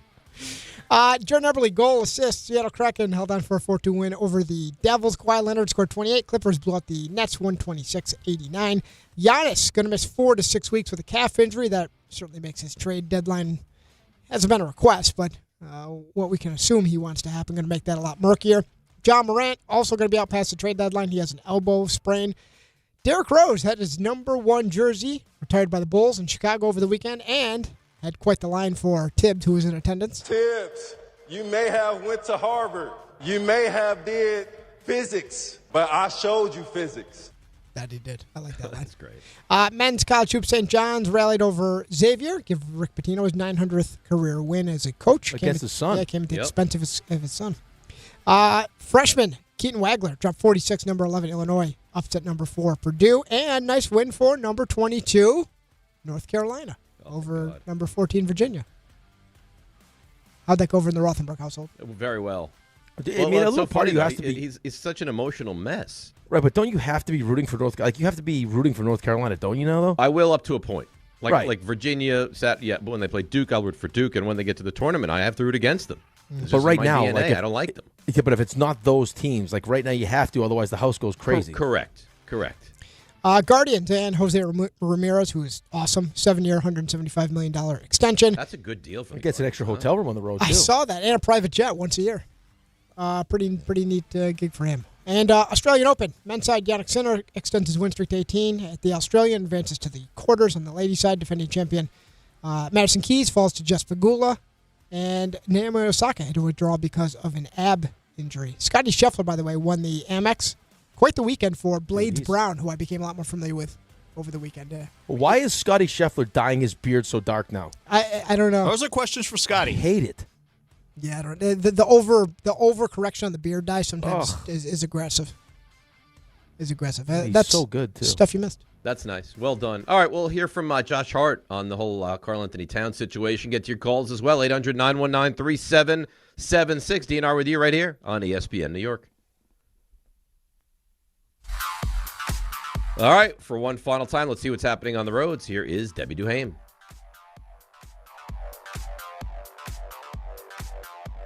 Do you owe $10,000 or more in credit card debt or personal loans? With credit card debt at all-time highs, Debt Relief Advocates is urgently notifying consumers of debt relief now being made available, designed to aid consumers with out-of-control credit card debt. Those who qualify and enroll for this relief program will only have to pay back a fraction of what they owe. This is not bankruptcy or a debt consolidation loan. This is a relief program that credit card companies would rather you not know about, as it ends your debt nightmare and saves you lots of money. Consumers owing at least $10,000 in credit card debt or personal loans can now take advantage of this debt relief as the cost of living skyrockets. Debt Relief Advocates has established a relief hotline for you to call to learn what debt reduction you may qualify for, so don't wait. For this free information, call the Relief Hotline at 800-606-8737. 800-606-8737. 800-606-8737.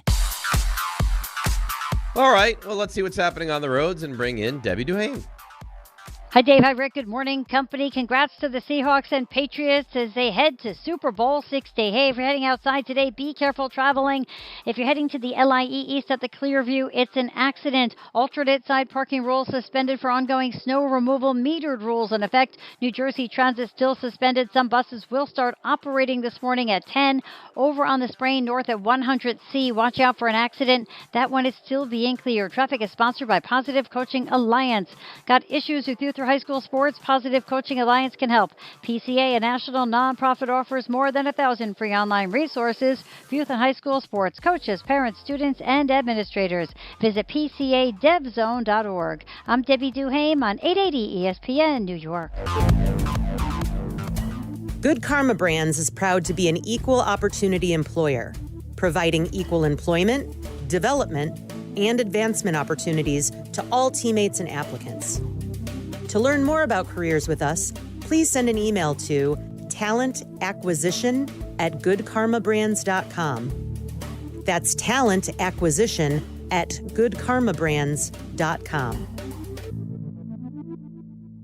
Hey, New York and New Jersey, Boost Mobile has an unlimited talk, text, and data plan that's only $25 a month forever, meaning you'll only ever pay $25 a month for the rest of your life. Who wouldn't want unlimited wireless when it only costs $25 a month forever? If you don't, you must be one of those people who enjoy overpaying for their phone plan. $25 a month forever is truly as good as it gets, so go online and switch now at boostmobile.com. After 30 gigabytes, customers may experience slower speeds. Customers will pay $25 a month as long as they remain active on the Boost Mobile Unlimited plan. There are a lot of reasons why people buy in Ramsey Mazda. It's their selection, it's their customer service, and it's their savings. Lease a new 2025 Mazda CX-50 2.5S Select with all-wheel drive for $179 for 33 months. Or buy with 0.9% APR financing for 72 months. Start shopping now at RamseyMazda.com. Choose wisely. Choose Ramsey Mazda. Call 833-853-2970 for these details. VIN SN379853 and MSRP $33,425. Zero security deposit. APR $14.27 per month for $1,000 finance. Ends 2/2/26. You remember what it feels like to move without thinking about pain? To get up, sit up, walk, work, or live without that constant ache? If neck pain, back pain, joint pain, or sciatica took that away from you, it's time to get it back. I'm Bart Scott. Dr. J. Shaw at Sandwell Pain is the guy you need. Ivy League trained, double board certified, no surgery, no scars, no long recovery, just precise, image-guided, non-surgical treatments designed to get you feeling strong again. With offices in Woodbridge, Livingston, and Inglewood, and most major insurances are accepted, there is no reason to wait. Go to SandwellPain.com. Relief is closer than you think.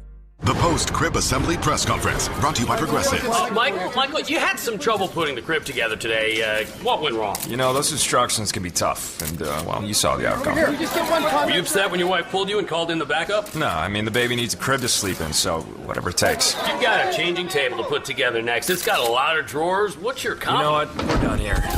Like it or not, sometimes you need a backup. That's why there's Progressive to protect your home and auto. Progressive Casualty Insurance Company affiliates and other insurers. Not available in all states or situations.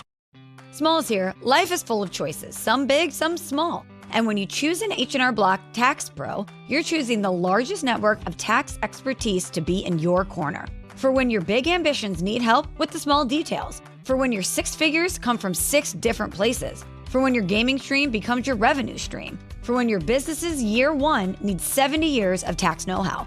At H&R Block, they've seen it all. And they're here to help you make the most out of your money for life outside the box.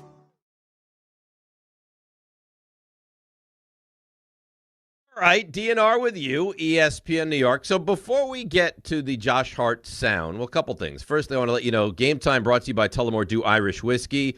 When it's game time, it's Tully time, 7 o'clock, Rangers hosting the Bruins. And at that very same time, the Islanders are in Philly to take on the Flyers. That's Game Time brought to you by Tullamore Dew, the original triple distilled, triple blended, triple cask matured Irish whiskey. Be sure to grab a Tullamore Dew or try the new Tullamore Dew Honey during today's action. Glasses up to enjoying Tullamore Dew responsibly. I wonder if the weather is going to impact any of these games at all. I would think that some teams won't be able to get to where they want to go, right? Maybe, yeah. I mean, the Bruins are probably here, and New York City is probably the best place that you can work through these things because it's, it continues along. But, I mean, I don't know. Sure, some of these teams have to make real travel plans. It's not going to be able to get to where they have to go. Well, I mean, it depends on whatever airport you're flying into and and everything else. Right. Just the state of the city that you're flying into. But it's not like this was a narrow, issue. Like the whole country's affected by this thing almost. Yeah. I mean, there's just watching some of the stuff, just the amount of snow. I mean, and apparently we're supposed to get more this weekend. No, come on. Yeah. Are you serious? I think we're supposed to get it again. Another big one? Another big one. Oh, no. Yeah. I see that right here. Yep. I just looked at my Doppler. Saturday-Sunday affair. Yep. Oh, my God. Just keep piling it on. You see the weather forecast for this week, by the way? Cold. So Very today, cold. a high of 27. Tomorrow, a high of 19, 21, 20, 16, 22. Lows, 5, 2, 2, 2, 1. That's terrible. It's not great. No. I know it's cute, funny, whatever. This Empire State Building, man. It's too much. I mean, I had my freak out when they celebrated the Eagles winning last year. They've done that over the last couple of years. Now the Patriots, they're decked out in red and white for the Patriots. Like, what? How tone deaf can you be? It's money. Right? This is all done, right? They make a deal with the NFL. Well, but once they make the building deal, is that hard up. It's an Empire State Building. The deal is done. I hate it. I don't think any of us like it. All right, RJ's done with the building. Could you imagine? What's the big building in Boston? You would know better than me. The Prudential Building. Okay. What'd you just say? The Prudential Building. Oh, that's not what I heard. What'd you think? What'd you think I said? Something different. I was in his ear, and you know what? It's probably a good thing I was only in his ear and not on air. Could you imagine if they put like the blue and white of the Yankees when the Yankees went to the World Series? No, they'd have a nervous breakdown. I couldn't imagine that. Okay, so why does the Empire State Building need to do this? Why? Because they already have a deal made with the NFL, so whoever wins it, they do it. It's disgusting.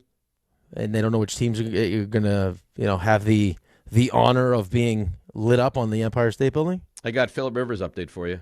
Please. Diana Rossini, he's out of the Bills' head coaching sweepstakes. All right. He's withdrawing himself from consideration. So he wasn't probably going to get it. I can't even. When you guys sent it to me that it was happening, I thought it was a joke. Oh, Grant Yudinsky out from the Browns head coaching consideration. Probably didn't do his homework. Have removed himself. Just too much time. Start doing all these essays and everything else. Essays. Didn't have time. Do you know what the topic of the essay was? I don't think I heard the topic, but they had to do a personality test. If it's personality, because we had to do that before the draft, like a psychological test. There's this kind of person you are, and then a take-home essay. Can you imagine if they saw your personality test with all the woo and everything else? Yeah, no, they would love me. Harmonizing, maximizing, competing, harmonizing, wooing. Yep. Wow. Maybe you get the job. Maybe throw your name into the mix. I'm not interested in moving to Cleveland for the Browns. No. Well, how about the Bills? I don't want to go to Buffalo either. What? No. You would want to coach Josh Allen and live in Buffalo for a little bit. I want to do what I'm doing now. I want to do the show with you. I'm not you where I'm looking for outs.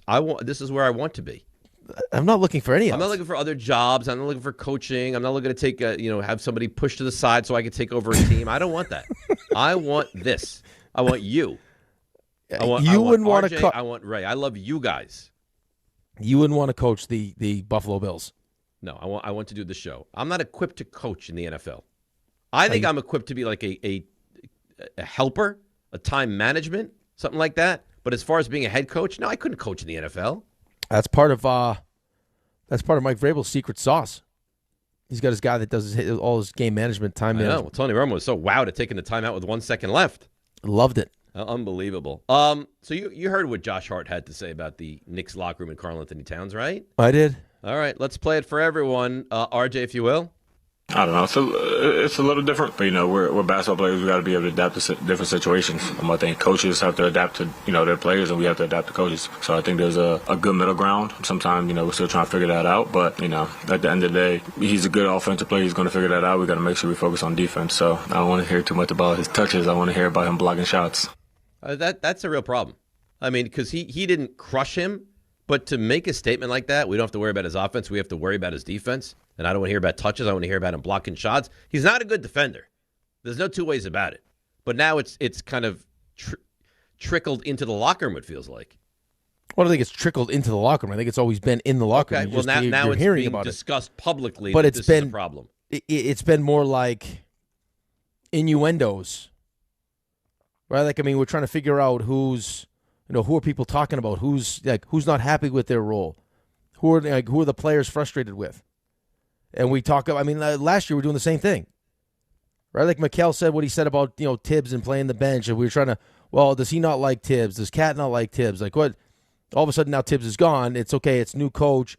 We're going to have, they're going to play the bench more. We'll have, the ability to collaborate and try new things.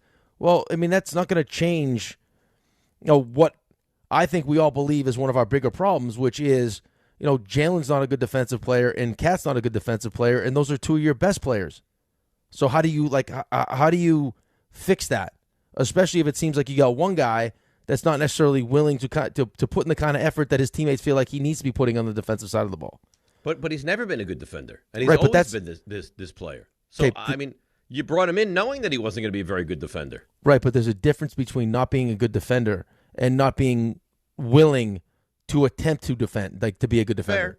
Fair. Right, like I don't care. Like there's things you cannot be good at, but if you're giving me like the appropriate amount of effort, right? And if you were a fair defender, and were, was a better defender in the bigger moments, the problem is he's never a good defender, and it feels like more often than not he's in foul trouble in the biggest moments of the season for the Knicks. Right, I need effort though. Like I mean that's something that's controllable. You just may not be at a bare minimum. You need effort, yes. Right, like I need you to get back on defense. I can't have you complaining to a referee and then not running back or falling down and not getting up, where the coach has to call you out. Like it's just it's been too much of that. And then on the other side of that, like the offensive numbers haven't been good either. Which is like I can't have both not being very good. Like, you can live with Jalen not being a good defensive player because of what he does for you offensively. Offensively, he's special, yes. Right. I mean, Cat's not doing that right now. Cat's having a career, like, look at his numbers right now offensively. Well, there's times where you're like, wow, he's still got it. But it's fewer and further between those stints now. I mean, right now it's just like his season numbers aren't good. And I can't watch right games now where he's taking 4, 6, 8 shots a game. It's ridiculous. He took 4 shots. I know. He played 16 minutes on Saturday. The fact that they're actually they're all talking about it now. I mean, right now he's like 36% from 3, 47% from the field. It's just like the offensive numbers. It's 20.5 points a game. It's just they're not good enough right now. It's not what we were expecting. Let's take a break. Come back, get to your calls, and Raymond's got his 3 stars ready to go. It's DNR with you, ESPN New York. Rangers fans, shoot your shot with BetMGM, an official sports betting partner of the New York Rangers. Add some excitement to every Rangers game this season by downloading the BetMGM app and getting instant access to a variety of parlay selection features and live betting options. Enjoy same-game parlays, player props, boosted odds specials, the best daily promotions in the business, and so much more when you sign up. The chase is on for the next Stanley Cup. So get hyped for Rangers action all season long with an official sports betting partner of the New York Rangers. Sign up today. BetMGM. Make it legendary. BetMGM and GameSense remind you to play responsibly. See BetMGM.com for terms. 21 years of age or older to wager and physically present in New York and New Jersey only. Subject to eligibility requirements. Gambling problem? In New York, call 877-8-HOPE-NY or text HOPE-NY 467-369. In New Jersey, call 1-800-GAMBLER.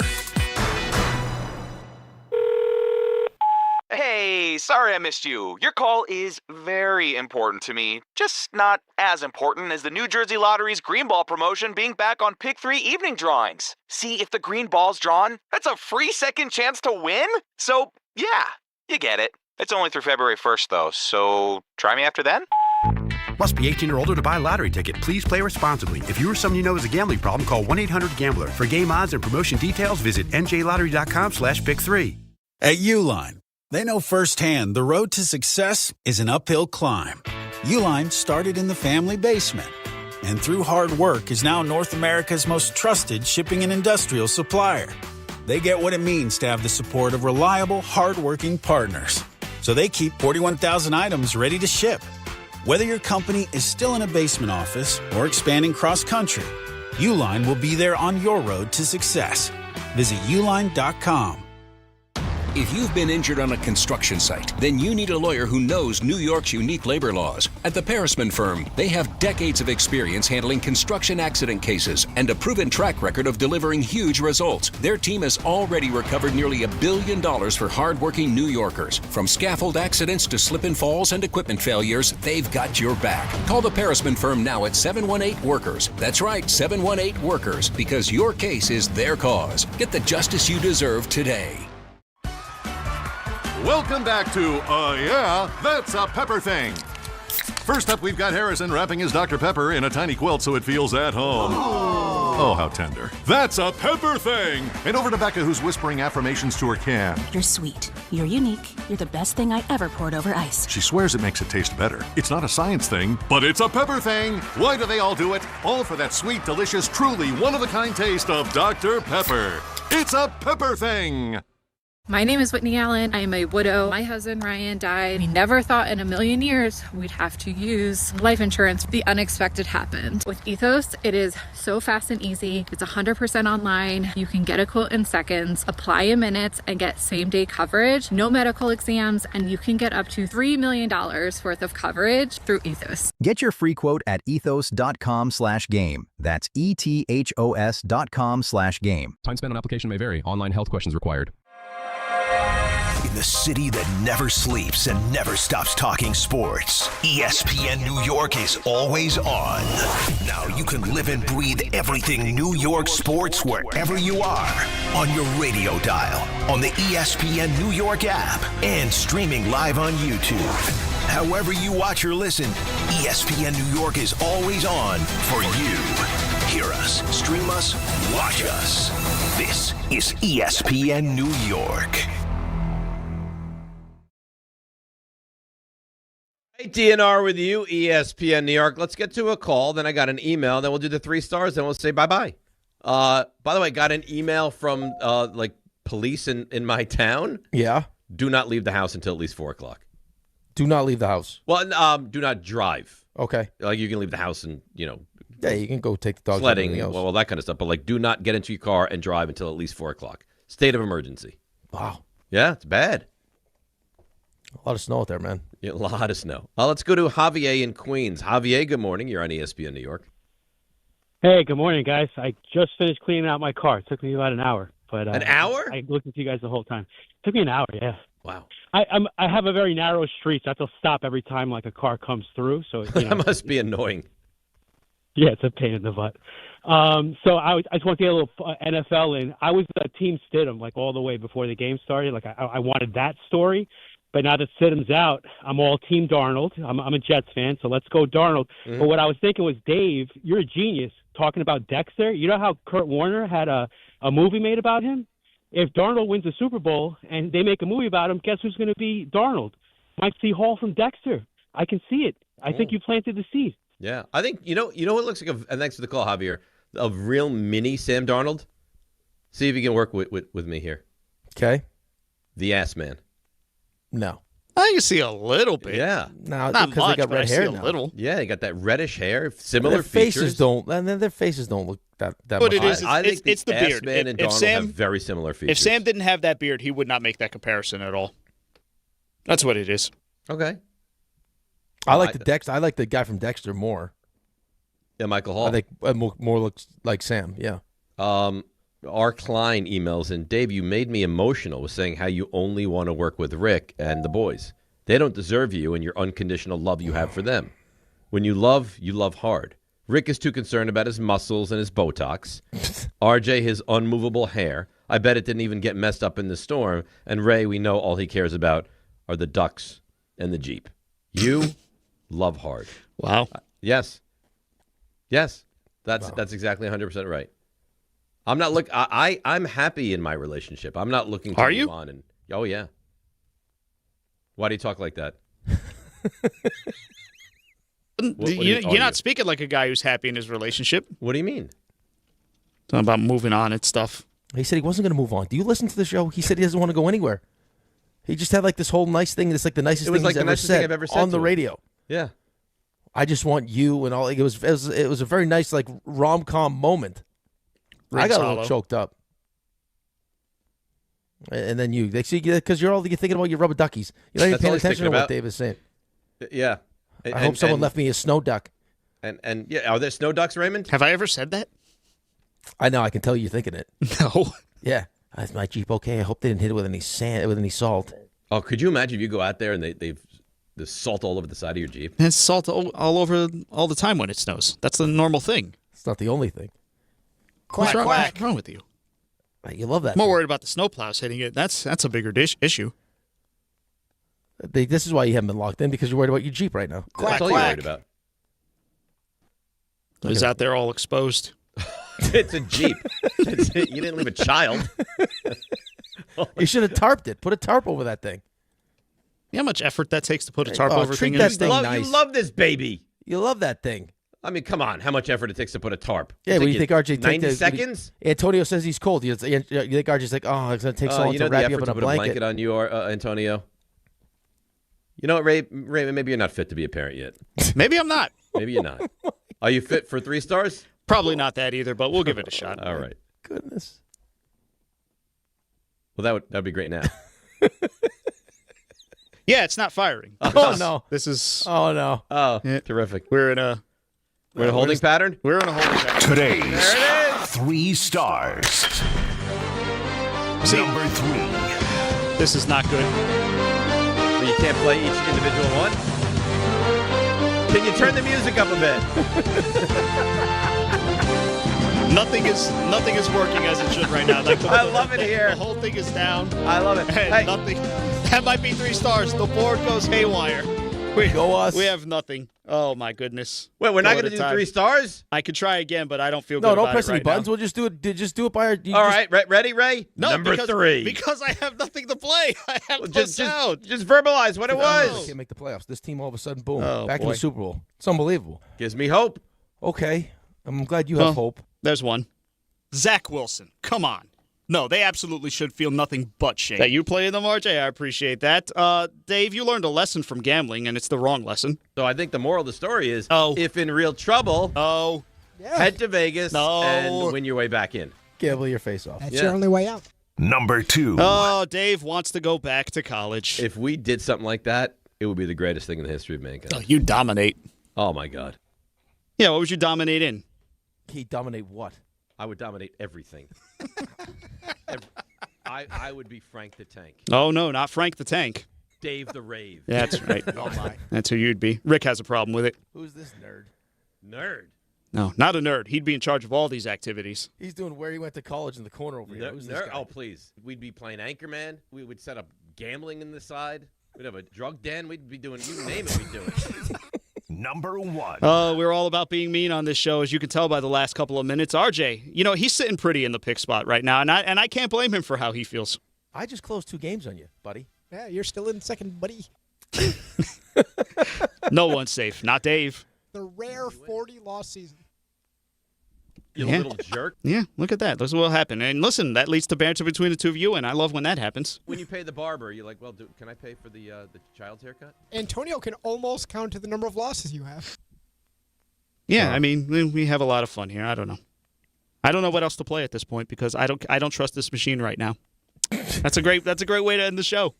All right. Terrific job. We're very professional here. Yeah, we are. Hopefully, when we wrap it up, it'll play the appropriate I guess sound. we'll find out. Yeah, I guess we will. It's Rule 76. No excuses, playing a champion. It's DiPietro Rothenberg. And let's see what happens now.